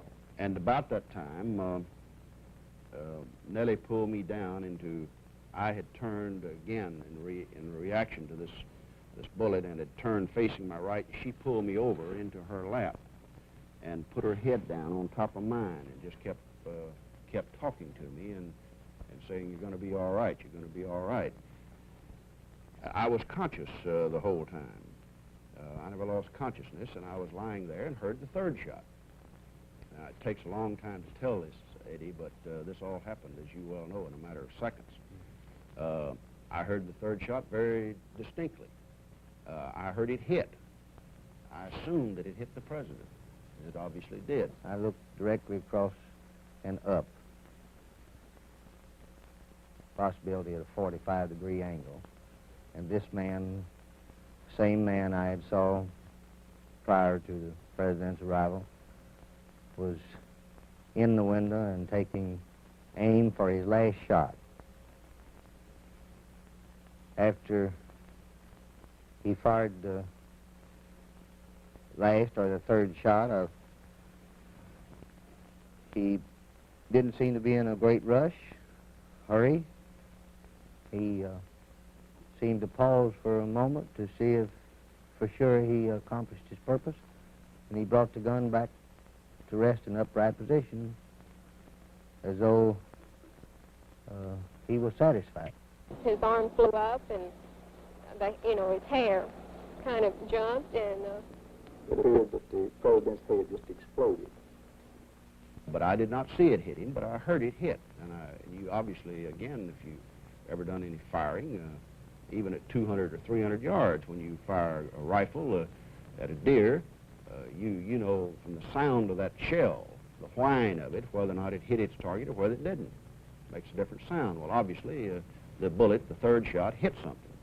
And it was very obvious after that because the evidence was splattered all over the car and all over my clothes and all over Nellie, and so there was no question about what had happened. My eyes were open. I was conscious. I saw the two Secret Service men in the front seat. I heard what they said. What did they say? Roy Kellerman, who was in the right front, between the second and the third shot, between the time I was hit and between the time of the third shot, both the driver and Roy were looking back into the back seat to see what had happened. This was all, again, happening in a matter of seconds. And they both had a look of almost consternation on their face. Roy, in the right seat, turned around on a radio communications, obviously, working something on the panel of the car, and said, get out of the line, or something to the driver, words to that effect. Get out of the line. And then he said, apparently over the radio, get us to a hospital quick. We saw the people running, and some people was hollering and everything, you know, like that. And the policemen seemed like they was confused because they was running in the wrong direction. They were running towards the railroad tracks. Officer Foster, was there any doubt in your mind about the direction from which those shots came? No, sir, there wasn't. Not after I had moved to the rail. There was no doubt that the shots were coming from back of the motorcade toward Elm in Houston. The Secret Service man asked me for a description. I gave him a description of a man in his early 30s wearing light khaki-colored clothing, height 5'9" or 10", weighing 170 pounds. About this time, one of my motorcycle officers rode up beside of me, and I asked him what had occurred back there, if that was shots, and he said yes, and I said, was anybody hit? And he said, yes, I'm sure they were. And so I got on the radio and told my dispatcher to notify Parkland Hospital that we were en route, code 3, to stand by for an emergency. All traffic off of the emergency entrance to Parkland Hospital and all emergency equipment off of Industrial Boulevard. So we immediately pulled out of the caravan and began picking up speed. The car never stopped, did it? No, the car never stopped. And about this time, I lost consciousness. I was not conscious on the ride to the hospital, which was only a matter of about 6 or 7 minutes. Can you give us any information as to what happened for these people out here? President involved. I do not know the seriousness of it or the possibility that 6 or 7 more people may have been shot. 10-4, 12-40, 15 car 2. Did they realize they had the suspect?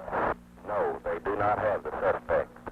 I came to again. Apparently the braking action of the car brought me back to consciousness. And Nellie later told me, of course, that we had a very wild ride, and apparently we were traveling at a very, very high rate of speed down the freeway to the hospital.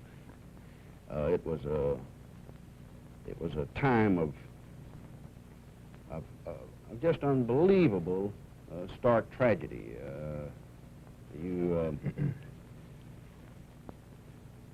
So many things go through your mind at that moment that I think it's probably impossible to relate at any future time, all the things that you thought.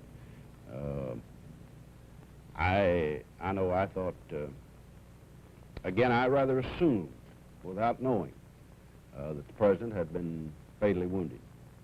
And I rather assumed that I had been. And so constantly there was going through my mind thoughts of Nellie, of the children, of what you'd done.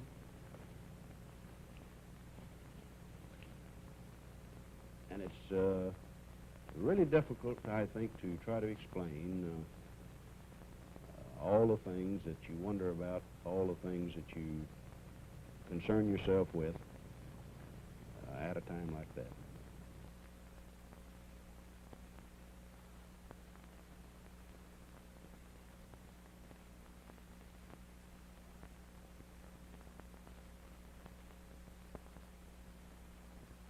I lit some candles, and Marina asked me if that was a way of praying, and I said that it was. Although even then I felt that he was mortally wounded. And then we heard that he was dead. And Marina said to me, what a terrible thing this is for Jacqueline Kennedy and for the children. Now they will have to grow up without a father. Because I think about Jack, about her children. So what happened? This damn time, I don't know if pretty soon I'll be, looks like a widow with children. When this happened, and I think about her, looks like this happened with me. Maybe, my intuition told me that I feel it looks like this happened with me. Mother's there just with the children, no father. Do you understand what I mean? Yes, you're saying that when you saw this, you thought you put herself.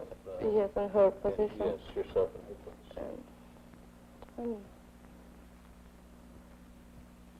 Did you ever have a thought at this time that maybe Lee had killed the president?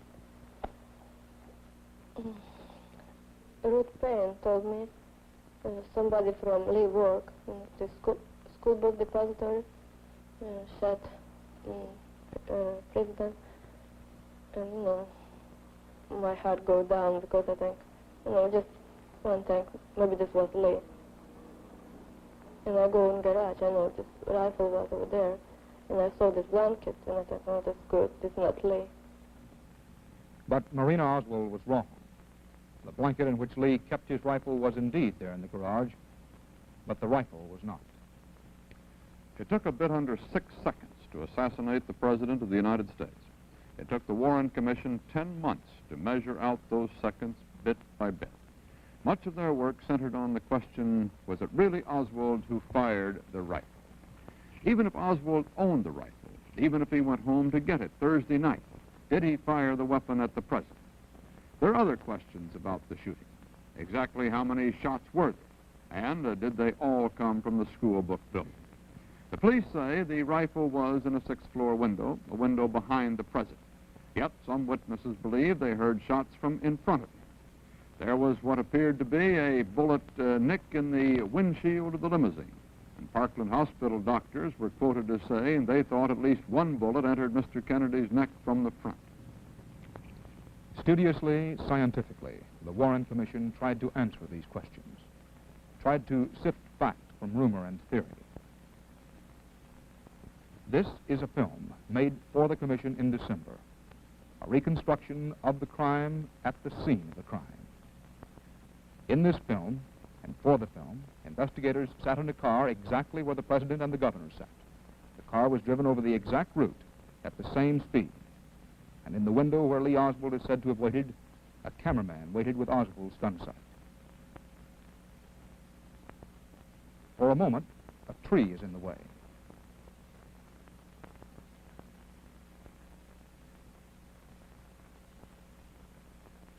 Now must be when the first shot was fired. At exactly this point, the investigators halted the car. Chalk was used to mark the spots where the bullets struck. Then the line of fire and every length and angle of every possible shot from the window was measured exactly. FBI, Secret Service, and military experts applied their years of training and experience in measuring those chalk spots.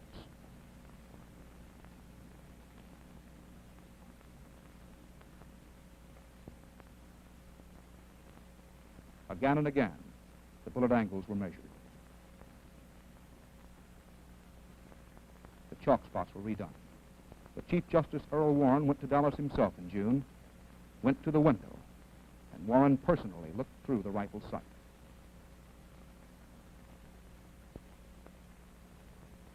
All this mattered because if there were any shots from the overpass, if there were more than 3 shots, then Oswald had to have had an accomplice. So some big questions which the Warren report will answer in the coming hour. Where did the bullets come from? How many were there? These questions of direction and number of bullets which struck President Kennedy and Governor Connally are matched in importance by the whole matter of speed in firing.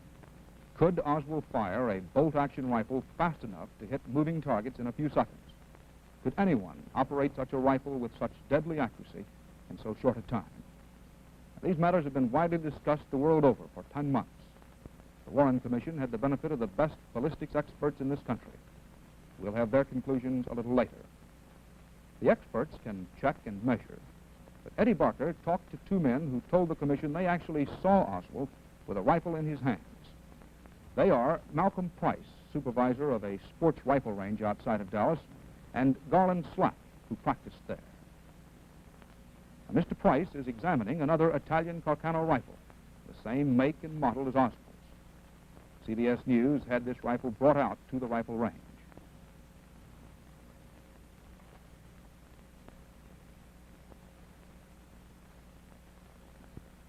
Price, when was the first time you saw Lee Harvey Oswald out here at this rifle range? It was the first day that we were open here, and he came in just about closing time, just about dusky dark, and requested that he be allowed to fire his rifle, and also he was looking for someone to set the telescope for him. Did you set it? Yes, I did.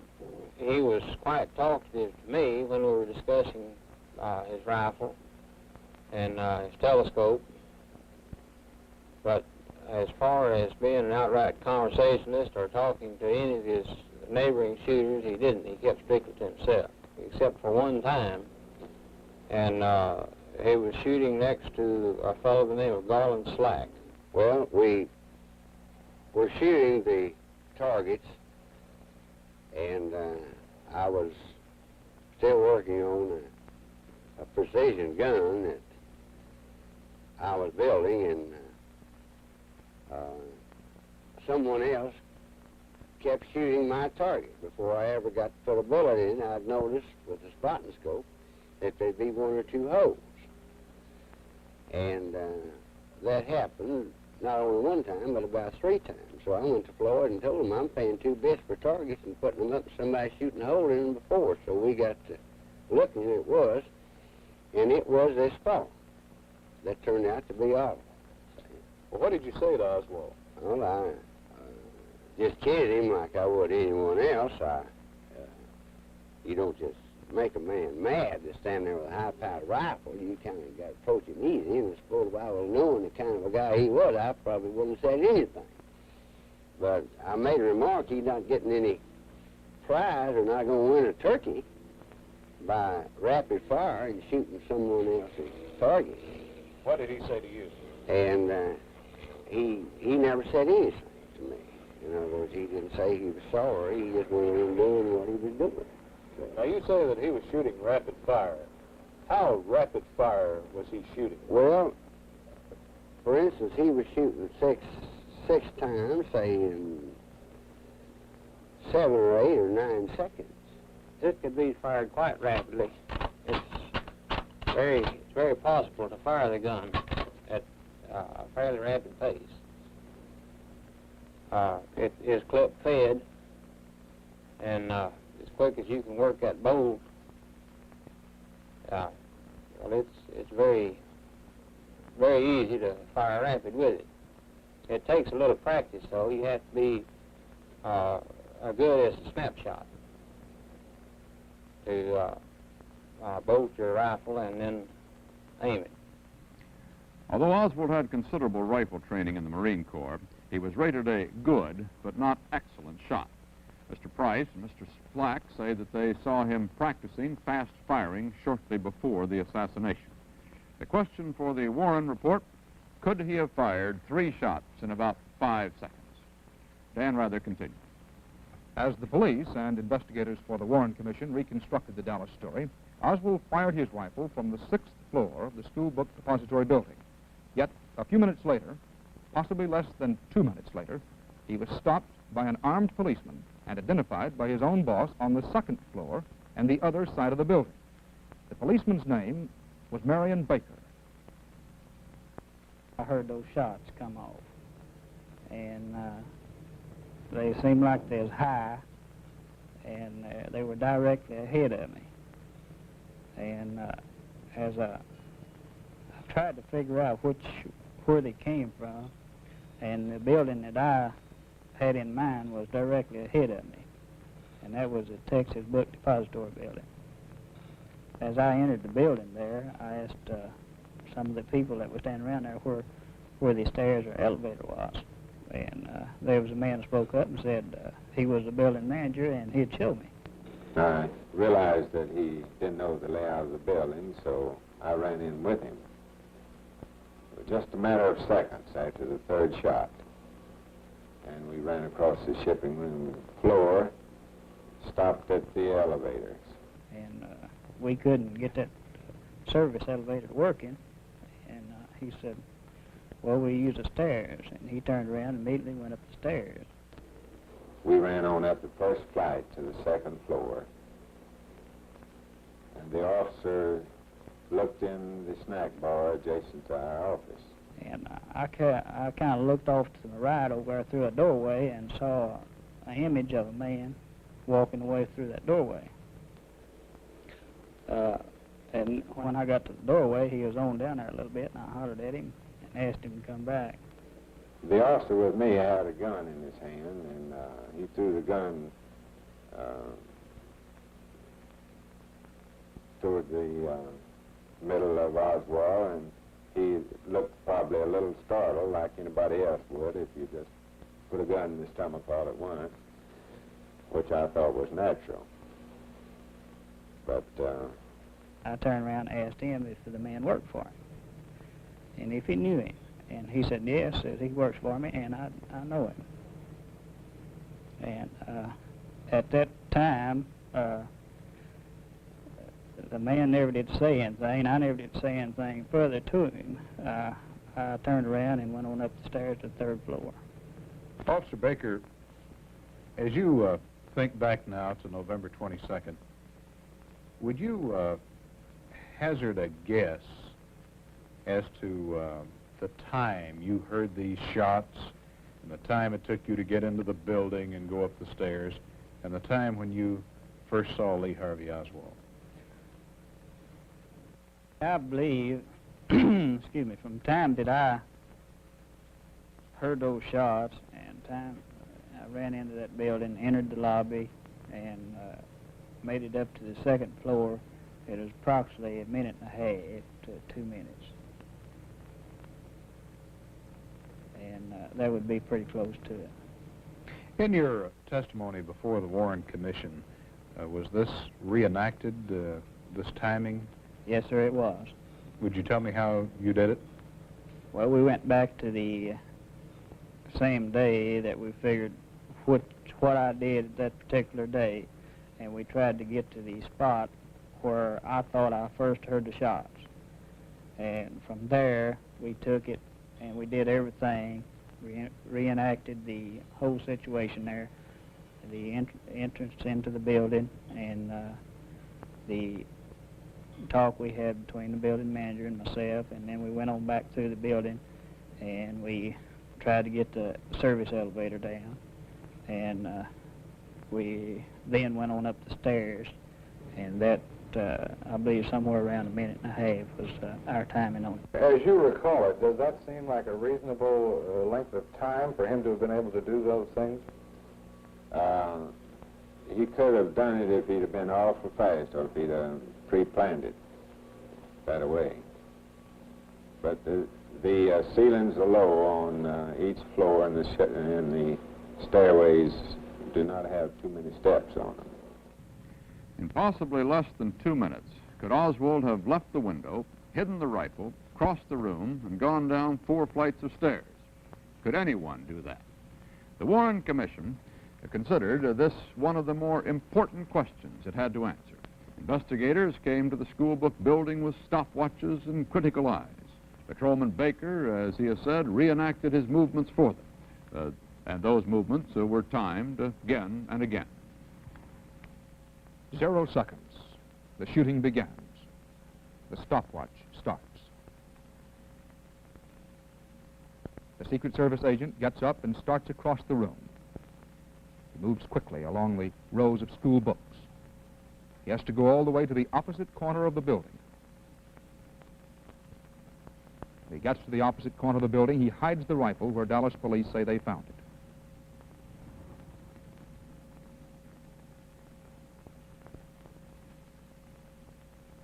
Then downstairs, down 4 flights, to the snack room.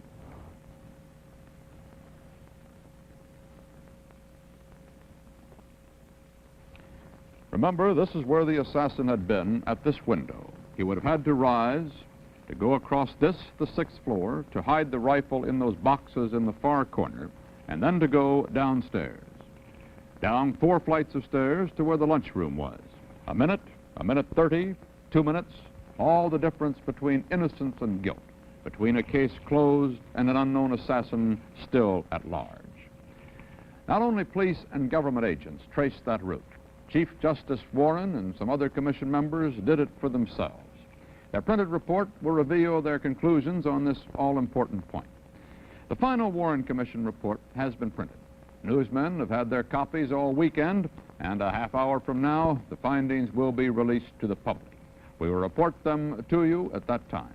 Meanwhile, CBS News will continue with the stories of key witnesses who testified before the Warren Commission, including the cab driver who took Oswald home, the woman who saw Officer Tippett's murder, and the officer who captured Oswald. But first, station identification.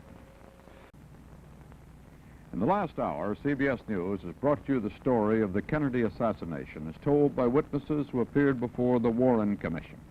The official stories are detailed in the printed commission report, which will be released in a half hour from now. The stories these witnesses have told CBS News are, in essence, the same as those they told the commission. Through witnesses interviewed by Eddie Barker, we have followed President Kennedy from the corner of Elm and Houston Streets in Dallas to the announcement of his death at Parkland Hospital. Now we are about to follow another man from that same Dallas corner to that same hospital and his death. His name, Lee Harvey Oswald. Dan Rather reports. This is the way police reconstruct Oswald's movements after he was found in the lunchroom of the book depository building, after building manager Truly and policeman Baker had left him and ran up the stairs. Oswald walked past the company's main office on the second floor, the same floor in which he had just been questioned. He walked across to a larger stairway leading down and took those stairs outside to Elm Street. Now began the chase. The people involved were Cecil McWaters. He was a bus driver, and at this moment was going west on Elm. William Whaley, a taxi driver. He was waiting for a pickup at the Greyhound station. A waitress, Miss Helen Markham. When she entered Oswald's life, she was on her way to work. And Ted Calloway, who was a used car dealer. The time was about 12:32 or slightly later. The Warren Commission will establish the exact time. Police had not yet sealed off the book depository building. There had not yet been time, considering the confusion and lack of knowledge about where the shots came from. Oswald was able to walk out by simply walking out. He started up Elm Street along this route. At Field Street, he got on a bus. Can you give us any information as to what happened for these people out here? President involved. I do not know the seriousness of it. Officers are now surrounding and searching the building. Book depository store on the corner of Elm and Field, 1240. Where did this happen? At Field and Main, Stemmons, and the Triple Underpass. The traffic had come to a standstill, which is almost even with Griffin Street here. Well, that's when someone came up and knocked on the door of the bus. Although this is no bus stop here, knocked on the door of the bus, and I opened the door, and a man got on the bus and paid his fare. And I wouldn't be positive, but I believe that he sat down on the second seat on the right-hand side of the bus there. Eddie, we reached this point here, traffic had come to a standstill. In other words, we were sitting here and traffic was stopped, and there was a lady that was sitting behind me here, which was going to Union Station to catch a train, a 1 o'clock train. And she asked me if I would give her a transfer, and she decided she'd just walk on down to the station, which is 7 or 8 blocks from here. And I gave her a transfer, and she got off. And at the same time, the gentleman that I picked up back up at Murphy Street back here, in other words, he got up and came up and got him a transfer and got off at the same time, in which that was the only 2 transfers that I put out coming through town. And which later they identified, the police identified the transfer as the ones that they got on Oswald when he was arrested. 1542. Did they realize they had the suspect? No, they do not have the suspect. Are you having them contain that block or 2-block area?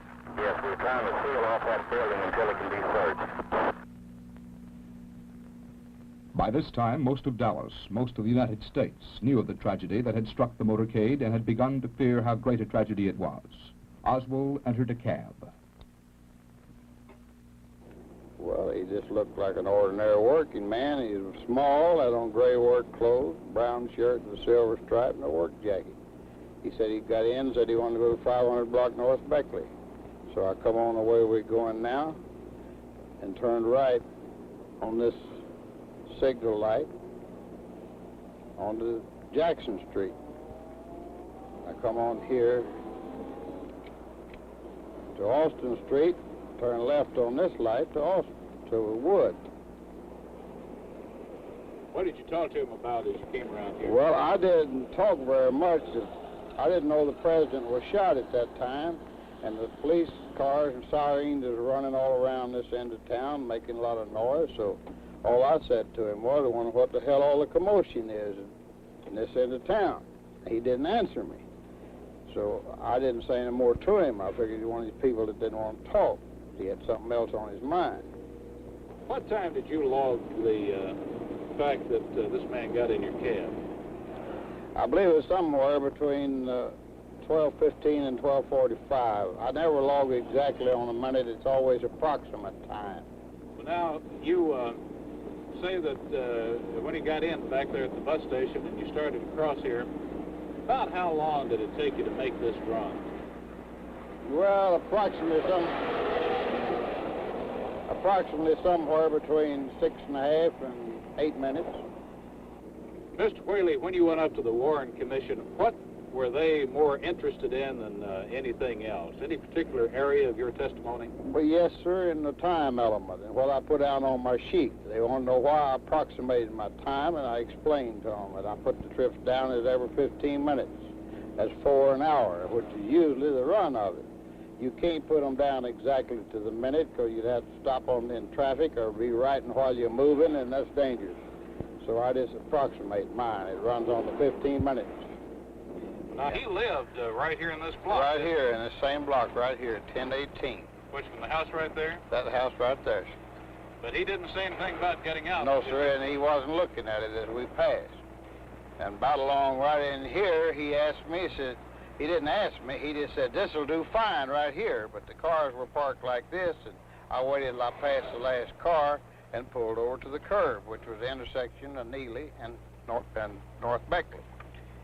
And did you tell him how much the fare was, or what? No, sir, I didn't. He just looked at the meter, and it's 95 cents. He handed me $1, opened the door and got out, walked around in front of the cab and across the street, and that's the last I saw him. I went on about my business. Oswald had gone about 4 blocks past his boarding house. Now he began walking back. Dallas police already were broadcasting a description of their suspect. Attention all squads. Attention all squads. The suspect in the shooting at Elm in Houston is reported to be an unknown white male, approximately 30, slender build, height 5 feet, to be armed with what is thought to be a .30 caliber rifle. No further description at this time or information. 1245 KKB 36. I was watching as the world turns. It comes on from 12:30 to 1.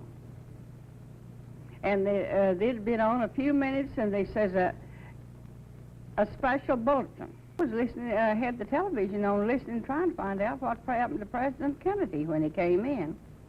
It must have been after 1 o'clock, because he come in, and you know how telephones blink on that way. Mm-hmm. I was trying to clear it up, and he come in, and he wasn't running. He was just in a fast walk. Well, now, when he came in that day, and you were trying to fix the television set, mm-hmm. Did you say anything to him about the president being shot or not? No, sir. I just said, "Oh, you sure are in a hurry," and he didn't answer me and didn't say nothing. When he went out walking fast the same way, and I was still listening there about broadcasting about President Kennedy. Oswald left the boarding house and started walking southeast. Where exactly he was going, nobody knows. Well, all the information that we have received, Nine, indicates that it did come from about the 5th or 4th floor of that building. Do you have any information as possible that the governor also was hit? Have information that the governor was hit, but we do not have any information as to extent of injury. For your information, on the 5th floor of this bookstore company down here, we found empty rifle hulls, and looked like the man had been there for some time. We're checking it out now. 1049-112. At 10th and Patton, Mrs. Markham saw Oswald approach. Well, this man was walking along the sidewalk on 10th Street. This police car was driving very slow down 10th Street. What happened? Well, the man kept walking, that's like I say, with his hands down in his head. I didn't pay him no mind, I didn't care. And this police car kept coming on, and finally he stopped, and the man stopped. And whether the policeman say, come over to the car, talk to him, I don't know, but he went. Was he on the driver's side or on the other side? On the other side. And did he stick his head in the window? Yes, sir. He folded his hands like this. He put them in through the window, up on the window, and he leaned over like this. What do you remember about this man? Was he a big man or a small man? No, he wasn't a very big man. He was short, kind of short, so as I remember.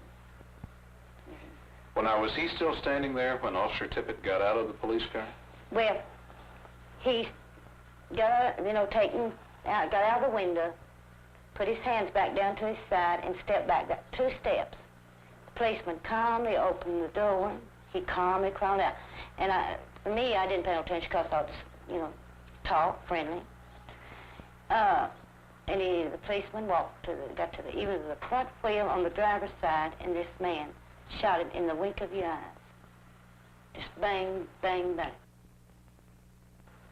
And what did this man who had shot the officer, what did he do as soon as he had shot him? Did he move back, or did he run, or what? No, he didn't break out and run fast.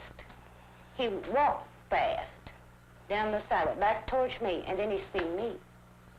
And then he done like this. And of course I did too, and then I slapped my hands upon my face. But I couldn't scream, I couldn't move. What would I do? Did he say anything at all to you? He did not. So I can tell you, I closed my eyes and my hands right there, and then I stayed there a few minutes. And I was going to look and see if he's gone or coming after me or what. And I opened my fingers, and I looked, and he was trotting off down across this lot up here. And he wasn't even out of sight. He saw me go to the policeman. Now, he could have killed me, too. I knew I had to get help for this man. And I knew this police car, all police cars got radios in them. And I'll do what I can to get help for this man. And I tried. This all squad for information. We have reported that an officer has been involved in a shooting in the 400 block of East 10th, 118. And they hurt me. Around the corner, Ted Calloway was tending to business at his used car lot. Well, Eddie, I was quite upset and excited, I guess, over the shooting of the president, and I was just standing on the front porch of our used car lot office, and I heard some shooting. What sounded to me like 5 shots coming from the back of our office in the direction of 10th Street over here. And as soon as I heard the shooting, well, I come running off the porch out here on the Patton Street, out here on the sidewalk, and I looked up the street toward, that's 10th Street right there, and I could see this man running across the sidewalk and back of a taxi cab over to the other side of Patton Street right here. Where was he holding this gun when you saw him? I didn't notice the gun until he was on the other side of the street and running in this direction. Well, now, when he came down here, and you say he stopped where, about over there in front of that house? Yes, sir, about 40, 45 feet away. I could see clearly he had this pistol in what we used to, in the Marine Corps, call the raised pistol position. And he wasn't on a dead run, but a good fast trot. And I noticed that he was very pale. He was just deathly white. And I hollered at him. I said, "Man, what in the hell is going on?" And he almost stopped and said something to me which I could not understand, and faced in my direction, still with a pistol in this position, and then continued on down Jefferson in a good fast trot. Not down Jefferson, down Patton. What did you do, Mr. Calloway, after this man ran around the corner? Where did you go? I ran down the direction of the shooting, down toward Patton and 10th Street, and when I rounded the corner, I could see a squad car there. And by this time, there's 2 or 3 or 4 women had gathered around, and I saw Officer Tippett laying in the street. I could tell by looking at him that he was dead. He was laying on his pistol. He had drawn his pistol. His strap on his holster was unsnapped, and I imagine that he had drawn his pistol while he was falling because he was laying under his left side. So I took the pistol from under him and laid on top of the hood of the squad car. And then I ran to the squad car and called in on the radio and told them that an officer had been shot. And they said that someone else had already reported it, so for me to stay off the air. A witness to the murder, a witness to the murderer's flight. This is what Mrs. Markham and Mr. Calloway say they are. Does the Warren Commission believe them? And what have the other questions raised? When Oswald left the boarding house, where was he heading? Why did policeman Tippett stop him? Or was it Oswald who stopped Tippett? Was it really Oswald who shot Tippett? If so, why? After the Tippett shooting, Lee Harvey Oswald remained free, but he remained hunted. What happened to him next, the Warren Commission and CBS News learned from the two people most instrumental in hunting Oswald down. One of them was a clerk at a shoe store, his name Johnny Brewer. The other was a policeman, Nick McDonald. Oswald had taken off down a side street and across a back alley, pausing, it is claimed, to reload his revolver. He knew the hunters were closing in. Police cars seemingly were everywhere.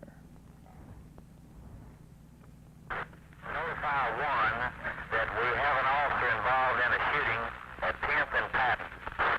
We don't know the extent of it yet. 254 report, can I help you?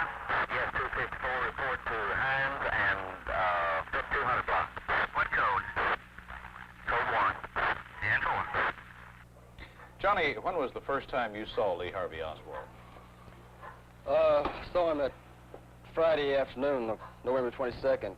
He walked into the lobby of my store. How far in did he walk out there, John? Where, Just for example? a few feet. He was standing right about where those tennis shoes are right there, just about 5 feet from the door there. What made you suspicious of this man who walked into the lobby? Well, right after the President had been shot, they broadcast a description on the radio of this man. 5'8", 5'9", 150 pounds, and this Oswald matched the description. And well, just a few minutes before he walked into the lobby, on the radio they had a bulletin that an officer had been shot here in Oak Cliff, and he walked in. He matched the description. Looked scared, just the way he stood there. You were standing right here behind the Standing counter. right here behind the counter, listening to the radio. And where did he walk to? How far into the lobby did he come? He walked right into the right-hand side of the lobby there, just a few feet from the door, and stood there looking in at the shoes there. Were there a lot of police cars in the Yeah, area? there was a lot of police cars. There were some cars coming up Jefferson Street. They made that U-turn there and went back down Jefferson, and when they did, Oswald turned and walked up to the theater.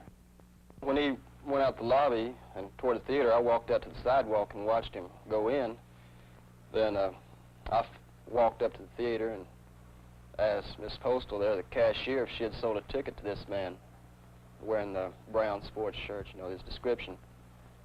She called the police, and Butch stayed there at the front exit, and I went back down by the stage, the back exit, and waited there until the police came.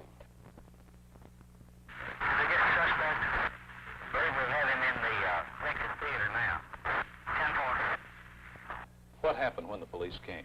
Well, just before the police got there, they turned the house lights on in the theater, and I looked out the curtain and saw Oswald, and he stood up and walked to the aisle there and then turned around and sat back down, almost where he had been sitting.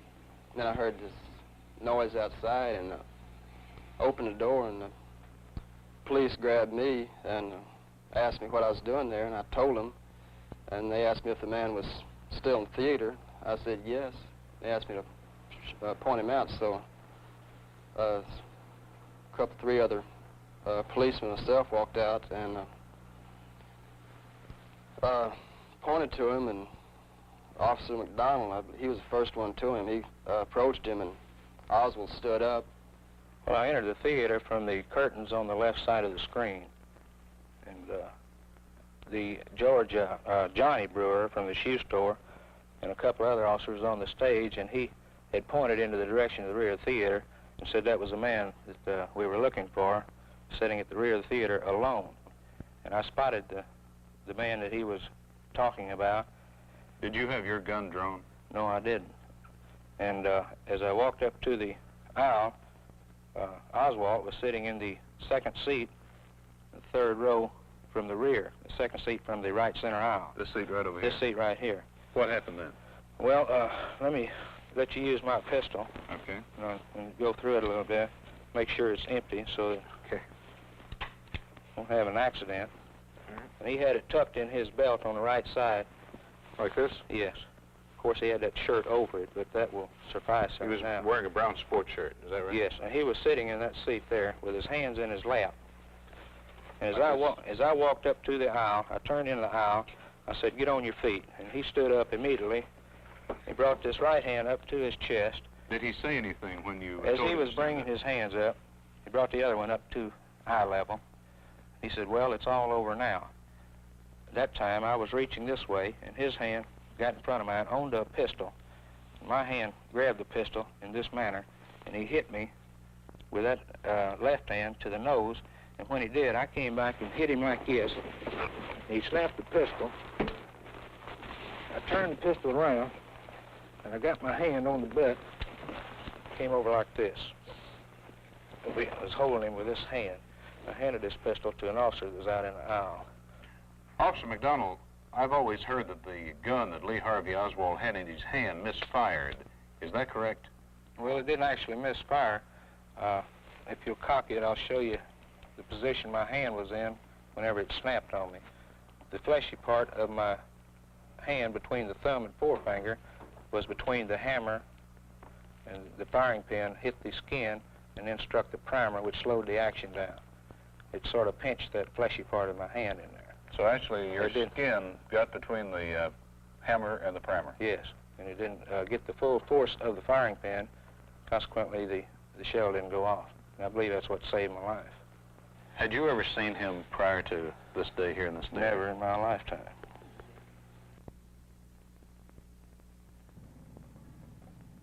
Here, the flight of Lee Harvey Oswald was ending an hour and a half after it began. Suspect involved in the shooting at the Texas Theater.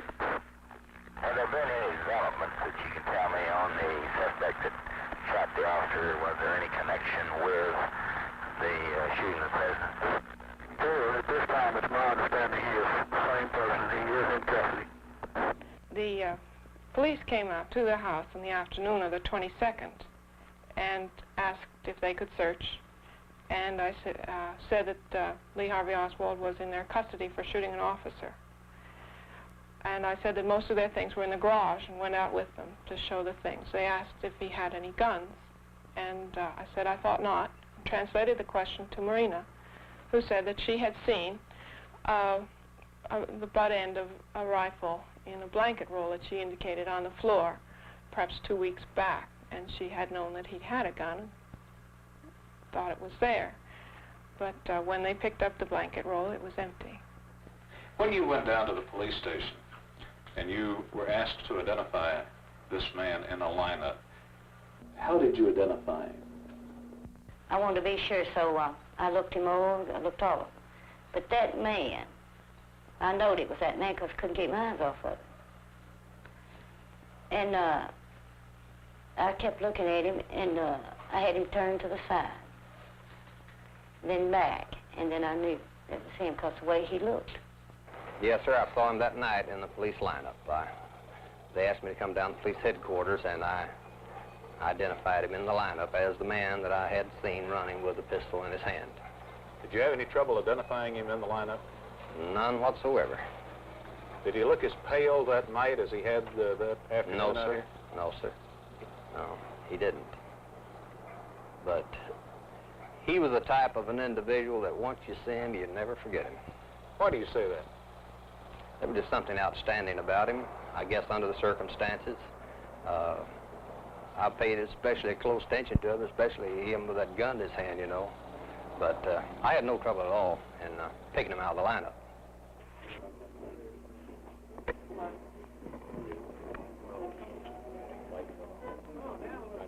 I positively know nothing about this situation here. I would like to have legal representation.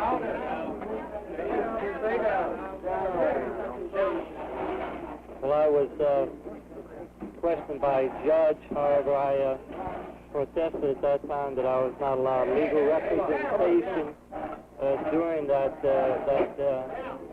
very short and sweet hearing. I really don't know what the situation is about. Nobody has told me anything except that I'm accused of murdering a policeman. I know nothing more than that, and I do request someone to come forward to give me a legal assistance. Did you kill the president? No, I have not been charged. Sir? You have. Okay, man, here you go. Okay. What did you do in Rochester?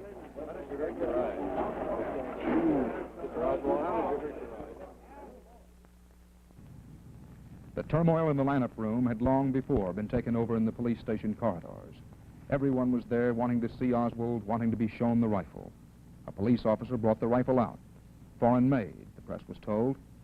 Reporters were asking questions, newspaper photographers were hustling for better angles, television cameramen were feeding pictures, and one interested bystander was just looking on that Friday night. His name, Jack Ruby. Chicago-born Ruby was a Dallas nightclub owner. He had been a beer joint. He had a beer joint downtown where girls did striptease dances on stage. He didn't belong in the police station, especially at a time like this. What then was he doing there? Did he know Oswald? Two more questions for the Warren Report to answer. These scenes we have witnessed, the scenes of Oswald being interrogated, exhibited, harried by policemen, cameramen, and reporters, these led the Warren Commission to still another question. How was Oswald treated in jail? Was he given all his civil rights? In Dallas, Eddie Barker asked that of the man most responsible, Police Chief Jesse Curry. Was Lee Harvey Oswald granted all of his civil rights during his confinement in the city jail? Yes, sir. I believe that he was. We did have some calls from outsiders as to whether or not he was being accorded his civil rights. And we contacted the head of the Dallas Bar Association at that time was Lewis Nichols. And I believe that he was one of them that called and said they had had some inquiries, and so we invited him to come down and talk to Lee Harvey Oswald. He didn't appear to be scared. He didn't appear to be fearful. He seemed to know, at least as far as I could tell, that at some point, if he wanted a lawyer, he'd get one. And if you can observe a man in jail as to whether he's scared or not, he didn't appear to be scared to me. Maybe I was more scared than he was being there, but in any event, he was quite calm. He discussed his problems, and when I concluded my interview with him and satisfied myself that no one was mistreating him and that he hadn't asked for a lawyer and he could get one if he wanted it, why, as I was leaving, why, he reclined back on his bunk and lay back down there with his hands behind his head looking up. And that was the last I saw him.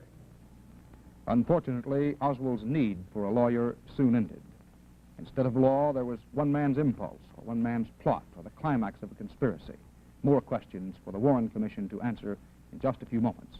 The next day, Sunday, Oswald, as required by Texas law, was being transferred from the city jail to the county jail.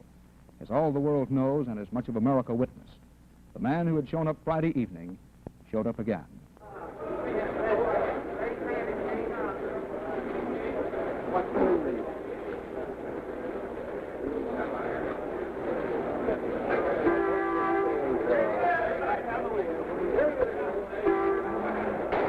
Basement floor of the Dallas City Hall, and that's a scuffle on the basement floor. It seems to concern photographers. He has been shot. Oswald has been shot. Lee Oswald. It is now 15 seconds after 6:30 p.m. Eastern Daylight Time, Sunday, September the 27th. As of this moment, the report of the President's Commission is public record. For the next half hour, we will search it for answers. First must come the answers to the two great overriding questions. Who killed John F. Kennedy? The Commission answers unequivocally, Lee Harvey Oswald. Was Oswald acting alone, or was he a member of a conspiracy? The Commission answers, he acted alone. But Such answers of themselves carry no conviction. They must be buttressed by incontrovertible evidence. And in supplying that evidence, the Commission was obliged to answer a host of lesser questions, those posed earlier in this program, as well as others raised by the Commission itself in the course of its investigation. Could it be shown, beyond a reasonable doubt, for example, that the weapons used in the murders of President Kennedy and Officer Tippit were the rifle and gun owned by Oswald? The report cites evidence that Oswald owned the murder rifle. The mail order purchase slip for that rifle was in his handwriting. Marina Oswald testified he owned the rifle. She photographed him holding it with his camera. Oswald's palm print was found on a surface of the gun. Equally detailed evidence linked Oswald with the revolver that killed Officer Tippit. Why did Oswald break his routine and go home to Irving on a Thursday night? Well, again, the Commission's answer is unequivocal. He went home expressly to get the rifle he had secreted in the garage. He had at least an hour to do it, and Mrs. Payne says that late Thursday night she found the light burning in the garage. And, says the Commission, it was that rifle, disassembled, which he carried in a paper parcel into the Texas School Depository building Friday morning, the parcel he called curtain rods. The shots, all the shots, came from the Texas School Depository, says the report. It cites evidence like that of Hank Norman earlier in this program. Well, I was looking out the window, and the first shot was fired. Well, I didn't think much of it because it kind of, shook the building a little bit. Really. It was just that powerful. Then after the second shot was fired, well, I saw the people. They were all falling on the ground, and I told one of the fellows, I said, that shot came from this building. And then by the time I got through in the third shot, and one of the guys told me, said, I believe you're right. And I said, I know it did. And then I could, also hear the hulls, empty hulls, hitting the cartridges hitting the floor, and I could hear the rejection of the rifle, whatever it was. The first thing we thought is we better get out from here because I know I didn't want to be involved in anything like that because I didn't have anything like that on my mind. I was... According to the Commission report, the experiment with the shells and rifle was repeated for members of the Commission. All 7 of the commissioners clearly heard the shells drop to the floor. Painstaking second-by-second reconstruction of the assassination and analysis of the wounds shows unmistakably, the Commission says, that all the bullets came from that window. Quote, the cumulative evidence of eyewitness, firearms, and ballistic experts and medical authorities demonstrated that the shots were fired from above and behind President Kennedy and Governor Connally, more particularly from the 6th floor window of the Texas School Book Depository building, end quote. And the Commission cites a wealth of evidence, including an eyewitness we heard earlier, putting Lee Harvey Oswald in that window. I looked directly across and up, possibility at a 45-degree angle, and this man, same man I had saw prior to the President's arrival, was in the window and taking aim for his last shot. After he fired the last or the third shot, he didn't seem to be in a great rush, hurry. He seemed to pause for a moment to see if for sure he accomplished his purpose, and he brought the gun back to rest in upright position as though he was satisfied. The Commission believes that Oswald probably fired 3 shots, but that only 2 struck home. 3 empty shells were found by the window, all fired according to ballistic evidence from the rifle linked to Oswald. 1 bullet and 2 large bullet fragments were found, and these 2 were definitely fired by that rifle. The Commission isn't sure which of the 3 missed, but it believes that the first one to take effect struck President Kennedy in the back of the neck, passed through the throat, then went completely through Governor Connally's upper body and wrist. It was the next hit, the Commission finds, which caught the President at the back of the skull and caused the massive, fatal brain damage. The Commission notes Governor Connally's insistence that he was hit by a separate bullet. I hate to put myself in a position of arguing with ballistics experts and so forth, but I know a little something about firearms and a little something about velocity of bullets, and and the speed of sound is compared to it, and I know when I hear a shot and I have time to turn and react, and not only turn one direction, but attempt to turn in another direction before I feel the impact of anything, I know that bullet wasn't in transit that long. That's all there is to it. Nobody can ever convince me otherwise. But the commission finds the evidence against the governor's theory strong. Exhaustive tests and expert testimony have convinced the commission that Oswald had time enough to get off 3 shots with his bolt-action rifle and was marksman enough to hit the president twice at that range using a telescopic sight. But the commission discards the testimony of Malcolm Price and Garland Slack, who said they saw Oswald actually practicing on a rifle range outside town. Oswald was in Mexico at that time, says the commission, just a case of mistaken identity.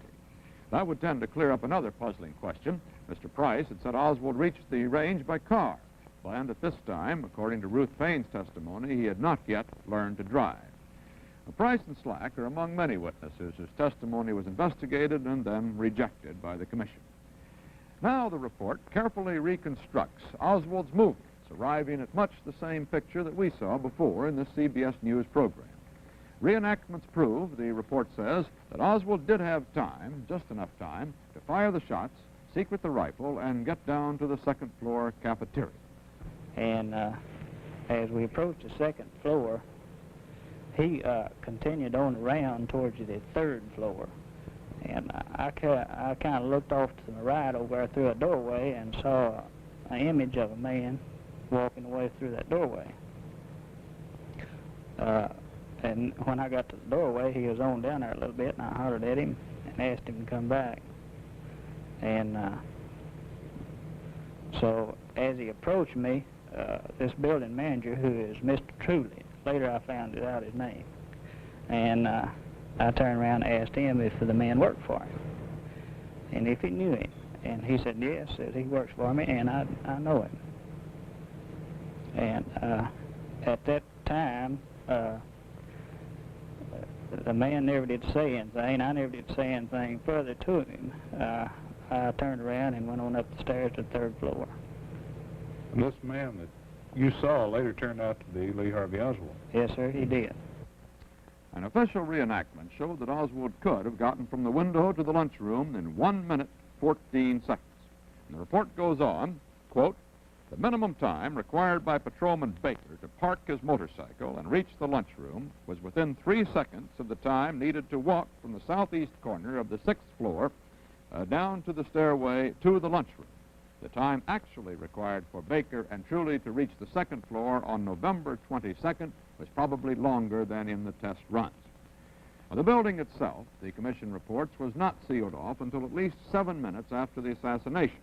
Oswald had time to get out. The report finds no time discrepancy. Also, the commission says Oswald had time enough to get to his boarding house by bus, taxi, and foot. Where was he going when he left the boarding house? Well, the commission doesn't know, but it does say, quote, his general description was similar to the one broadcast over the police radio, and that policeman Tippett did stop Oswald, not the other way around. Did Oswald shoot Tippett? Definitely, says the commission. 9 eyewitnesses placed Oswald at the scene of the crime. 2 actually saw him commit the murder. 1 was Mrs. Martin. This man came over to the police car, folded his hands like this, leaned over in the police car, stayed there just a very few minutes. They got back, put his hands down, taking back 2 steps back, and this policeman calmly opened the car door.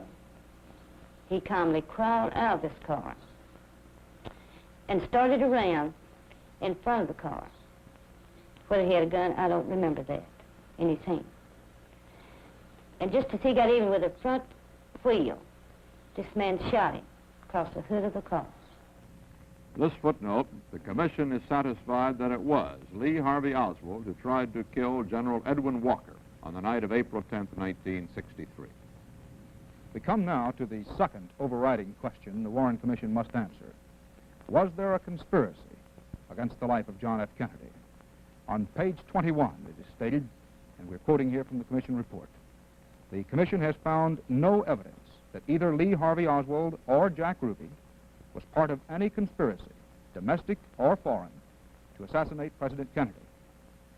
The Commission also notes in its phrase, and we're quoting here, because of the difficulty of proving negatives to a certainty. Perhaps we should repeat that phrase. Because of the difficulty of proving negatives to a certainty, the possibility of others being possibly involved with either Oswald or Ruby cannot be established categorically, unquote from the Warren Commission report. But, says the report, if there is any such evidence, it has been beyond the reach of all investigative agencies and sources of the United States and has not come to the attention of the Commission. Now, what are those questions which might have indicated a plot? The Commission considers them all. The curious circumstance of Oswald having a job in a building right over the parade route. The Commission found that he got that job after the President's Dallas trip was announced, but before the motorcade route could possibly have been chosen. In fact, before it was even decided where the President would be going in that motorcade. Now, the report examines Oswald's trip to Russia, his attempted trip to Cuba, his attempt to start a chapter of the Fair Play for Cuba Committee. And the report concludes that these were manifestations of Oswald's own warped and dissatisfied personality. Quote, the Commission has found no evidence to show that Oswald was employed, persuaded, or encouraged by any foreign government to assassinate President Kennedy. And despite Marguerite Oswald's testimony, the report adds there was nothing to support the speculation that Oswald was an agent, employee, or informant of the FBI or the CIA or any other governmental agency. Where, then, did Oswald get the money to pay back the State Department?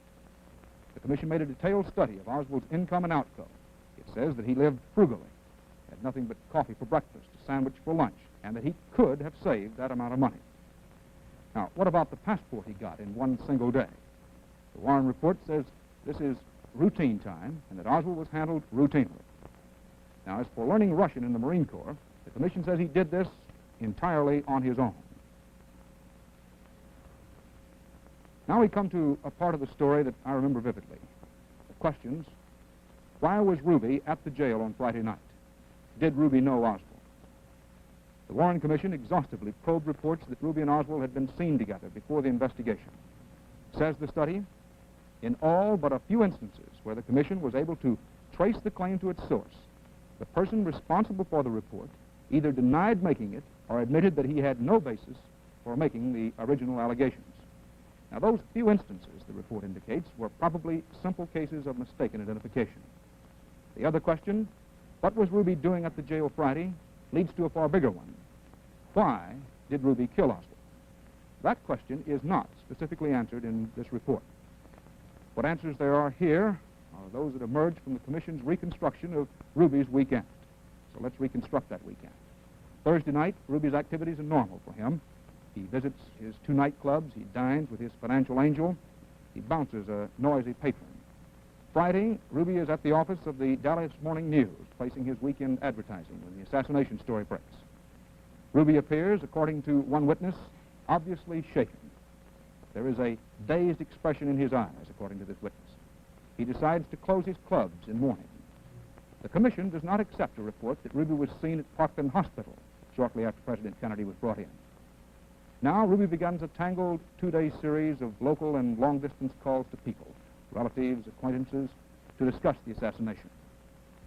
A sister describes him as completely unnerved and crying.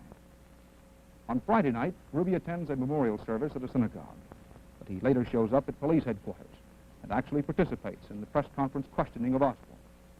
Later, according to the Commission report, Ruby wanders around Dallas talking to acquaintances about the assassination. He is incensed by Friday's black-bordered newspaper ad attacking President Kennedy and by a billboard that says, impeach Earl Warren. Ruby says, according to a committee witness, and this is a direct quote, this is the work of the John Birch Society or the Communist Party or both. And he does some ineffectual detective work trying to track down the source of the newspaper ad. Incidentally, the Commission says that this ad was the work of some independent right-wingers who had big plans for infiltrating the existing far-right movements and taking them over for their own profit. On Saturday, Ruby watches a rabbi eulogizing the late president on television. Then Ruby visits the scene of the murder, and he boasts to a friend that he's been acting like a reporter.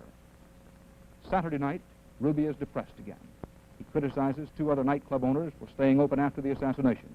And Ruby says, "I've got to do something about this," though it's unclear whether he means the competition or the killing. Saturday morning, Jack Ruby's testimony to the Warren Commission says, and I quote, "I saw a letter to Carolyn, 2 columns, about a 16-inch area. Someone who had written a letter to Carolyn, the most heartbreaking letter." And continuing to quote Jack Ruby's testimony to the Warren Commission, "I don't remember the contents. Alongside that letter on the same sheet of paper was a comment in the paper that, I don't know how it was stated, that Mrs. Kennedy may have come back to the trial of Lee Harvey Oswald. Suddenly the emotional feeling came within me that someone owed this debt to our beloved president to save her the ordeal of coming back." Unquote from Jack Ruby. A little later that morning, Ruby kills Lee Oswald. What happened to Lee Harvey Oswald in the Dallas police jail? Says the Warren Commission, all available evidence indicates that Oswald was not subjected to any physical hardship during the interrogation sessions or at any other time while he was in custody. The commission finds that Oswald's bruised eye and slight cut were indeed the result of that scuffle with Officer McDonald inside the theater.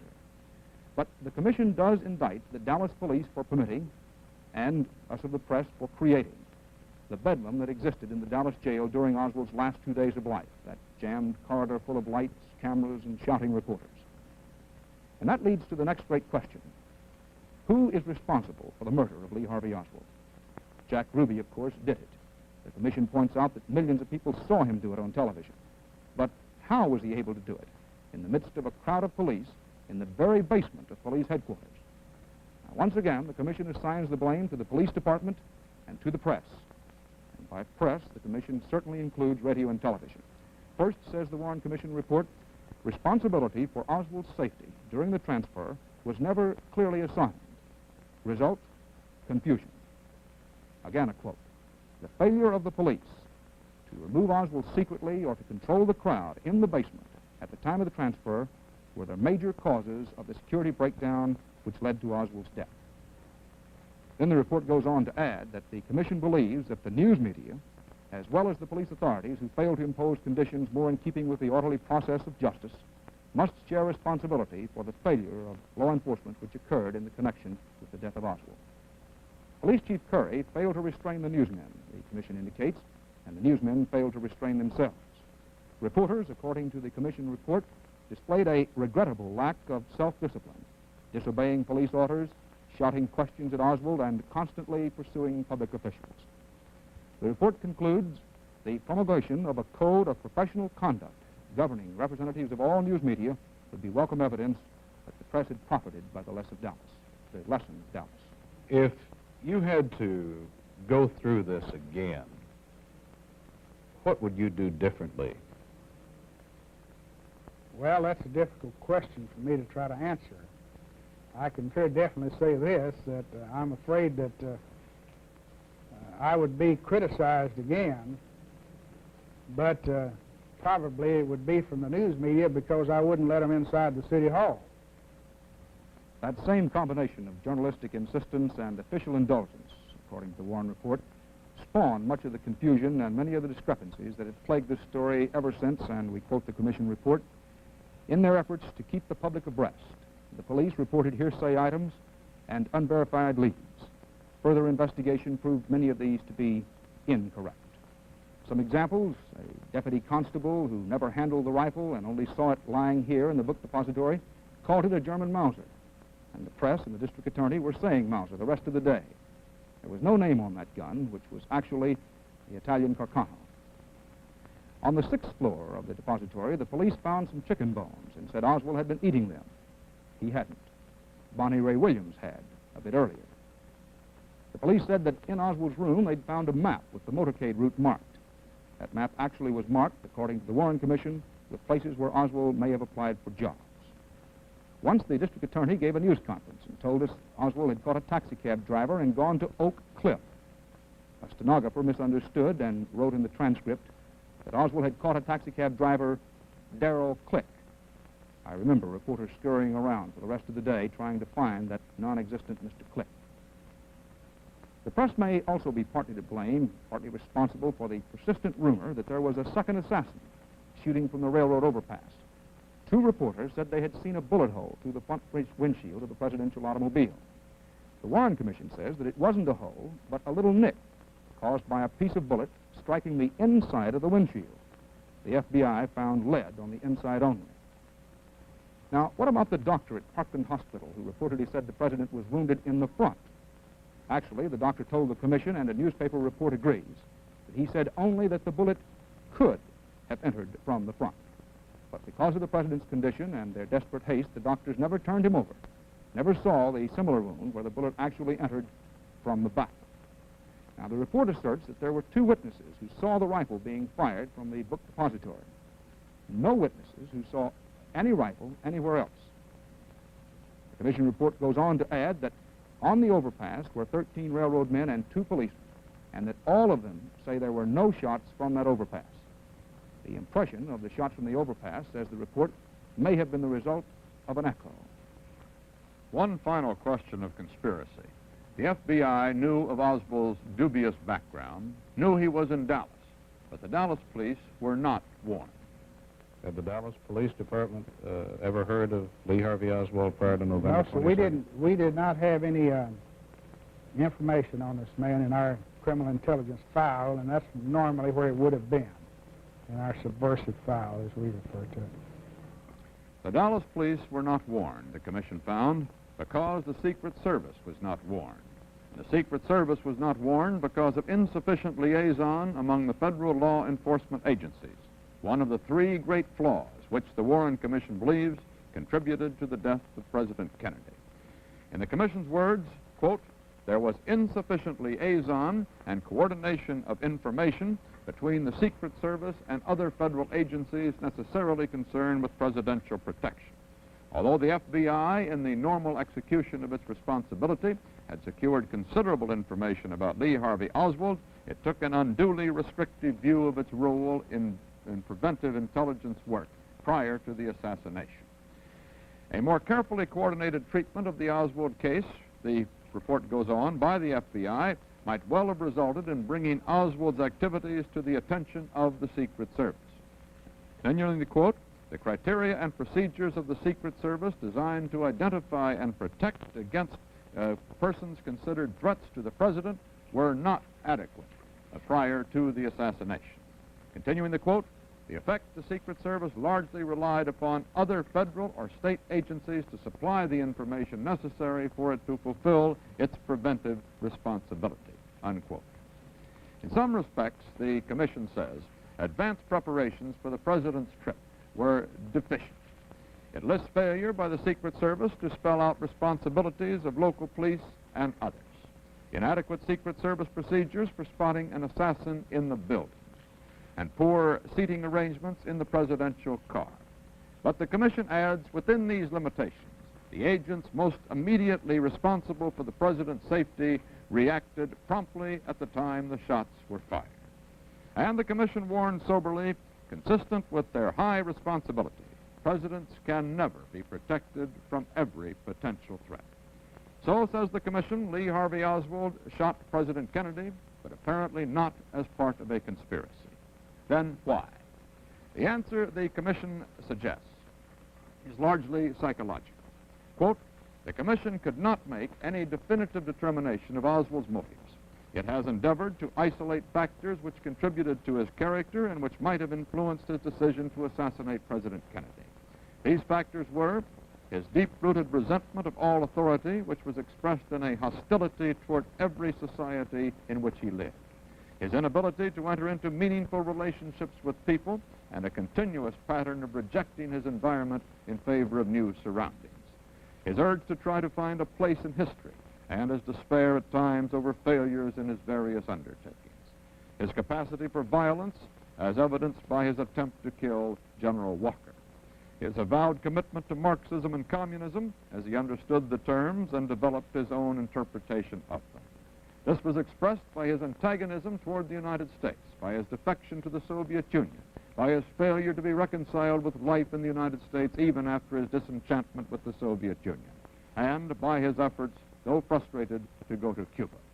And the Warren Report concludes, each of these contributed to his capacity to risk all in cruel and irresponsible actions. Two further impressions are inescapable from even a casual reading of the Commission report. First, Oswald was a liar. During the few hours between his arrest and his death, he was repeatedly interrogated. The Commission report reveals that he lied on important matters of substance. He lied about his rifle, his revolver, his movements, the documents found on his person. Second, no investigation could have been more painstaking than that carried out by this commission.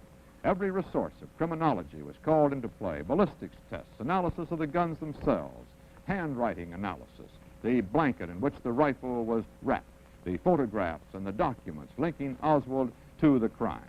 And Earl Warren was not too dignified to race down the stairs at the depository building, matching his time against Oswald's.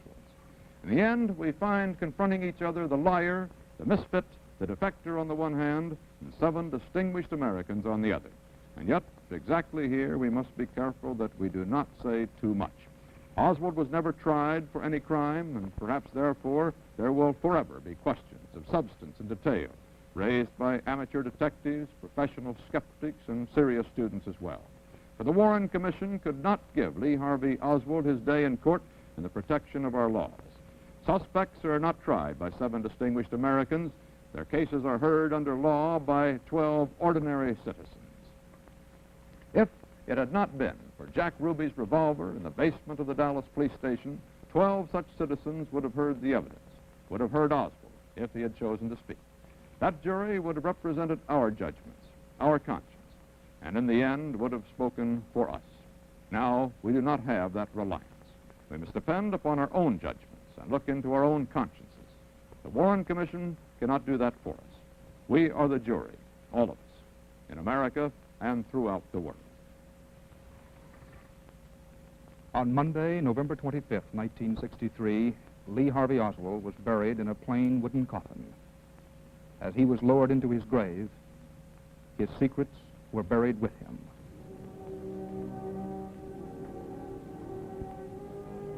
In Washington that day, there was another funeral.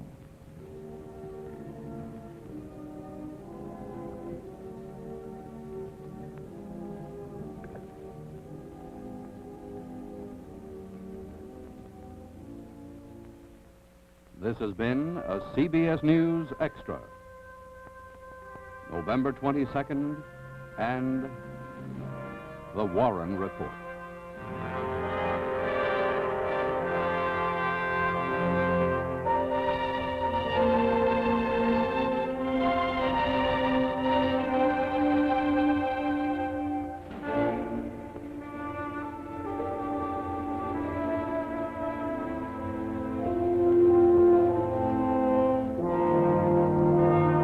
This program has been produced by CBS News, which has sole responsibility for its content and editing.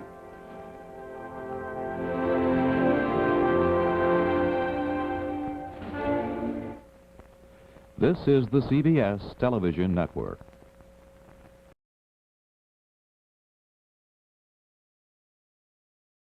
And at least 2 of their books have shaken badly my own comfortable feeling that the Warren Report had disposed of this sad matter.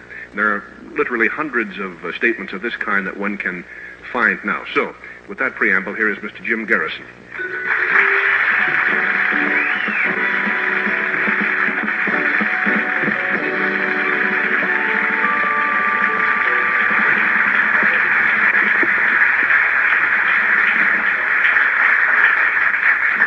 I see, Mr. Garrison.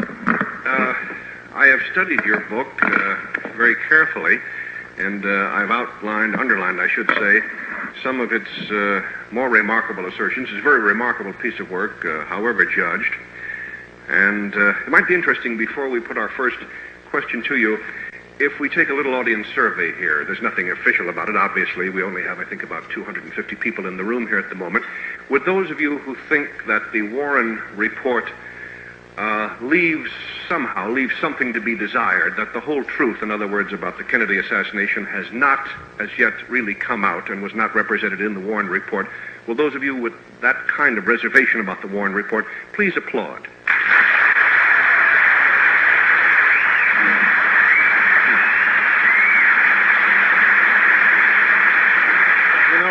Steve? Yes. Lewis Harris is a friend of mine, although I don't want you to think he's subjective because of that. The pollster told me that approximately 91% of the American people do not believe the Warren Report, and the 9% of us who do believe in it, I'm in that group, we get together once a year and have a party. Anyway, to continue, you were saying... It is interesting that almost all of our audience has some reservations. However, let's take the other side of the coin here just briefly before letting Mr. Garrison speak. Will those of you who think that the Warren Report is about as reliable as any human document can get, if you had complete faith in it, in other words, would you applaud? It's interesting. Only about 4 people in our audience. Does that somehow encourage you, Mr. Garrison, in your own theories? Well, yes, Steve, it certainly does. It confirms my belief in the common sense of the American people and their awareness that many things were hidden in the federal investigation, and particularly in the Warren Report. And of course, that is partly the subject of my book. Actually, as you know, having read it, my book has a broader topic. It really involves how we got in Vietnam, the American crisis today in Vietnam, and the relationship of John Kennedy's assassination to our involvement in the Vietnam War. How did you personally become involved in the case of the Kennedy assassination? Well, that was, it seems like a century ago, really, but because the federal government hasn't been too cooperative, and I've been over so many hurdles in the last 3 years. Actually, we stumbled across one of the people involved in the assassination within 72 hours by accident. New Orleans had been used to condition Oswald and set him up as a scapegoat to create a believable background of him as a leftist, and also to Cubanize him, to give him a Cuban background for reasons I'll explain later. And my office has had a custom for some years. I've been in office 8 years. This is the 9th. When there were unusual murders, we've usually met on the weekend, and even if it was somewhere else in the nation, and if there was any indication that New Orleans was involved, we'd go through our files and see if there was some kind of lead that might help that other office. For example, in the case of the Chicago murder of the 8 nurses, since a seaman was apparently involved because of the types of knots and the ropes, we met on the weekend and went over all charges we had over the years against seamen. This particular occasion, we happened to stumble across, in our weekend meeting, the weekend that John Kennedy was killed, we stumbled across an associate of his that had been with him constantly in New Orleans in the summer of 1963, named David Ferry. An associate of... Lee Oswald. Yes. Yes. And, of course, by that time, Oswald had been killed. All this happening in a matter of 48 hours or so. So I sent my staff out to Dave Ferry's house so we could question him. And we found he was gone. We found an apartment full of arms and guns and this sort of material, but he was gone and gone to Texas and hadn't returned yet. Well, under the circumstances, we were increasingly interested then, so we set up a stakeout, and when he returned from Texas, we got him and questioned him and asked him why he went to Texas that weekend. And his explanation was that he'd gone to Texas the weekend of the assassination in order to go ice skating because he hadn't been ice skating for years. And of course, I have no feeling against ice skating as a form of relaxation. But under the circumstances, I felt that he had driven 8 hours through one of the worst thunderstorms in years. I felt that driving through a thunderstorm for 8 hours to go ice skating in order to arrive in a state where the President of the United States was killed was a rather unusual circumstance. Can one ice skate in New Orleans? I don't think you can ice skate in New Orleans, but I think there are places closer than Texas to go ice skating. And so we felt that that was a rather inadequate explanation of the circumstances, because we had the President of the United States had just been killed, and then a police officer had been killed in Dallas, and then the man who allegedly killed the President had been killed, and all of a sudden, when we encounter the name of an associate of Lee Oswald's, we find that he'd just come back from Texas where he'd been ice skating. So we contacted the FBI and arrested him to turn him over to the FBI.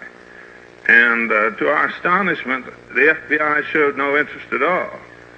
And we pressed by actually calling the Dallas police, who contacted the FBI there. And so the FBI finally reluctantly took a statement from him, which was more or less dictated by David Ferry himself. That's the man's name. Is that statement available now? Oh, yes, of course. It's available. I've described it to some degree in the book because it's a self-serving statement. But that's how I got involved. But at that point, when the federal agents I talked to, I said, "My God, do you mean to say that you accept this explanation as legitimate, that you still feel that this is a meaningless assassination, that the trip was justified and of no significance?"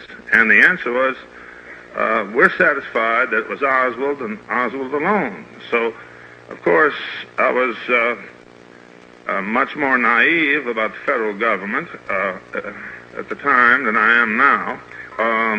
Steve, the scene shifts because for 3 years we did nothing about it. Looking back, I can see that it was naivety on my part. But all my life in school, I had, like all other Americans, taken the Pledge of Allegiance every morning. And at the beginning of every football game, I had participated in the singing of the Star-Spangled Banner. And it really never occurred to me that the federal government would be involved in any way in the assassination of its own president, or that it would lie and cover it up. And I happened to be in New York 3 years afterwards with Senator Russell Long from Louisiana, and we were discussing the assassination casually when he suddenly commented that he wasn't satisfied with the results, that it didn't fit, and it didn't make sense. And of course, I was astonished because he was a United States Senator, just fresh from Washington, visiting New York, telling me that he was not satisfied with the results. So for the first time, I began to dig into it. I went through the entire 26 volumes of the Warren Report, and which takes an awful long time. If you have the time, you might try it, but it's a physical feat more than an intellectual one, because most of it really is irrelevant and misleading. It's essentially the compilation, the 26 volumes, is a domestic intelligence accomplishment. We found out that it was very clear that the President of the United States had been shot from the front, and that this had been clear on the first day of the assassination. And then we found out further that the Warren Commission had failed to call the witnesses who saw most clearly what had happened, and called only those who did not know what had happened. There are many, Mr. Garrison, who feel that the president was shot from the back and from the front. Do you distinguish yourself from that group and you say he was shot solely by people in the front of his car? No, he was shot by both front and back, Steve. The doctors at Parkland Hospital, the best authorities on that question, the civilian doctors, testified and stated immediately afterwards that he had been shot both from the front and the back. The cause of death certificate, which was filed early that afternoon by Dr. John McClelland of Dallas, filed before the federal government could begin to set up its tableau, and before its domestic intelligence could confuse the picture and begin to send out material through the media to confuse you and confuse me. The cause of death was indicated as a gunshot wound of the temple. So there was no question about that. And there was no question about the fact that 3 out of 4 people in Dealey Plaza had heard most of the firing from the grassy knoll in front. This was all on the very first day.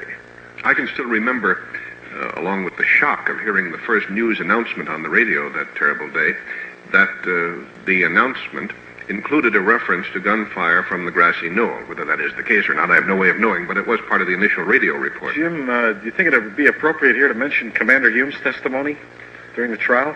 Well, then we jump, appropriately enough, though, it'd be about time, we jump to Bethesda Naval Hospital. The government succeeded in accomplishing what normally it would not be able to accomplish in another city. Succeeded in getting the body of the president out of Dallas without an autopsy. Wow. In other words, Air Force One, as I pointed out in the book, didn't so much take off as it made a getaway. And along with Lyndon Johnson, the new president, who had taken his oath of office as soon as possible because the country was in great danger, he thought. Of course, immediately after the oath, the danger seemed to subside. But meanwhile, the plane took off with the body of the president, and no civilian autopsy had been conducted. Then the body was placed in a controlled environment, the military hospital of Bethesda, and there the autopsy was conducted.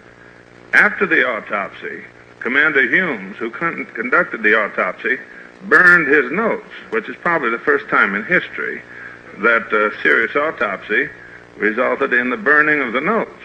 Furthermore, the autopsy at Bethesda never was completed because we found out, and one of the curious things about this was so many things like this we were able to bring out at the trial that we were pleased with the outcome and thought we had accomplished things and that hadn't been known before. We found none of this came out in the media, for example, for most of you to know.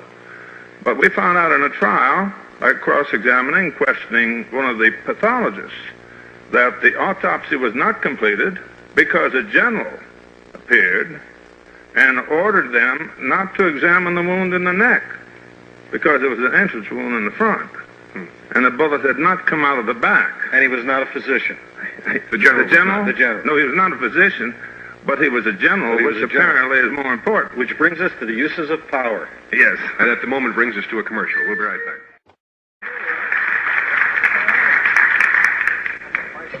Bob, I was just noticing as I was getting set to bring you out a story from Time magazine back in 1966. I'll just quote briefly and get your comment on that to start off with. What month?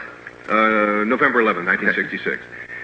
For many who believe that there was a conspiracy to assassinate John Kennedy, the most mesmeric argument of all is that an extraordinary number of people involved in the case, however remotely, have since lost their lives under mysterious circumstances. As of last week, and this again was 1966, the toll had reached 14. It may now have, the number may have gone higher. Does that seem to you a fact of any significance? Well, I think, Steve, that it's just one of those quirks of fate that would be similar to the strange circumstances surrounding the parallel between Lee Harvey Oswald and John Wilkes Booth, and Kennedy's secretary being named Lincoln and Lincoln's secretary being named Kennedy, and the fact that they were both shot in the presence of their wife in the back of the head. It's almost like the unbelievable Shakespearean situation that both Kennedy brothers were shot in the back of their heads in front of their wives. And who would have ever dreamed that two political figures of their importance could ever be killed? Although Sirhan fired from the front, which was quite a trick. But well, no interruption. No, if you've seen, fortunately with the Sirhan case, we have Rosie Greer and George Plimpton and many, many eyewitnesses that pounced right on the man. Now, if Sirhan had somehow or other miraculously escaped, I'm sure that he would be worked into Garrison's book, and that Sirhan would be accused of being a right-wing Arab financed by Texas Oil, who was a close friend of Lee Harvey Oswald. Fortunately, we had him. Now, let me just say, in summing up what I've listened to, Steve, that I think that this is indicative of a national madness that's going on in our country today. That Lieutenant Calley, convicted of mass murder, 22 people, that he would be glorified across this country, that we would see a congressman suggest that he should address a joint session of Congress is national insanity.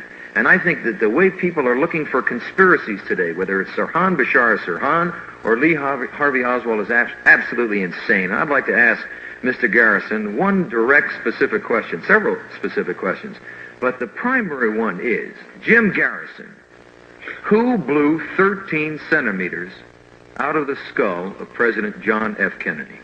Well, I was on another point when you came in, so all I can say is I don't find that particularly relevant at the moment. I'd rather pick up on your comment of the number of people Jim, killed. you wipe yourself out when you do that. I think know it's that, phony. but would you let me wipe myself out, though? But why can't you answer? Why can't you say who you think did it? Not by name, but by, say, grouping. But Did I a want to Ku wipe Klux myself Klan out member do it? first by replying to your initial statement of the number of people being killed. These deaths were not necessarily meaningless because they included, for example, the death of a man named Kurthy, who was a close associate of Jack Ruby's, and his death was diagnosed by the coroner as suicide by throwing himself through a plate glass window.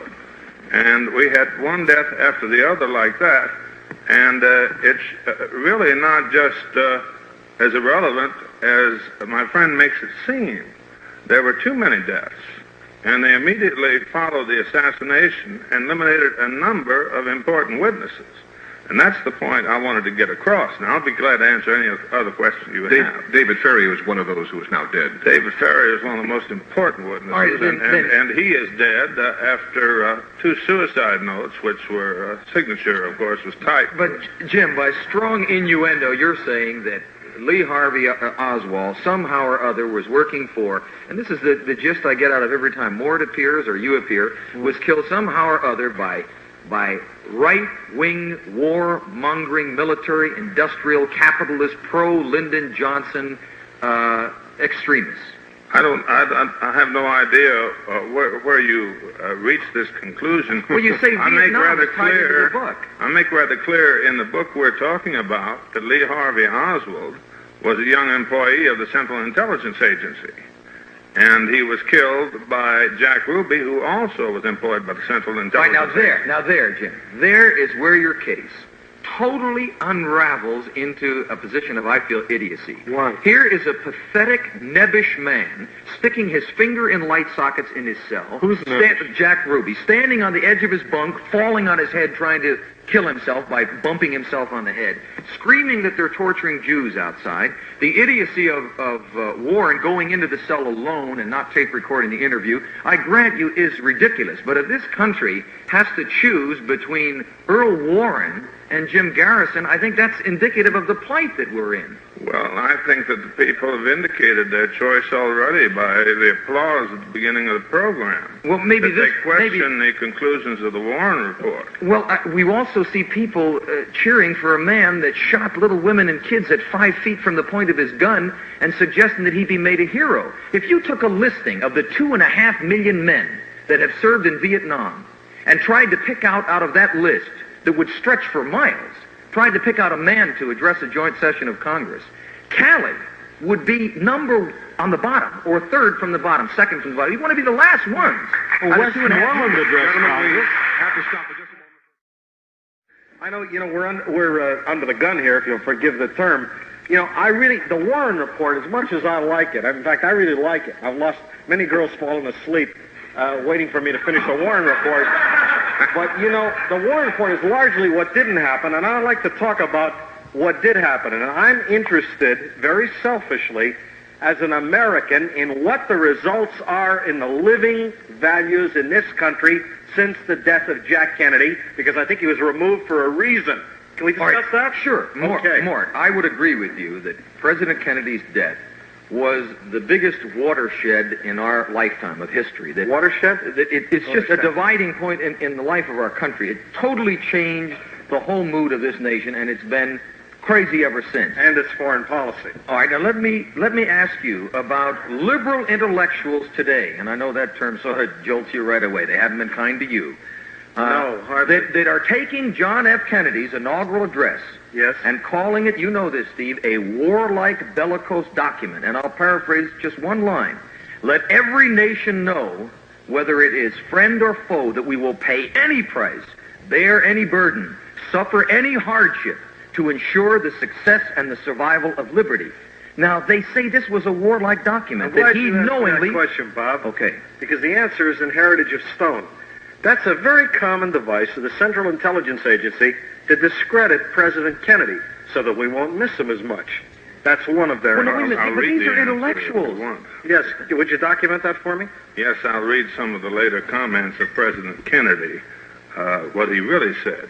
Because his death is significant, not so much because... Well, he didn't say that at the inauguration? What he really said later on, in 1963. I'm trying to get to a more relevant time. You mean to Kenny O'Donnell privately in a hotel room? Well, that's one of many comments. By 1963, things had changed since the inauguration. But the important thing about the Kennedy assassination was that it opened the way for the invasion by America of Southeast Asia. Because prior to Kennedy's death, we had no combat troops in Southeast Asia. What do you call 17,000 Green Berets? Well, now, we call them advisors. Everyone was an advisor, and many people don't know it, but an advisor actually is a standard position in the Army. Kennedy, to the day of his death, refused to send a single combat soldier over. And let me give you an example. Are you aware the Green Berets got the combat infantryman's You don't mind if I finish a sentence, do you? But no, Joe, of course not. Thank you very much. Now, here's one of...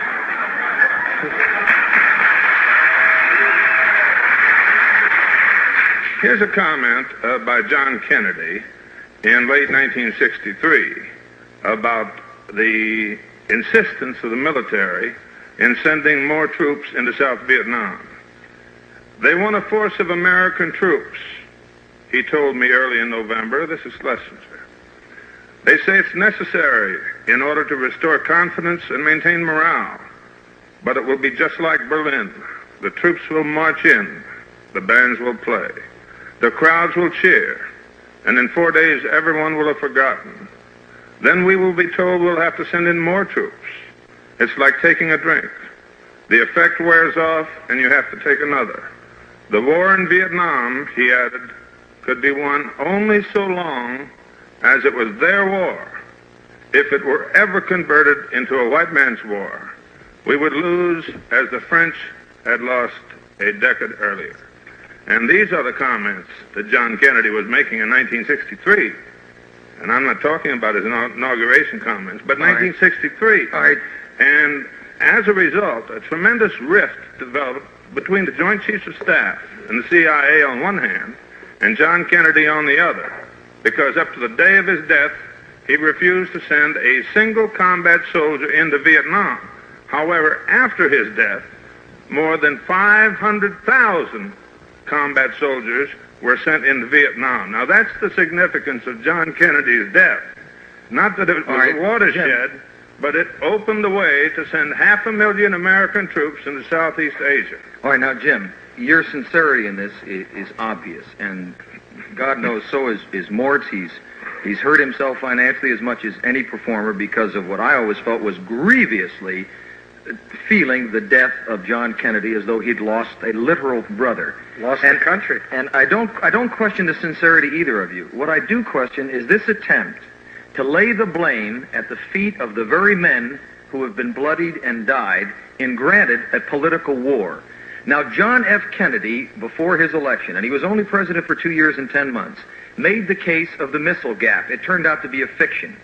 But by appointing Robert McNamara and taking his advice from Schlesinger and Galbraith and Sorensen and Rostow and McGeorge Bundy, he brought us closer to the point of nuclear warfare than any president maybe ever will. On October 22nd, 62, a ship coincidentally named after his brother, there's more of that fate, the Joseph P. Kennedy, challenged the Russian ship on the high seas. And I was sitting right over here on a stage at Paramount when Kennedy told us that we're going to go to nuclear war, if they don't turn those missiles around. Just the year before that, wait a minute, Mort, the year before that, Kennedy, on his order, sent in our UDT men, sent in 1,250 Cubans in our uniforms with our guns and our lining boats, and then denied them air cover, put them on the beach, ransomed them out, stood in the arena in Miami and said, I hold the flag of the 2506 Brigade, and it will fly again over a free Cuba. He was dedicated to containing communism, but the mistake Kennedy made was through Maxwell Taylor, he built up limited warfare. He created air commando units in the Air Force. I visited them. He, to this day, has assigned the John F. Kennedy Special Warfare Center at Fort Bragg. He brought the Green Berets back into existence from the small That's Devil's profanity Brigade. to put his name on arms. He didn't put his name But there. he recreated the Green Berets. He Mort. created that? He brought them back into Now, I existence. want to give you a figure, Bob, that's going to shake you up. Okay. During the 3 years that Jack Kennedy led you, 137 men died in Vietnam. That's a good week under Nixon. 137 in 3 years? What are we talking about? No, wait a minute. No, Yes. wait a minute. No. Proceed. No, that factor is frightening to me because I recall debating George Lincoln Rockwell on the stage where you used to do your show across the street. And on Halloween, when I debated him, or at the end of '64, a year after Kennedy was dead, it was still only 251. 251 men killed in combat in Vietnam. But the liberal advisors, the McNamara's, heading the World Bank now, the McGeorge Bundys, the Clark Cliffords, they were the ones that recommended to his successor that we bomb the North, that we put in ground troops, and I agree with you that it was madness to put non-volunteer kids, drafted kids, into an undeclared war when a liberal media is saying it's immoral. No, the When Sandra Van president- Oker saying it's better to run away to Sweden. That's not the president did not go along. That's not why, correct. You know, if you know anything about Jesus, it's very kind. That's why he was killed. But more, didn't John Kennedy recreate the Green Berets? No, but just a minute. Didn't he to create fight on the side, not on that side, on the other side. To fight for the Viet Cong? No, it's Cesar Chavez, not what the... Oh, man. Wait a minute, John Kennedy created the Green Berets to fight in our vineyards. No, he to created... help the people free themselves. More, he sent Green Berets to every country He in South also America. created the Alliance for Progress. And the Peace Corps. We'll return to the wars in just a moment. Bob, I want to get back briefly to a point you raised before. It may seem to some irrelevant to bring up the Cali matter when we're discussing the Kennedy assassination, but then there are sentences in which the two have a relationship in regards Not to... in your book, is it, Jim? The Cali thing at all? I don't think it has much to do with what we're talking about at all. I just wanted to, therefore, to dispose of that side issue by asking one brief question. You mentioned earlier, and I agree with you, Bob, that the motivations of people to whom Cali is a hero are, at the very least, a mystery to me, and I'm shocked by that. Do you think that these people who are making all these strong, gung-ho, pro-Cali statements are of the political left or the political right? They are the American confused majority composed of both segments.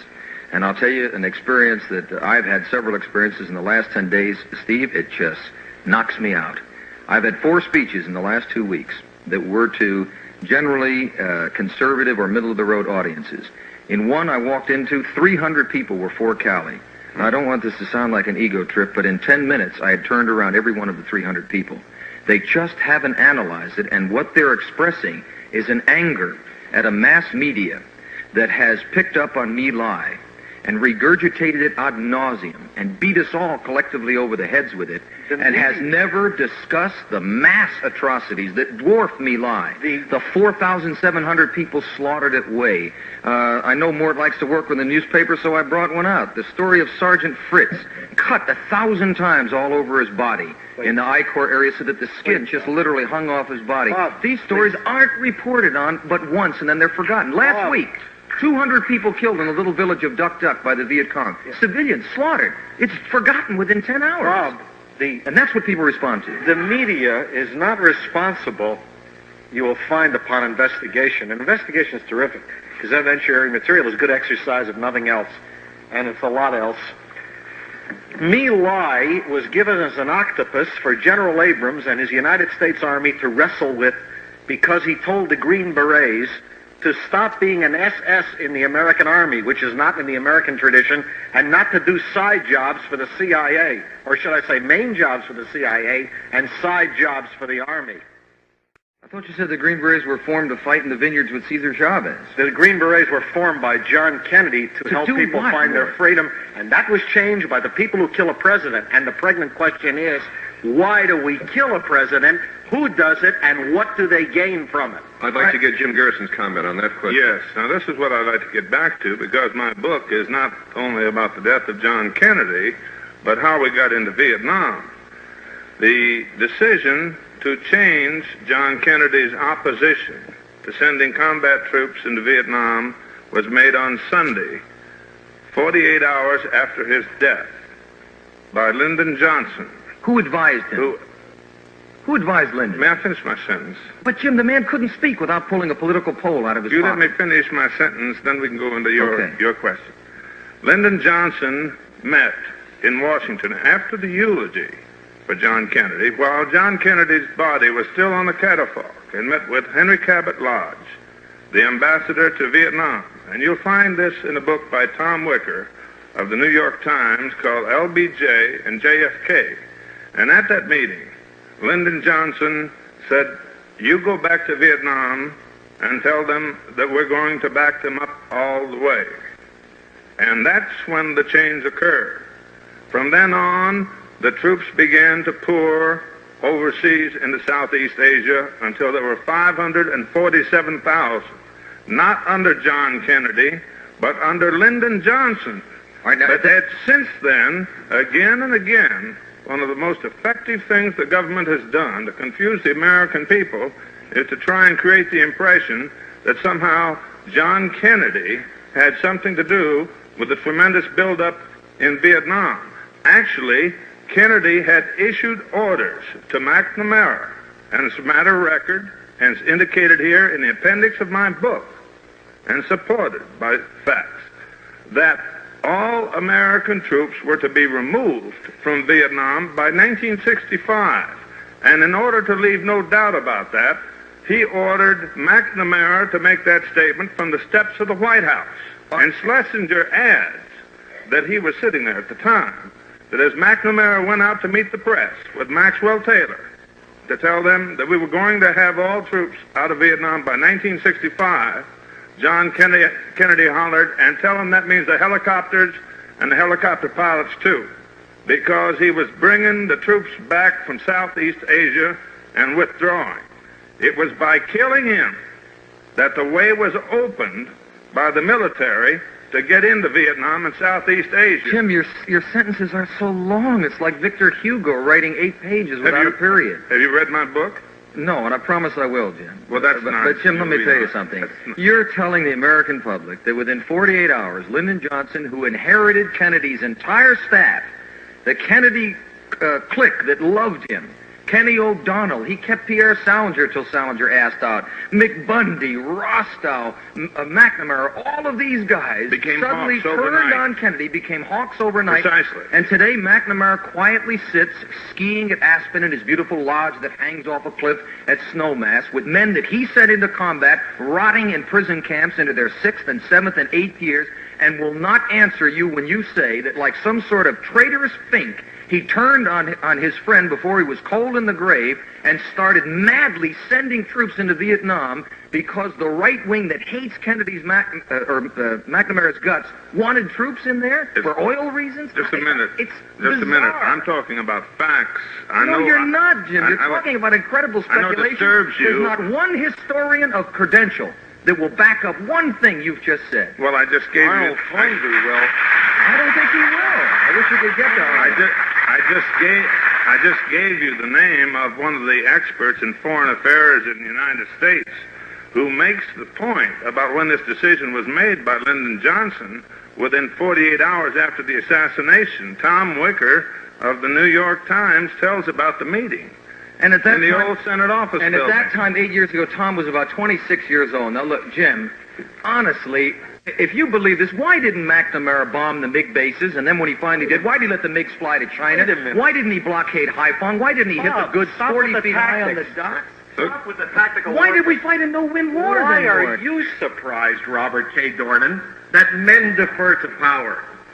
Why are you surprised that they defer to power? Obviously, this power corrupted Johnson and the rest. But I don't think that they deliberately sent American kids to die because of some conspiracy. The best thing to sum it How up... did they get over that? Listen, as human as it comes...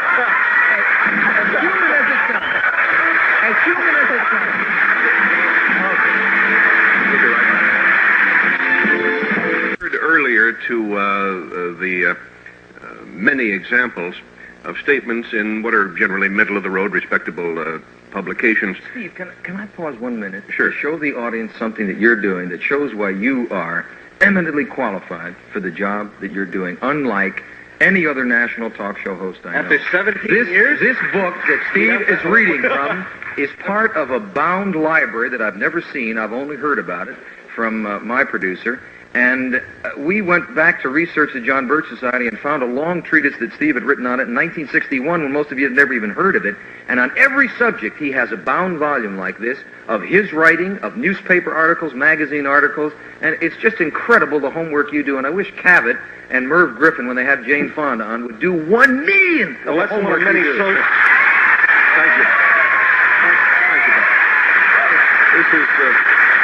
That's, Steve, yes. That's one of many social injustices we're attempting to correct before we go off the air. But to return before we go off, I wonder, Jim, Bob posed a question earlier about, since he has not read the text. It's my fault, so I got to come back to what Steve was going to read, because I cut him off. Let him finish that. Oh, excuse me, am I interrupting? Yeah, I thought we'd get back to who did it. I hadn't made the report from my voluminous research here, to which Bob has directed our attention. But quite seriously, I'll just quote two of these illustrations that there is widespread doubt about the authenticity of the Warren Report. From the Los Angeles Times, November 17, 1967. A philosophy professor turned investigator said the Warren Commission was wrong in ruling that Lee Harvey Oswald was the lone killer of President Kennedy. 3 assassins, he says, fired 4 shots from 3 different locations. That's Josiah Thompson, the December 2nd issue of the Saturday Evening Post. In a statement, William Emerson, Jr., the magazine's editor, said, quote, with painstaking care and formidable logic, Thompson demolishes the Warren Report by building a case for 3 assassins. Another one who questions the Warren Report is John Connally, governor of Texas, who was shot at the same time, as you recall. Connally and many others maintain the 2 men were hit almost simultaneously by separate bullets, and if that is the case, there must have been at least 2 assassins. To what extent, Bob, do you agree with or suspect this kind of speculation? Well, just allow me one more aside, Steve. What a congressman you'd have made. I'm just sorry that you're not sitting there instead of Tom Reese and that Governor Brown put a knife in your back on a registration technicality, or you'd have been a United States congressman for the last several years, and that's a fact. Some people still don't know that. I think that what you're asking about the Warren Commission report is not really what Jim and Mort are doing now. Of course this is a confusing thing. But Steve, CBS, and you know they've got an axe to grind for the military now, witness the documentary Selling of the Pentagon and their beef with the vice president.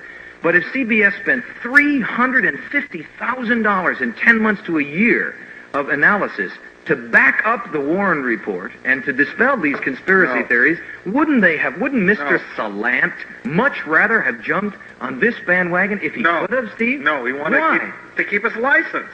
Everybody knows that. Kids in the street know that. Well, then how could they make the selling of the Pentagon and take on the whole administration the way they're doing? That's easy. That's like coming out and taking an Indian to lunch. Come on. That's...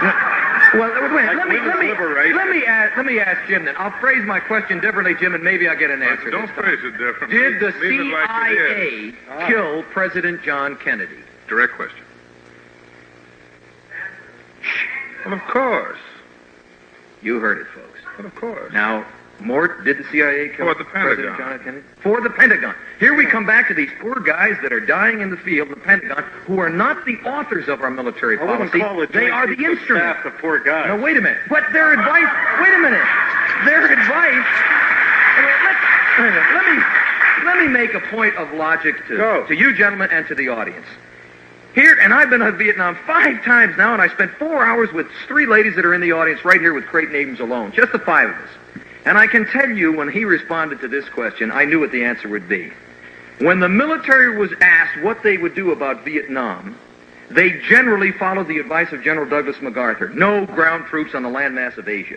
And they came up with solution 1, which sometimes involved a blockade. And Johnson and or Kennedy said no. Then they said, here's solution 2. We hit Haiphong. We hit those supplies on the docks. No. Here's solution 3. We tell our allies, England, France, who's the colonial power responsible for this, to stop shipping strategic goods. They're overruled? And they say they're overruled. When they come up with about solution 8, which they hate. Who were they ever overruled And they by? say, by the president. By John Kennedy. They come as up the with last solution president. 8. And solution 8 is, well, you don't want to fight an attrition body count war and put non-volunteer kids in the jungle. And Johnson says, that's exactly what we're going to do. And McNamara says, and I'll send my pilots in $2 million airplanes, like these ladies' husbands, to hit little trucks and insignificant bridges. And when they're in prison for 5 years, I'll sit on my assets on the Pedernales and at $340,000 a year retirement money write my memoirs. McNamara skis, Averell Harriman skis, and all of the liberals, and I got a statement from Clark Clifford right here, turn around and attack the president. Control yourself.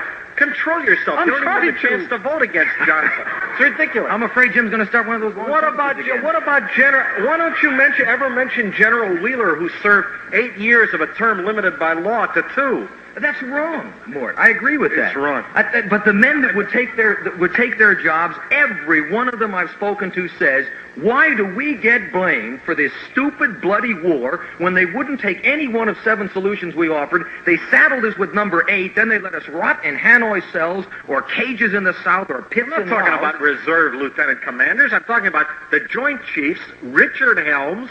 I don't know one What are Joint you talking Chiefs of about? Staff that ever recommended a jungle attrition body count war. Well, man, they don't wear uniforms, you know. Mort, they all to a man recommended blockading Haiphong. Could That's we a get fact. into the question? They recommended invading China to President Kennedy. No, they didn't. They didn't. Could we Mr. get into Garrison the has a question statement. of who sent the troops into Vietnam once again? The If we can do it CIA. quickly, yes. All right. Here's some quotations from John Kennedy, very quickly. Quote, how can we justify fighting a war with American troops in Southeast Asia, which is 9,000 miles away, when we can't justify it in Cuba, which is only 90 miles away? This is a comment made to Roger Hilsman, his military advisor, shortly before his death. Now, this is typical of John Kennedy's position in 1963. No combat troops to Vietnam. But after his death, within 48 hours, his position was reversed 180 degrees, and more than 500,000 American soldiers were sent to Vietnam. We must, I'm sorry to say now, stop for another commercial. Unfortunately, all we have time to do now, it really is unfortunate because of the many issues which have been raised and unresolved, and of course, this is typical of the situation since 1963. 1,001 questions raised, very few of them resolved to everyone's satisfaction. Perhaps nothing whatever is resolved to everyone's satisfaction except the tragic fact of the loss of a fine president. Some of the answers, depending on your own personal biases, might be found, again, in Mr. Garrison's book, A Heritage of Stone. There is, of course, a wealth of evidence. Bob Dornan mentioned my own files on this case. You can accumulate your own from the same sources, I'm sure. Perhaps you gentlemen will rejoin us on some other occasion and take up this debate at greater length. Thank you, Mr. Garrison. Thank you, Mort Saul. Thank you, Bob Dornan. Save America!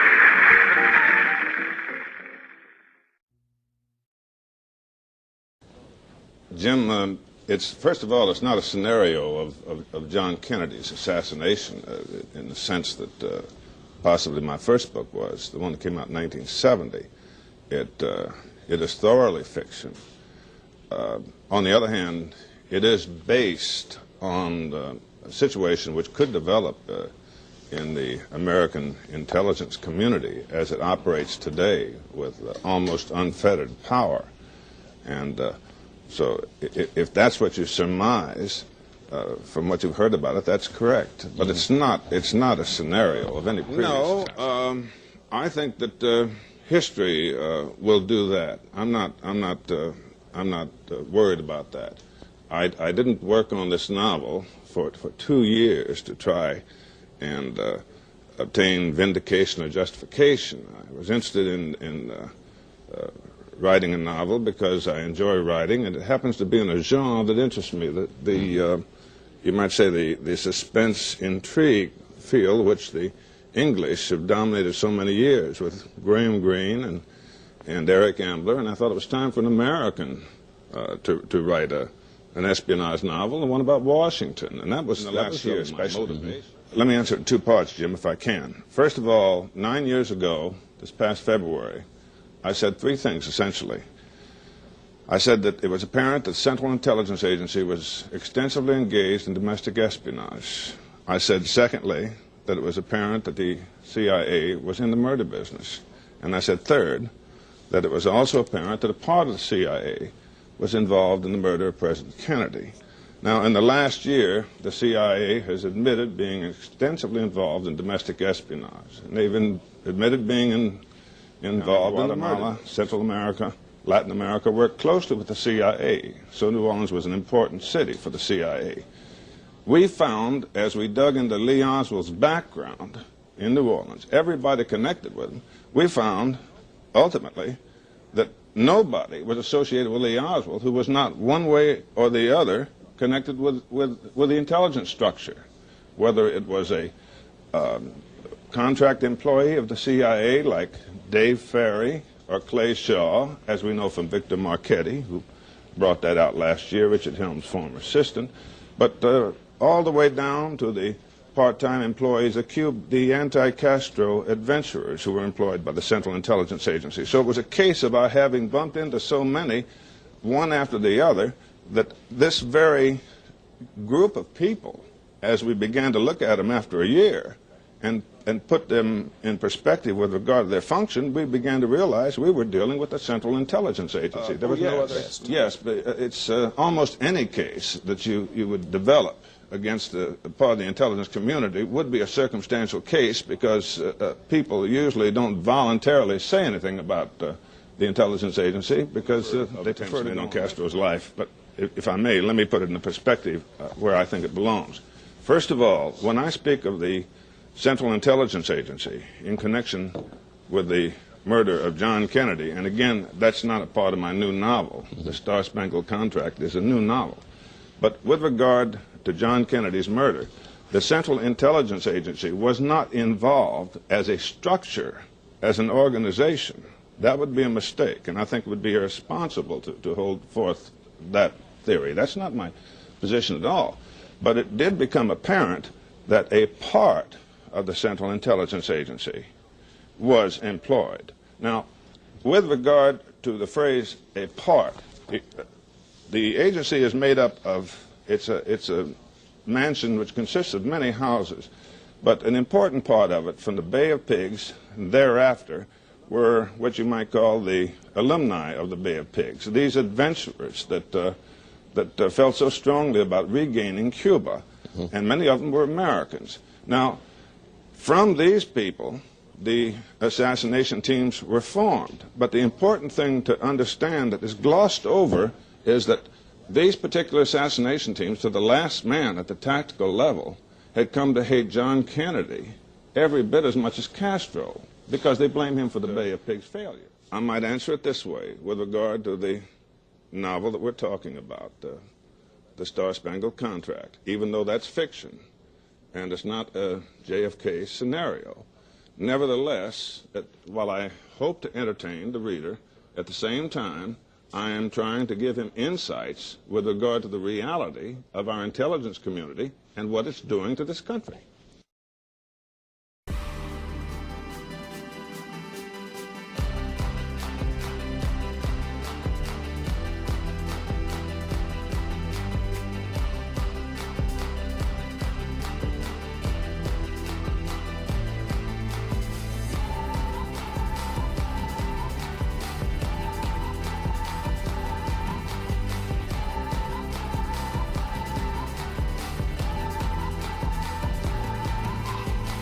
Here we go. Shadows and light. I have lived in darkness. I have lived in the shadows. Now I live in the light of Jesus Christ. He is the light. We can be shadows of that light, or shadows running from the light. We have free will. Do we run to Jesus, run to the light? Or do we run from Jesus and run into the shadows? Do we shine, or do we hide? Many people do not have a relationship with Jesus Christ. But it is never too late. We are forever reminded of the thief on the cross. The story is simple. The options are two. The choice is yours to make. At any time in your life, you can believe in Jesus Christ and build a relationship with Him. The thief, at the very end of his life, as he was crucified next to Jesus Christ, believed and was saved. The same thief, while others mocked Jesus, asked for forgiveness and recognized Christ was the Son of God. The thief recognized his own punishment as just and also knew Jesus did not deserve what was about to happen to him. A second thief who was crucified next to Jesus said, "If you are the Christ, save yourself and us." The first thief, the one who believed in Jesus, replied, "Do you not even fear God, seeing you are under the same condemnation? And we indeed justly, for we receive the due reward of our deeds, but this man has done nothing wrong." Then the thief who believed in Christ turned to Jesus and asked, "Lord, remember me when you come into your kingdom." Jesus answered, "Assuredly I say to you, today you will be with me in paradise." Luke chapter 23, verses 39 to 43. Wouldn't you like to know more about the thief who believed in Jesus and why he said what he said? Disbelievers will always find an excuse to not believe in the Bible. The various translations of the word are a common excuse used by many people who just do not want to believe in the Bible. But let's think about this. Various translations can be used by the devil to confuse people and turn them away from Jesus Christ. That is the devil's goal. The devil tempts us with such doubts on purpose and as planned. Yet the light still shines through the doubt as planned. The translations and our views on the translations are all part of the plan. This is the test which brings us the same choice as the two thieves crucified next to Jesus. One chose to believe, the other did not. In the end, the choice is yours. You can believe in Jesus Christ and accept the free gift of salvation, or you can choose not to. You can live in the light. You can live in the darkness or remain in the shadows. The choice is always yours. So are the consequences and blessings of your decision. With Jesus Christ, you are truly alive. Without Jesus Christ, you are truly dead.